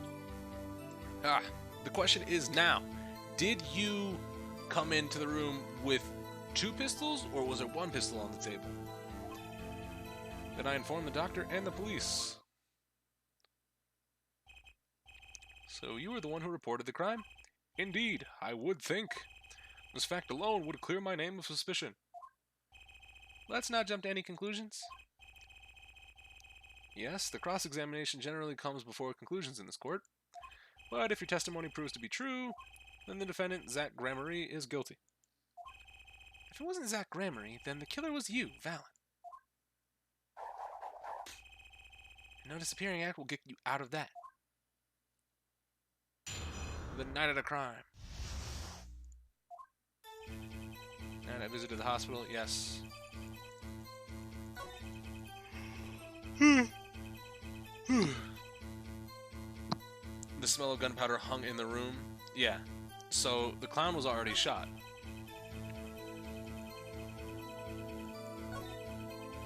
Deal with the dead is still a deal. Death's sweet kiss, I gave to the clown. Yeah, no, Phoenix is hold it, objection, take that, like, they're all just really quiet. There were 2 bullet holes at the scene, one in the victim and one in the clown. You're saying the one who shot the clown was you? No doubt my partner Zach has said much the same thing. Yeah, because whoever didn't shoot the clown committed murder. I better dig around here a bit more, see what I can turn up. Mr. Valen, let me ask you about something else concerning the crime scene, namely, the number of pistols. How many pistols were there when you entered the room? By which you mean what, precisely? 2 pistols were used in the Zack and Valen quick draw shoot 'em, correct? 1 for each of you. You are well informed, yet only one of my old friends sat in the hospital room that night. What did Zack tell me back in the lobby? Of course, I had no. Oh, okay. We had the scene like about 4 or 5 minutes ago. Snuck into his room that night at the appointed time and found there upon his bedside table 2 pistols. Yeah. Shut up. I see no problem with that statement. Only 1 pistol is visible in the photograph of the crime scene, after all. So you picked up that pistol and fired it. Indeed I did. Alakazam, alakazing, alakaboom. Is the number of pistols really so important? Yes, it is. It's quite important. The number of pistols is quite important, Your Honor. Very well. Please add this detail to your testimony. What can I do but obey? Only 1 pistol was in the hospital room that night. With it, I shot the clown. So, let's go ahead and talk about it. Talk to me. According to the defendant, Zach Gramery, when he entered the room, there were 2 pistols on that table. 2? One of those pistols he used to shoot the clown in the forehead. Then he left with it in his pocket. Of course, this is what he would say. Unlike the hapless clown, we must assume our defendant has some brains in his head. Well, how about I come over there and beat the fuck out of you? Literally, just don't insult him. Like, Phoenix has durability. He can take your swings. What about Mr. Valen has told us? What Mr. Valen has told us? Is Maya just not with Phoenix? Yeah, Phoenix is just bullying on his own right now. You see, there's something about this testimony that doesn't make sense. What might that be? I told you, I took the pistol that was there and shot the clown. That's your story, at least. But the rifling marks tell a very different story. Mr. Valen, recall what Prosecutor Gavin told us. Yep.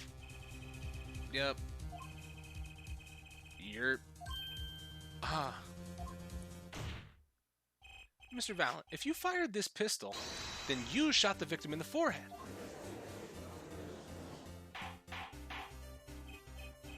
Why the fuck did this nigga age so much in 7 years? It's a combination of literally doing nothing but drinking grape juice and playing poker. Order. Well, this is all rather sudden. What have I done? Prosecutor Gavin, I owe the court an apology. Sorry. Sorry for what? You see, I was unaware that 2 of these unique pistols were crafted. The analysis of the rifling marks only proved the type of gun that fired them. But that's not what you told us before. You said that you'd verified the murder weapon. Which is why I'm apologizing to you now. Quite sincerely, I might add. Would you hold me accountable for a mistake made in my youth? That was just this morning. Not Phoenix with the Magic Man? Oh, I mean, he just let his hair grow out. It's been 7 years.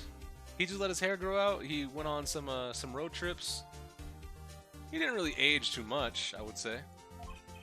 And might I add, it really wasn't my fault.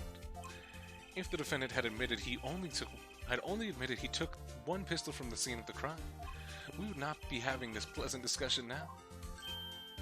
He's got a point. I do like how the courtroom looks in the Phoenix era as opposed to how the court looks now.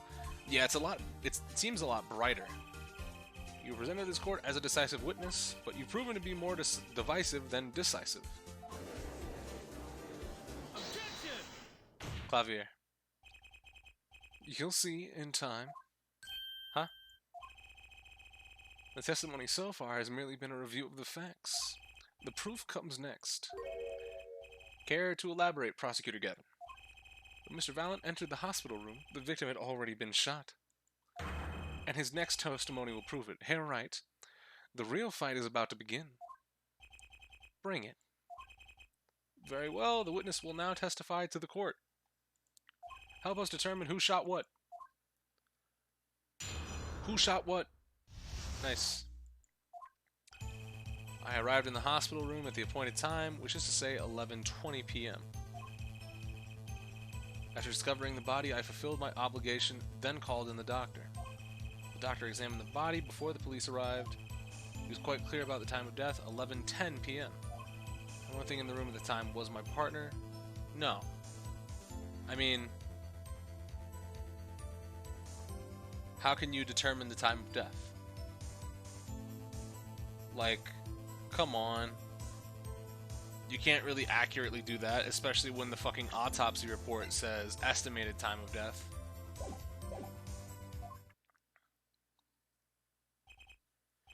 Those times are rather close, you have to admit. You're talking about an alibi established over a matter of minutes. To use a 10-minute discrepancy as the basis of your alibi, it was easy to explain the situation here, Judge. For example, take our debut hit single, 13 Years Hard Time for Love. Cue the song, press the play button, it will play for 2 minutes, 15 seconds. Do it 100 times, the result is the same. Your debut single was only 2 minutes and 15 seconds long? What a ripoff. Magic is a world of utmost precision. Hocus pocus requires admirable focus.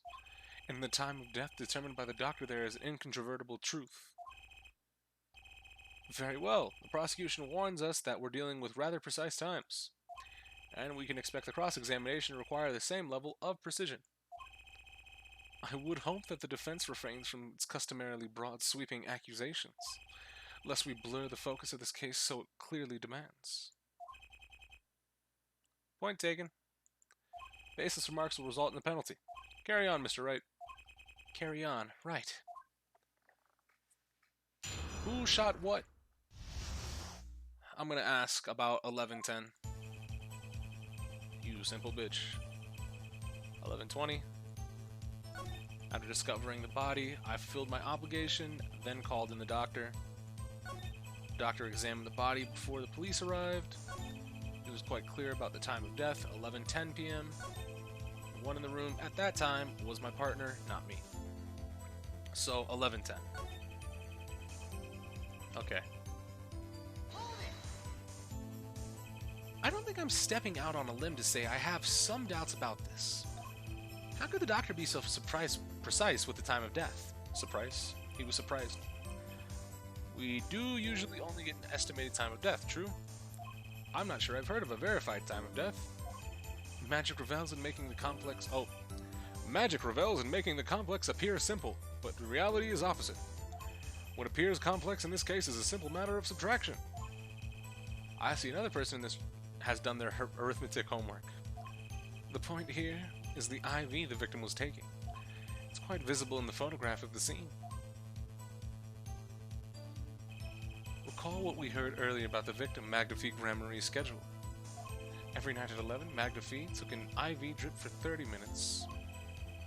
I can see the IV bag right there, yes. Now look a little closer. Follow the tube down from the end to from the bag to the end. Ah, the needle's been removed. Yeah, because he was gonna take his fucking insulin. What? Am I losing my mind here? Am I losing it? Doubtlessly, it fell out when he was shot. Or he removed it to put in the fucking... the insulin needle. Come on. Come on. That would seem to be the case. When the needle comes out, the IV no longer drips. Ah, you could just measure the remaining IV liquid. Precisely. The IV liquid functions, for our purposes, as an hourglass of sorts. This is how the doctor determined the time of death. I'm pretty sure you take insulin in your stomach, though. I could be wrong. You could take insulin in a couple places. Stomach, butt, arm. it would be probably best to remove any other medicine from you if you're taking another form of medicine so you don't mess up the flow of one or the other. Also, why wasn't the doctor administering insulin? That's just a question I have. The IV had stopped 10 minutes after administration began. And so it was when I, Valent, entered the room. Any place where there's fat? Yeah, exactly. 10 minutes had passed since that horrible crime was committed, and this is proof. Well, Mr. Wright, that seem important? Very important. Well, seeing how it is the biggest clue we have to the time of death, I'd say it's very important. Agreed. Would be hard to imagine a more precise way to determine the time. Behold the power of arithmetic. Very well. The witness will add this detail to his testimony. Makes a lot of sense. I didn't think about it that way. I also didn't know you could take insulin in all those places, I assume. Yeah. There's a lot of contrivances I have with how this is set up thus far. Sometimes the most magical thing of all is the truth. The water of life springs not eternal. The remaining IV liquid proves my innocence. Not necessarily. Did you notice the IV yourself by any chance? When I first entered the room, the stench of gunpowder assailed me.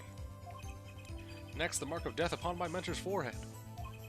And then his left arm did I spy a rose, drooping and wilted. It was a thorn, the discarded IV needle. Oh!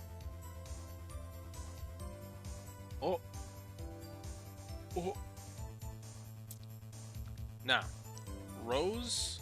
Why rose? Not from the vein by the force of the shot. Lucky for you. If that ivy had not been there, why, you might be a suspect. Indubitably so. I might say it's thanks to my lucky color. Your lucky color? Indeed. Even today I wear it proudly upon my suspect self. For always, without fail, brings me luck. Why, when Zack and Valent won their first Magician's Grand Prix... Oh, it comes back. The Magician's Grand Prix comes back. Nice. Yes, the very one held by the Association of International Magicians. I was adorned in this attire too, and our trophy, a bust. What a day that was. This is one trip down memory lane no one needs. My lucky color, yes indeed, and that IV too. I think it was hued. It was hued especially for me, Valent. It does seem to be the case, indeed. Wait, why would it... The IV was blue. So, are you saying that... Okay, so the question is, what is he saying? Is he saying that his lucky color is blue, or his lucky color is yellow? Because if he's saying his lucky color is yellow, then he couldn't have seen the color of the bag correctly, right? Wait, we back as Phoenix? Damn, you shouldn't have stepped out. Well, Mr. Wright, any thoughts on this testimony? Valent sure looks happy with himself. Okay, how about this lucky color testimony? There's a contradiction. Either way, no matter how you look at it, there's a contradiction. He doesn't see the colors correctly. It certainly sounds like your lucky colors brought you plenty of luck, but not this time. Mr. Valent, your lucky colors betrayed you. I'm afraid you've lost me. Your Honor, the witness's testimony just now clearly contradicts the evidence. What? Please recall my warning at the beginning of this cross-examination, Mr. Wright. Baseless accusations will be duly penalized. I do hope this latest accusation is well-based. Don't worry, it's fucking based, alright. Very well, let's hear the defense's claim. Where's your evidence that contradicts what Mr. Valent has told us? Well, I mean, the photo of a crime scene. The crime scene tells all, Your Honor. The photo of the crime scene. All this talk of color has me yearning for black and white, clear-cut simplicity. Tell us, Herr Wright, just where is the contradiction in this photo? My pleasure. And I assure you, it's quite simple. But I can't promise anything in black and white. Ooh. Banter. Let's hear what Mr. Wright has to say. What in this photo contradicts the witness's testimony? The fact that this sumbitch is green. Valiant Gramarye, let's get one thing straight about your lucky color. It's yellow, yes? Kind of takes the mystery out of it, but yes. Something wrong with yellow, Mr. Wright? Yes, there is. Decisively wrong, in fact. Take another look at the photo of the crime scene. What's this? Confusion, doubt, tell us. What do your elderly eyes spy? Even my elderly eyes can see a problem here, Mr. Valiant. Look at that IV bag. Ah. What is this? What foul magic? It would be hard to call the IV liquid yellow. And I'm afraid no magic was involved in taking of this photograph. Alakano!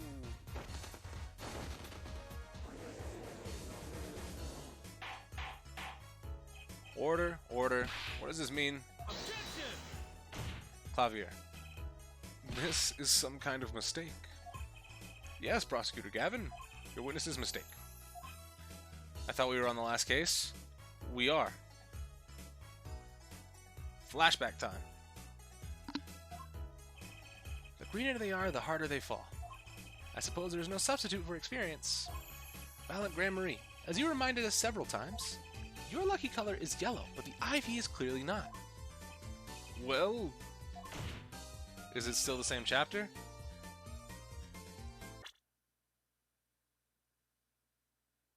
That should tell you all you need to know.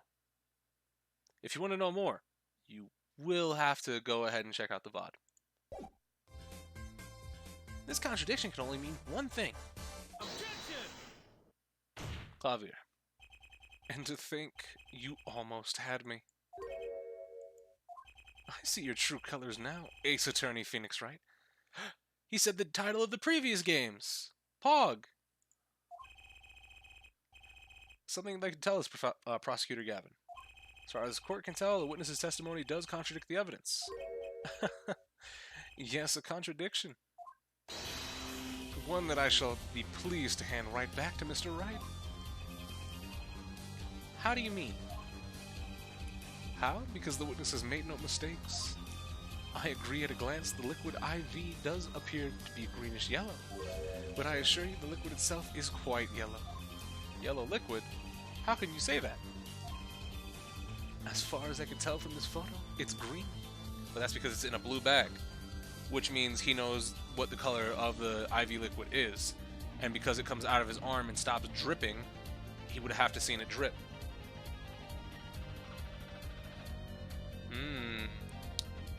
Got you.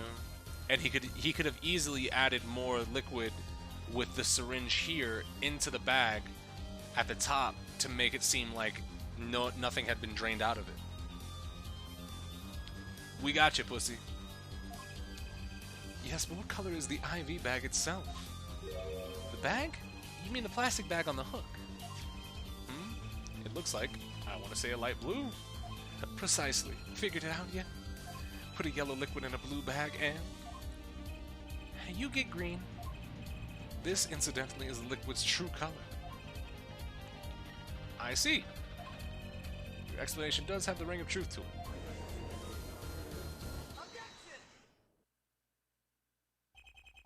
As I thought. There's no substitute for experience, Prosecutor Gavin. What? You may tell a good tale, but you've just proven something rather grave. For you, that is. Grave? The liquid in the IV is yellow, yes. But how did this witness know that? Got him. It's quite unnatural when you think about it. You did think about it, didn't you?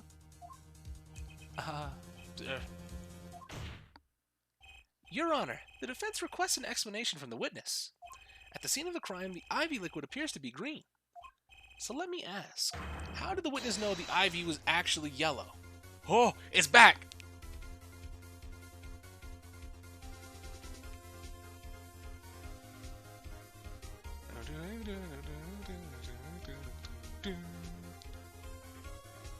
Got him.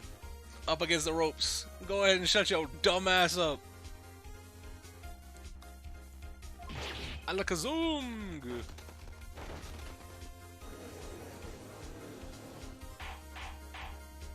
Order, order.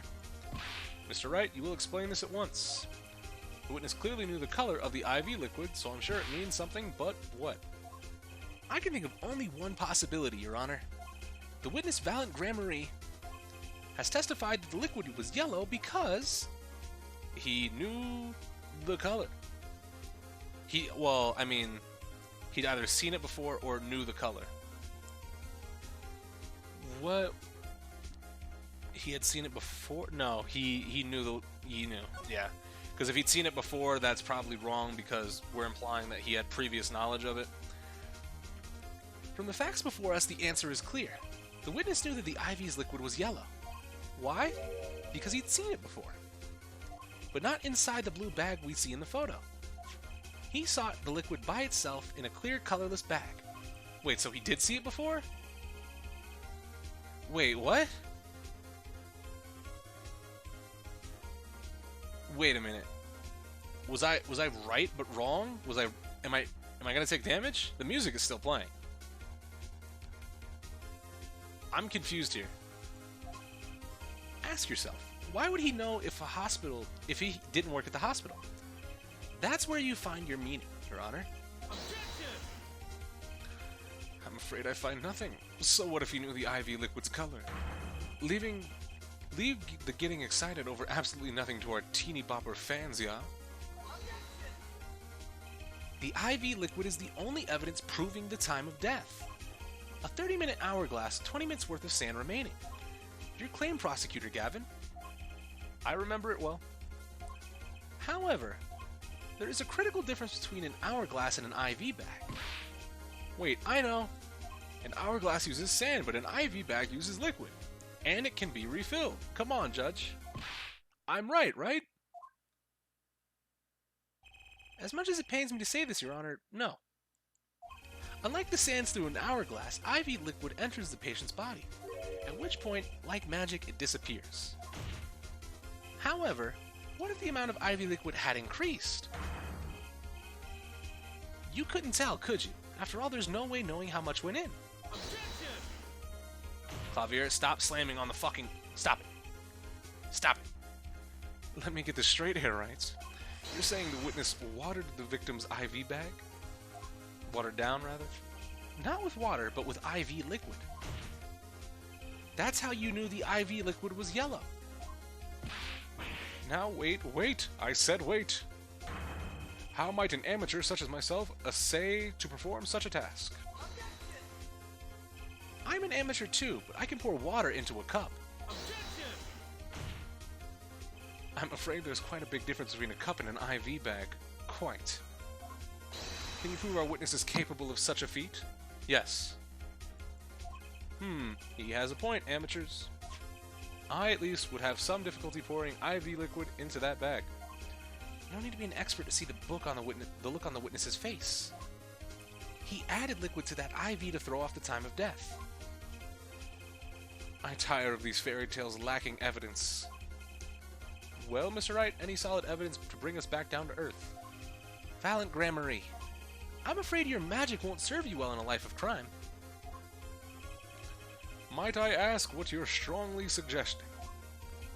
Magic relies on props, and props become evidence.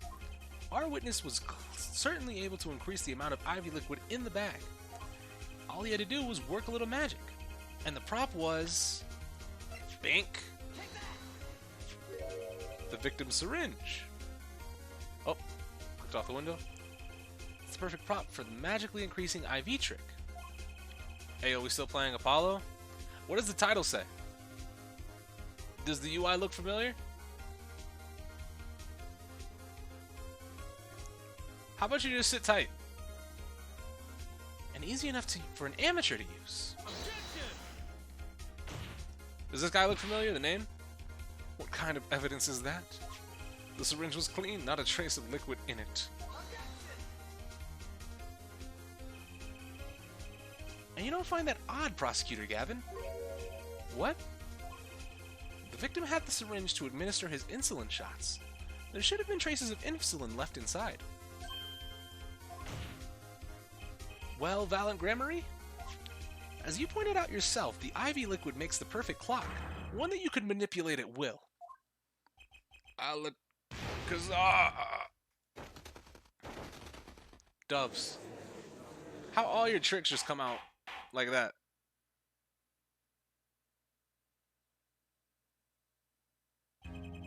I do believe, well, with this being his first, that the burden of this trial has been a bit too much to bear for Prosecutor Gavin.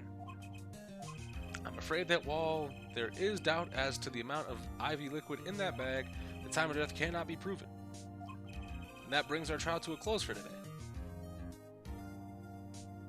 Looks like we're doing pretty well. Looks like we're doing pretty damn good. Well, maybe I can squeeze an extra day out of this. I can do a little much-needed investigation work. Do we get to investigate his Phoenix? Hell yeah! I see there are no objections. Court is a... Son of a bitch.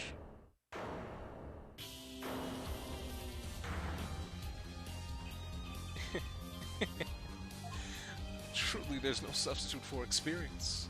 Nothing blinds one to the truth so effectively. How much fluid was added to the bag again? Enough to make the doctors think that no time had passed. A word to the wise. Underestimate the young and they'll sweep your feet out from under you. In a way you never ever expected. You see, I know exactly what you're thinking. What's he talking about? You say the witness used the syringe to manipulate the level of the IV liquid. But there is no proof. There's no proof he didn't do it either. Yes, quite true. Huh? He's admitting it. Nor was this witness quite as decisive as I'd hoped. This I admit, after all. Why linger in the past when the future holds so much? You have something in mind, Prosecutor Gavin. Proof, Herr Judge. I have another way to prove my case. With evidence, no less. What's this? This is the victim, Magnifique Gramarye's diary. Okay. Right. And the page that's torn out was the page Trucy gave us. Oh no. Yeah, everything it make a whole lot of sense. We need to put Kristoff in double jail.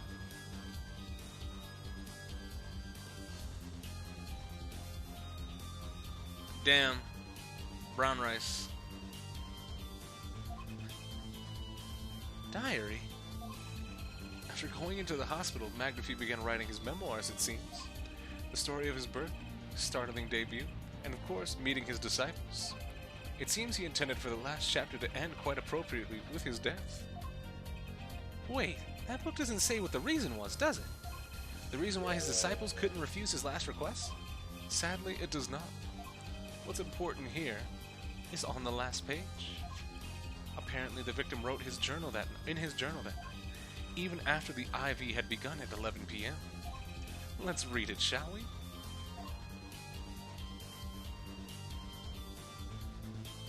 Alright, tonight's IV is in, maybe the last. I leave the rest of them. The first should come soon. The journal may end here, or it may go on, but not long. That depends on his hand. All that is left to mine is to lay down this pen? Yeah. Right. So we're gonna have to present the fucking we're gonna have to present the page, and because it's clearly forged, we're going to be this is how we lose our badge. Yep. Okay, this makes sense. Yeah, that's definitely gonna hurt. Read the very last part with particular care. This journal may end here, or it may go on, but not long. That depends on his hand. Of course, by his, he refers to our defendant, Zach Gramarye. That would make sense, yes. He was the first scheduled visitor, after all. But look at what he said before that. Yep, the journal may end here, or it may go on. Magnifique Gramarye intended to write again? That is... I mean, even at this point, it's very clear to see that there's a ripped out page. Assuming no one can present it, it does not matter. This is admissible. If Zach Gramarye didn't pull the trigger. I mean, the same could be said for Valant, though. I see the defense understands the meaning of this. The victim's diary does not go on, it ends. Because Magnifique's life was brought to an end by the defendant, Zach Gramarye. So if we... Yeah. To be fair, there's nothing that indicates the page that Phoenix got was forged to Phoenix. Of course, we know. Yeah, of course. So Phoenix literally got tricked into presenting this. Yeah, that's what I mean. Like, it sucks, but at the same time, like, Phoenix got played really hard. Like, all the evidence, like, I made the comparison before, but it's like football, right? You make a 80-yard drive to the end zone. You're on the goal line, about to score. Just because you can't get it in doesn't mean you can't score. You can still kick a field goal. You still make points on the board. It's not like the prosecution just wins because they have one piece of evidence they can't prove anything off of either. It's a little bit silly to me. But then again, I am just a man who is sitting here playing a video game. So what the fuck do I know? Either way.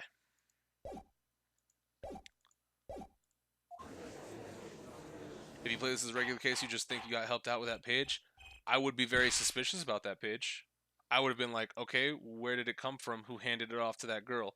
If this was a regular case, I would want to go meet the person that handed the note to the girl. Because she said some guy gave it to her. I want to know who that some guy was because Zach was here the whole time with me. I would assume it's Valant, but why would Valant give Trucy the fucking note? So then I need to meet the person who would actually gave Trucy the note. Phoenix has gotten evidence in weird ways before. Yeah, but it's usually explained away like on the spot. Are you certain this Magnifique Gramarye? Are you certain that Magnifique Gramarye wrote this? One thing I don't understand is that Edgeworth forged all types of evidence. Von Karma forged all types of evidence. Still employed. Phoenix does it once. Gone. Maybe it was like Edgeworth never forged anything. That's right. That's the one thing he didn't want to do. No. Nostalgia is actually correct on that. It's just said that he forged evidence. Edgeworth was literally never a forger. He delayed facts from being presented, right? Like the updated autopsy report being the most notable example. He waited to give that up. Miles literally... Yeah. In the case with Lana and Emma, it was Lana that forged? Yeah, exactly. So I guess the rumor went around that that there was forged evidence, and because it ended in a guilty verdict, they were like, oh, the prosecution did it because there was a guilty verdict. Right? Well, this does seem to be significant. According to this, Magnifique did intend to continue his diary. Yet if his diary ended here, which plainly it did, then the one who pulled the trigger was the first visitor, Zach Gramarye. You can't prove that, though. You can't prove that he intended to continue writing or not. That's my issue with this. This is taking a little bit of a turn for the worst.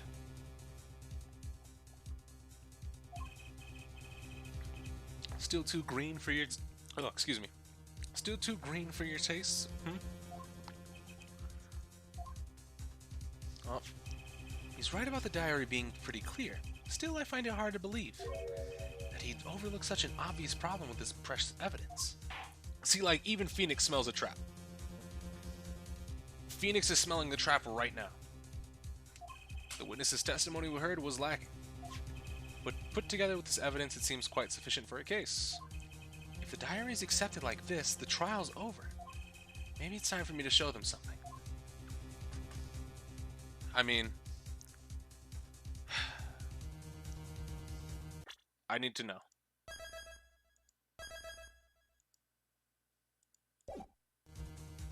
Let's see.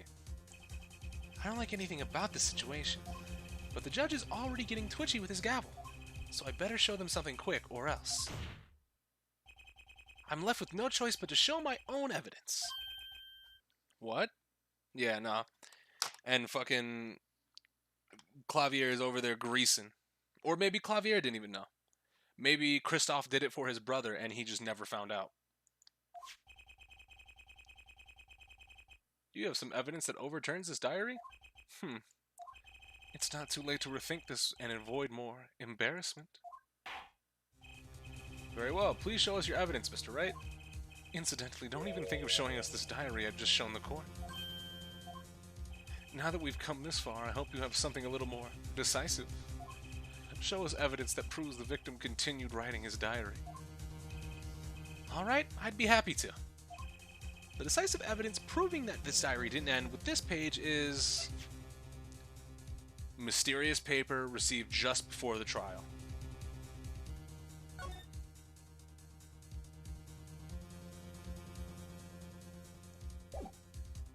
Yep. Salutes, Phoenix.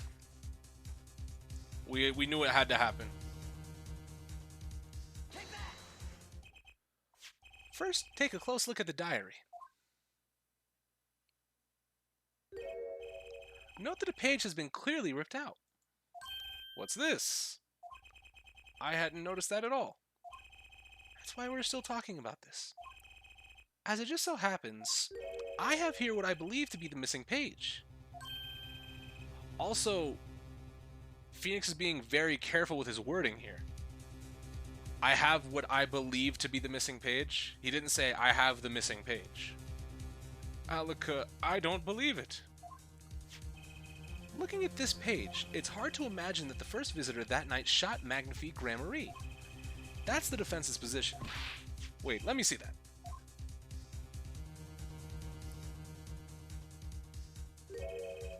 What in Sam Hill? Why, this is the continuation of the victim's diary.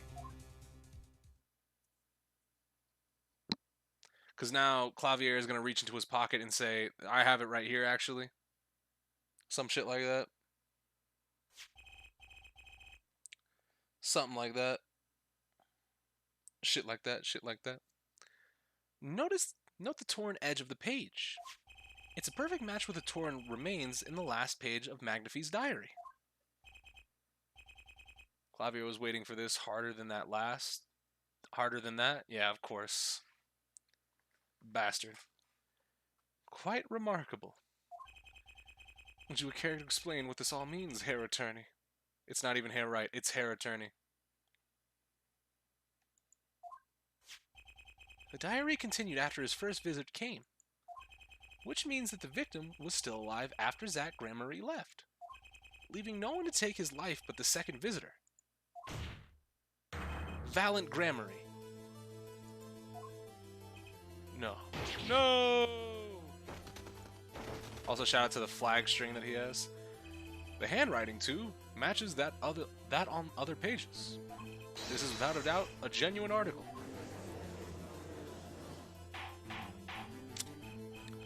Order, order. But wait, that's impossible. That old man couldn't have written that. Oh, you good? Finally. You just couldn't resist, could you, Herr Wright? Resist what? Presenting solid evidence? Yeah, he knew. Herr Judge. Yes, Prosecutor Gavin. Might I request we put the current cross-examination on hold? The prosecution would like to call a new witness. But Prosecutor Gavin, this evidence overturns the current witnesses. I ask only to put it on hold. Please, my new witness has a very, very important piece of testimony to give.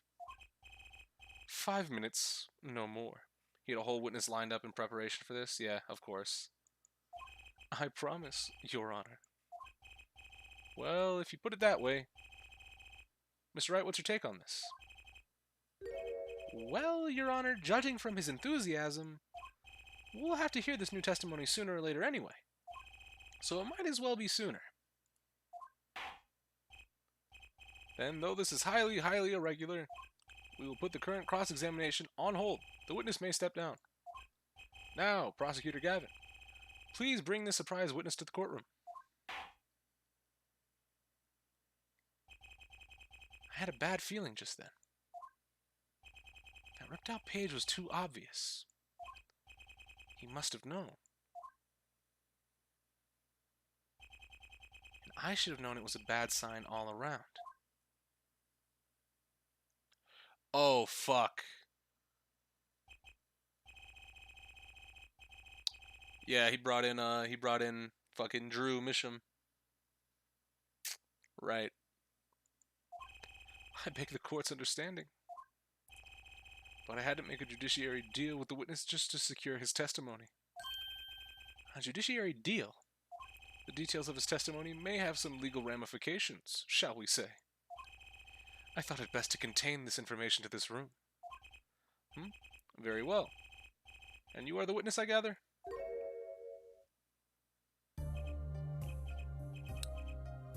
And that's why he has a theme.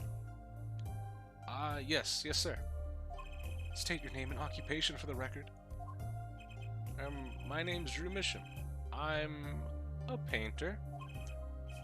Painter? And you are somehow related to this case? No, well, not per se. I have one simple question for this witness. Mr. Misham, was it? Do you know what this is? Oh, yeah, I know it well. How's that possible? How have you seen this diary page somewhere before? Oh, yeah, I mean, I made it. You what? You made it? Yes, you might call it one of my works. The regional prosecutor's office received a tip-off yesterday. Illegal evidence has been prepared in the trial for the trial of Zach Gramarie. Illegal evidence. I initiated an investigation and found this witness. A painter to the world at large, Drew Misham has another side, you might say. He is skilled in making perfect reproductions of certain things. Forgeries, in other words. Forgeries. Well, so we are to understand that this page here is a fake, prepared by a certain defense attorney. Hold it! I didn't prepare this evidence! The attorney speaks. Something about this page, I presume, but what is he saying? It makes no sense. After all, it was you who presented this evidence to us, Phoenix, right? Witness, Mr. Misham, was it? Who requested this forgery? Who was your client? He's gonna say a defense attorney. And it's gonna be fucking Christoph. That, I don't know. What? Most of my clients prefer to remain anonymous, even to me. I make the items they want and receive my payment. That's the extent of my contact with them. What? But there's no proof this is a fake. It's a fake. Huh? To avoid just this sort of problem, I always put a special mark on my works. I can say without a doubt this is mine.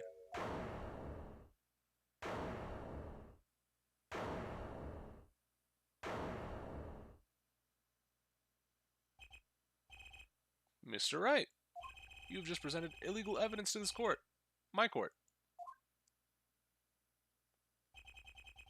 It was careless of me. That's all I can say. Yep. Damn. He doesn't blame Trucy, though. Yeah. Phoenix a real one. Because he knew. He knew deep down in his heart who was responsible.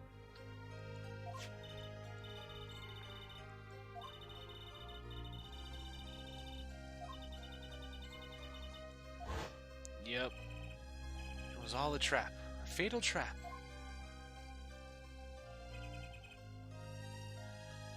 Mr. Wright? Yes. Do you have an explanation for yourself? If I did, would the court hear it? Probably not. Forging evidence is a serious crime, and presenting it in court a serious mistake. Yeah, if only there was some other notable attorney who was renowned as not ever losing, ever at all, presented some fake evidence. Ever.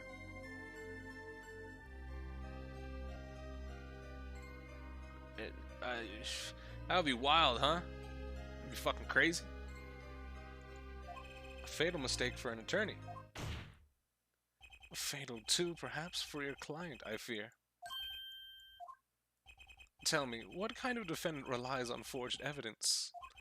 The answer is quite clear. A guilty one. Your Honor, wait. I understand that presenting forged evidence in court is a serious crime, but you cannot hold my client responsible for actions I undertook as an individual. I'm sorry, Mr. Wright. Your Honor?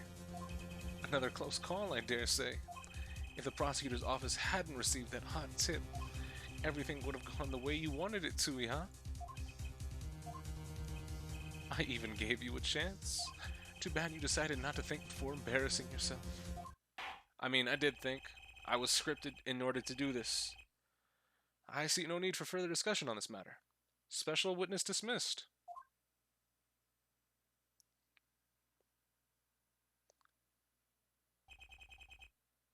Mr. Attorney? Yes?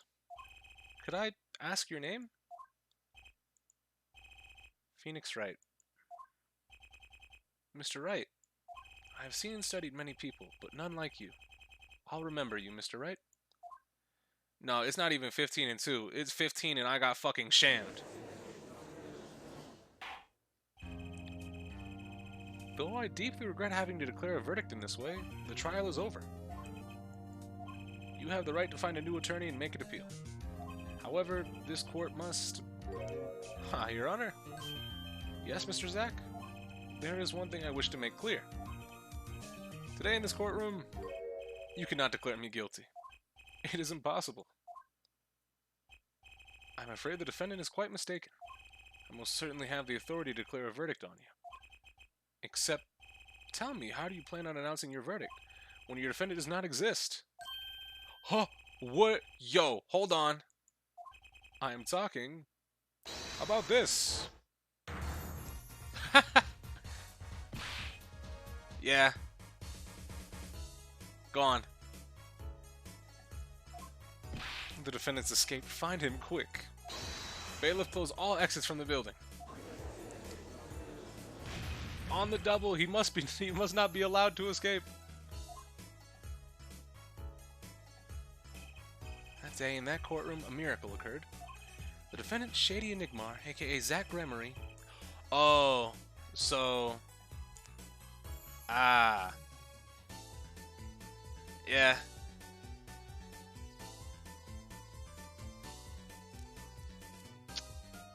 This makes sense in retrospect for case 1.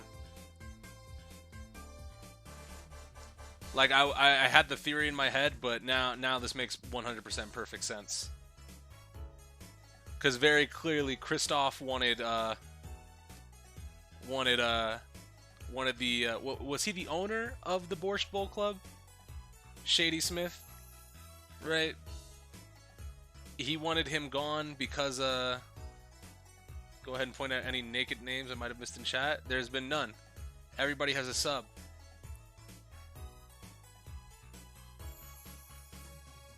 Shady was a traveler? Okay. He didn't own the... Yeah, who challenged Phoenix? Yeah, it just seems like, I don't know, maybe I'm crazy, but it seems like Shady Smith, you know, Smith being a very commonplace, Smith as a last name is almost as bad as Doe. You know, like John Doe, it's almost that bad.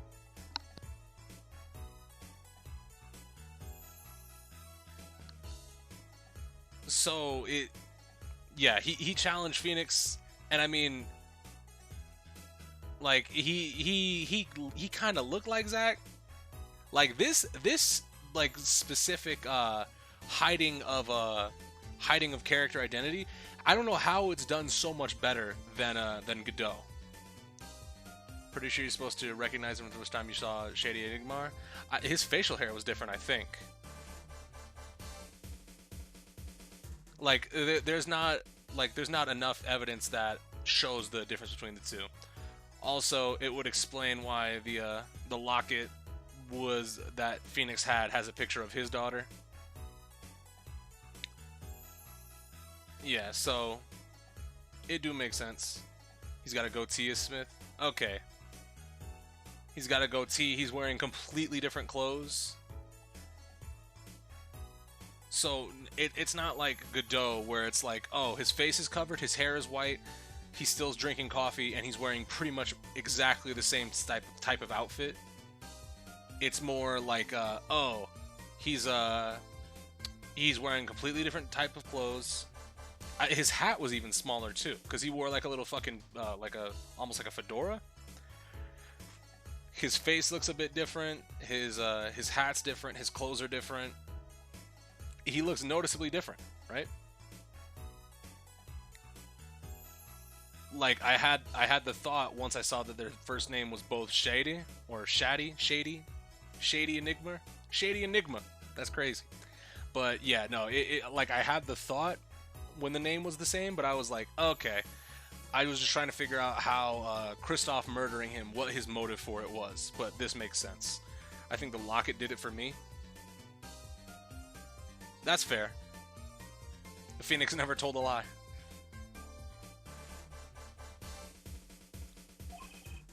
He literally unbelievably vanished. Right before the bailiff's eyes. No one ever saw him again. Not since that day. This is the Gramarye miracle.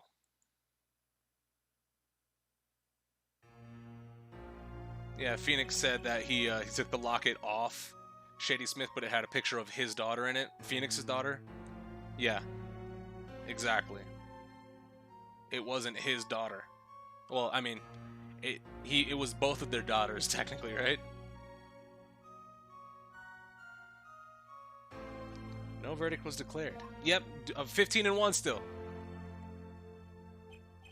After all, the defendant didn't exist.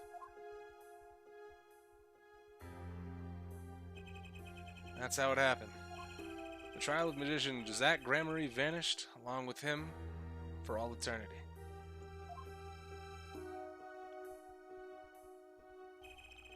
The mysteries that remained behind were all solved, however, but not until 7 years later.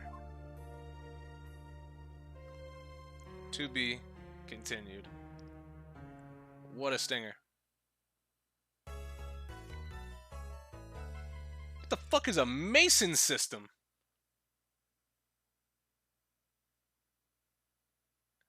Well, we're going for a little bit longer. Hold on. A trial 7 years ago was the beginning of it all. This I know beyond a doubt. The mysteries of the past work and the magic on the present. But you'll be finding that all out soon for yourself. Which of Magnifi's Gramarye's disciple pulled that trigger? Where did the vanishing defendant Zach Gramarye go? What dark truth lurks behind that forged diary page? And what about the girl who's left behind? Well, I mean, that one doesn't seem like much of a...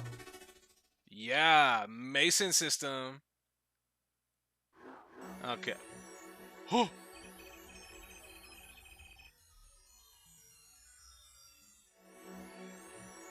What the fuck?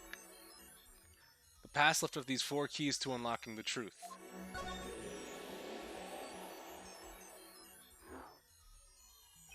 That's not all. There are 4 keys in the present as well. When all the questions have found their answers, the final trial will begin. But first, you must chase the truth through then and now. Think of it as a game. Nudge, elbow, wink, nudge. I, Phoenix Wright, will be your guide through this game. A terrible trial saw me present forged evidence. It ended half-finish, with the defendant vanished. What became of me after that? As your investigation proceeds, the answer will become clear. Oh, and one more thing. There's something I must tell you.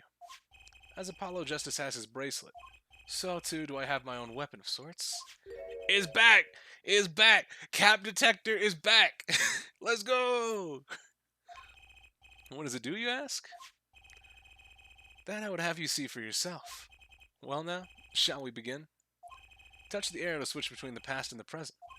Let's begin 7 years ago. In the past. It's right after my last trial came to an abrupt end. Now that you know the game, let's play. Well, now that I know what the fucking Mason system is, that's gonna do it for us today. It went about as long as I wanted it to. Nice little 5 hours. And hopefully tomorrow we end it around maybe 4, maybe 4.5, so we can start up Dual Destinies. But I'd like to thank you very much for coming out. Thanks to Gallus for the couple subs, new family members. But with that, I am gonna call it for here. I'll catch you guys tomorrow. Peace.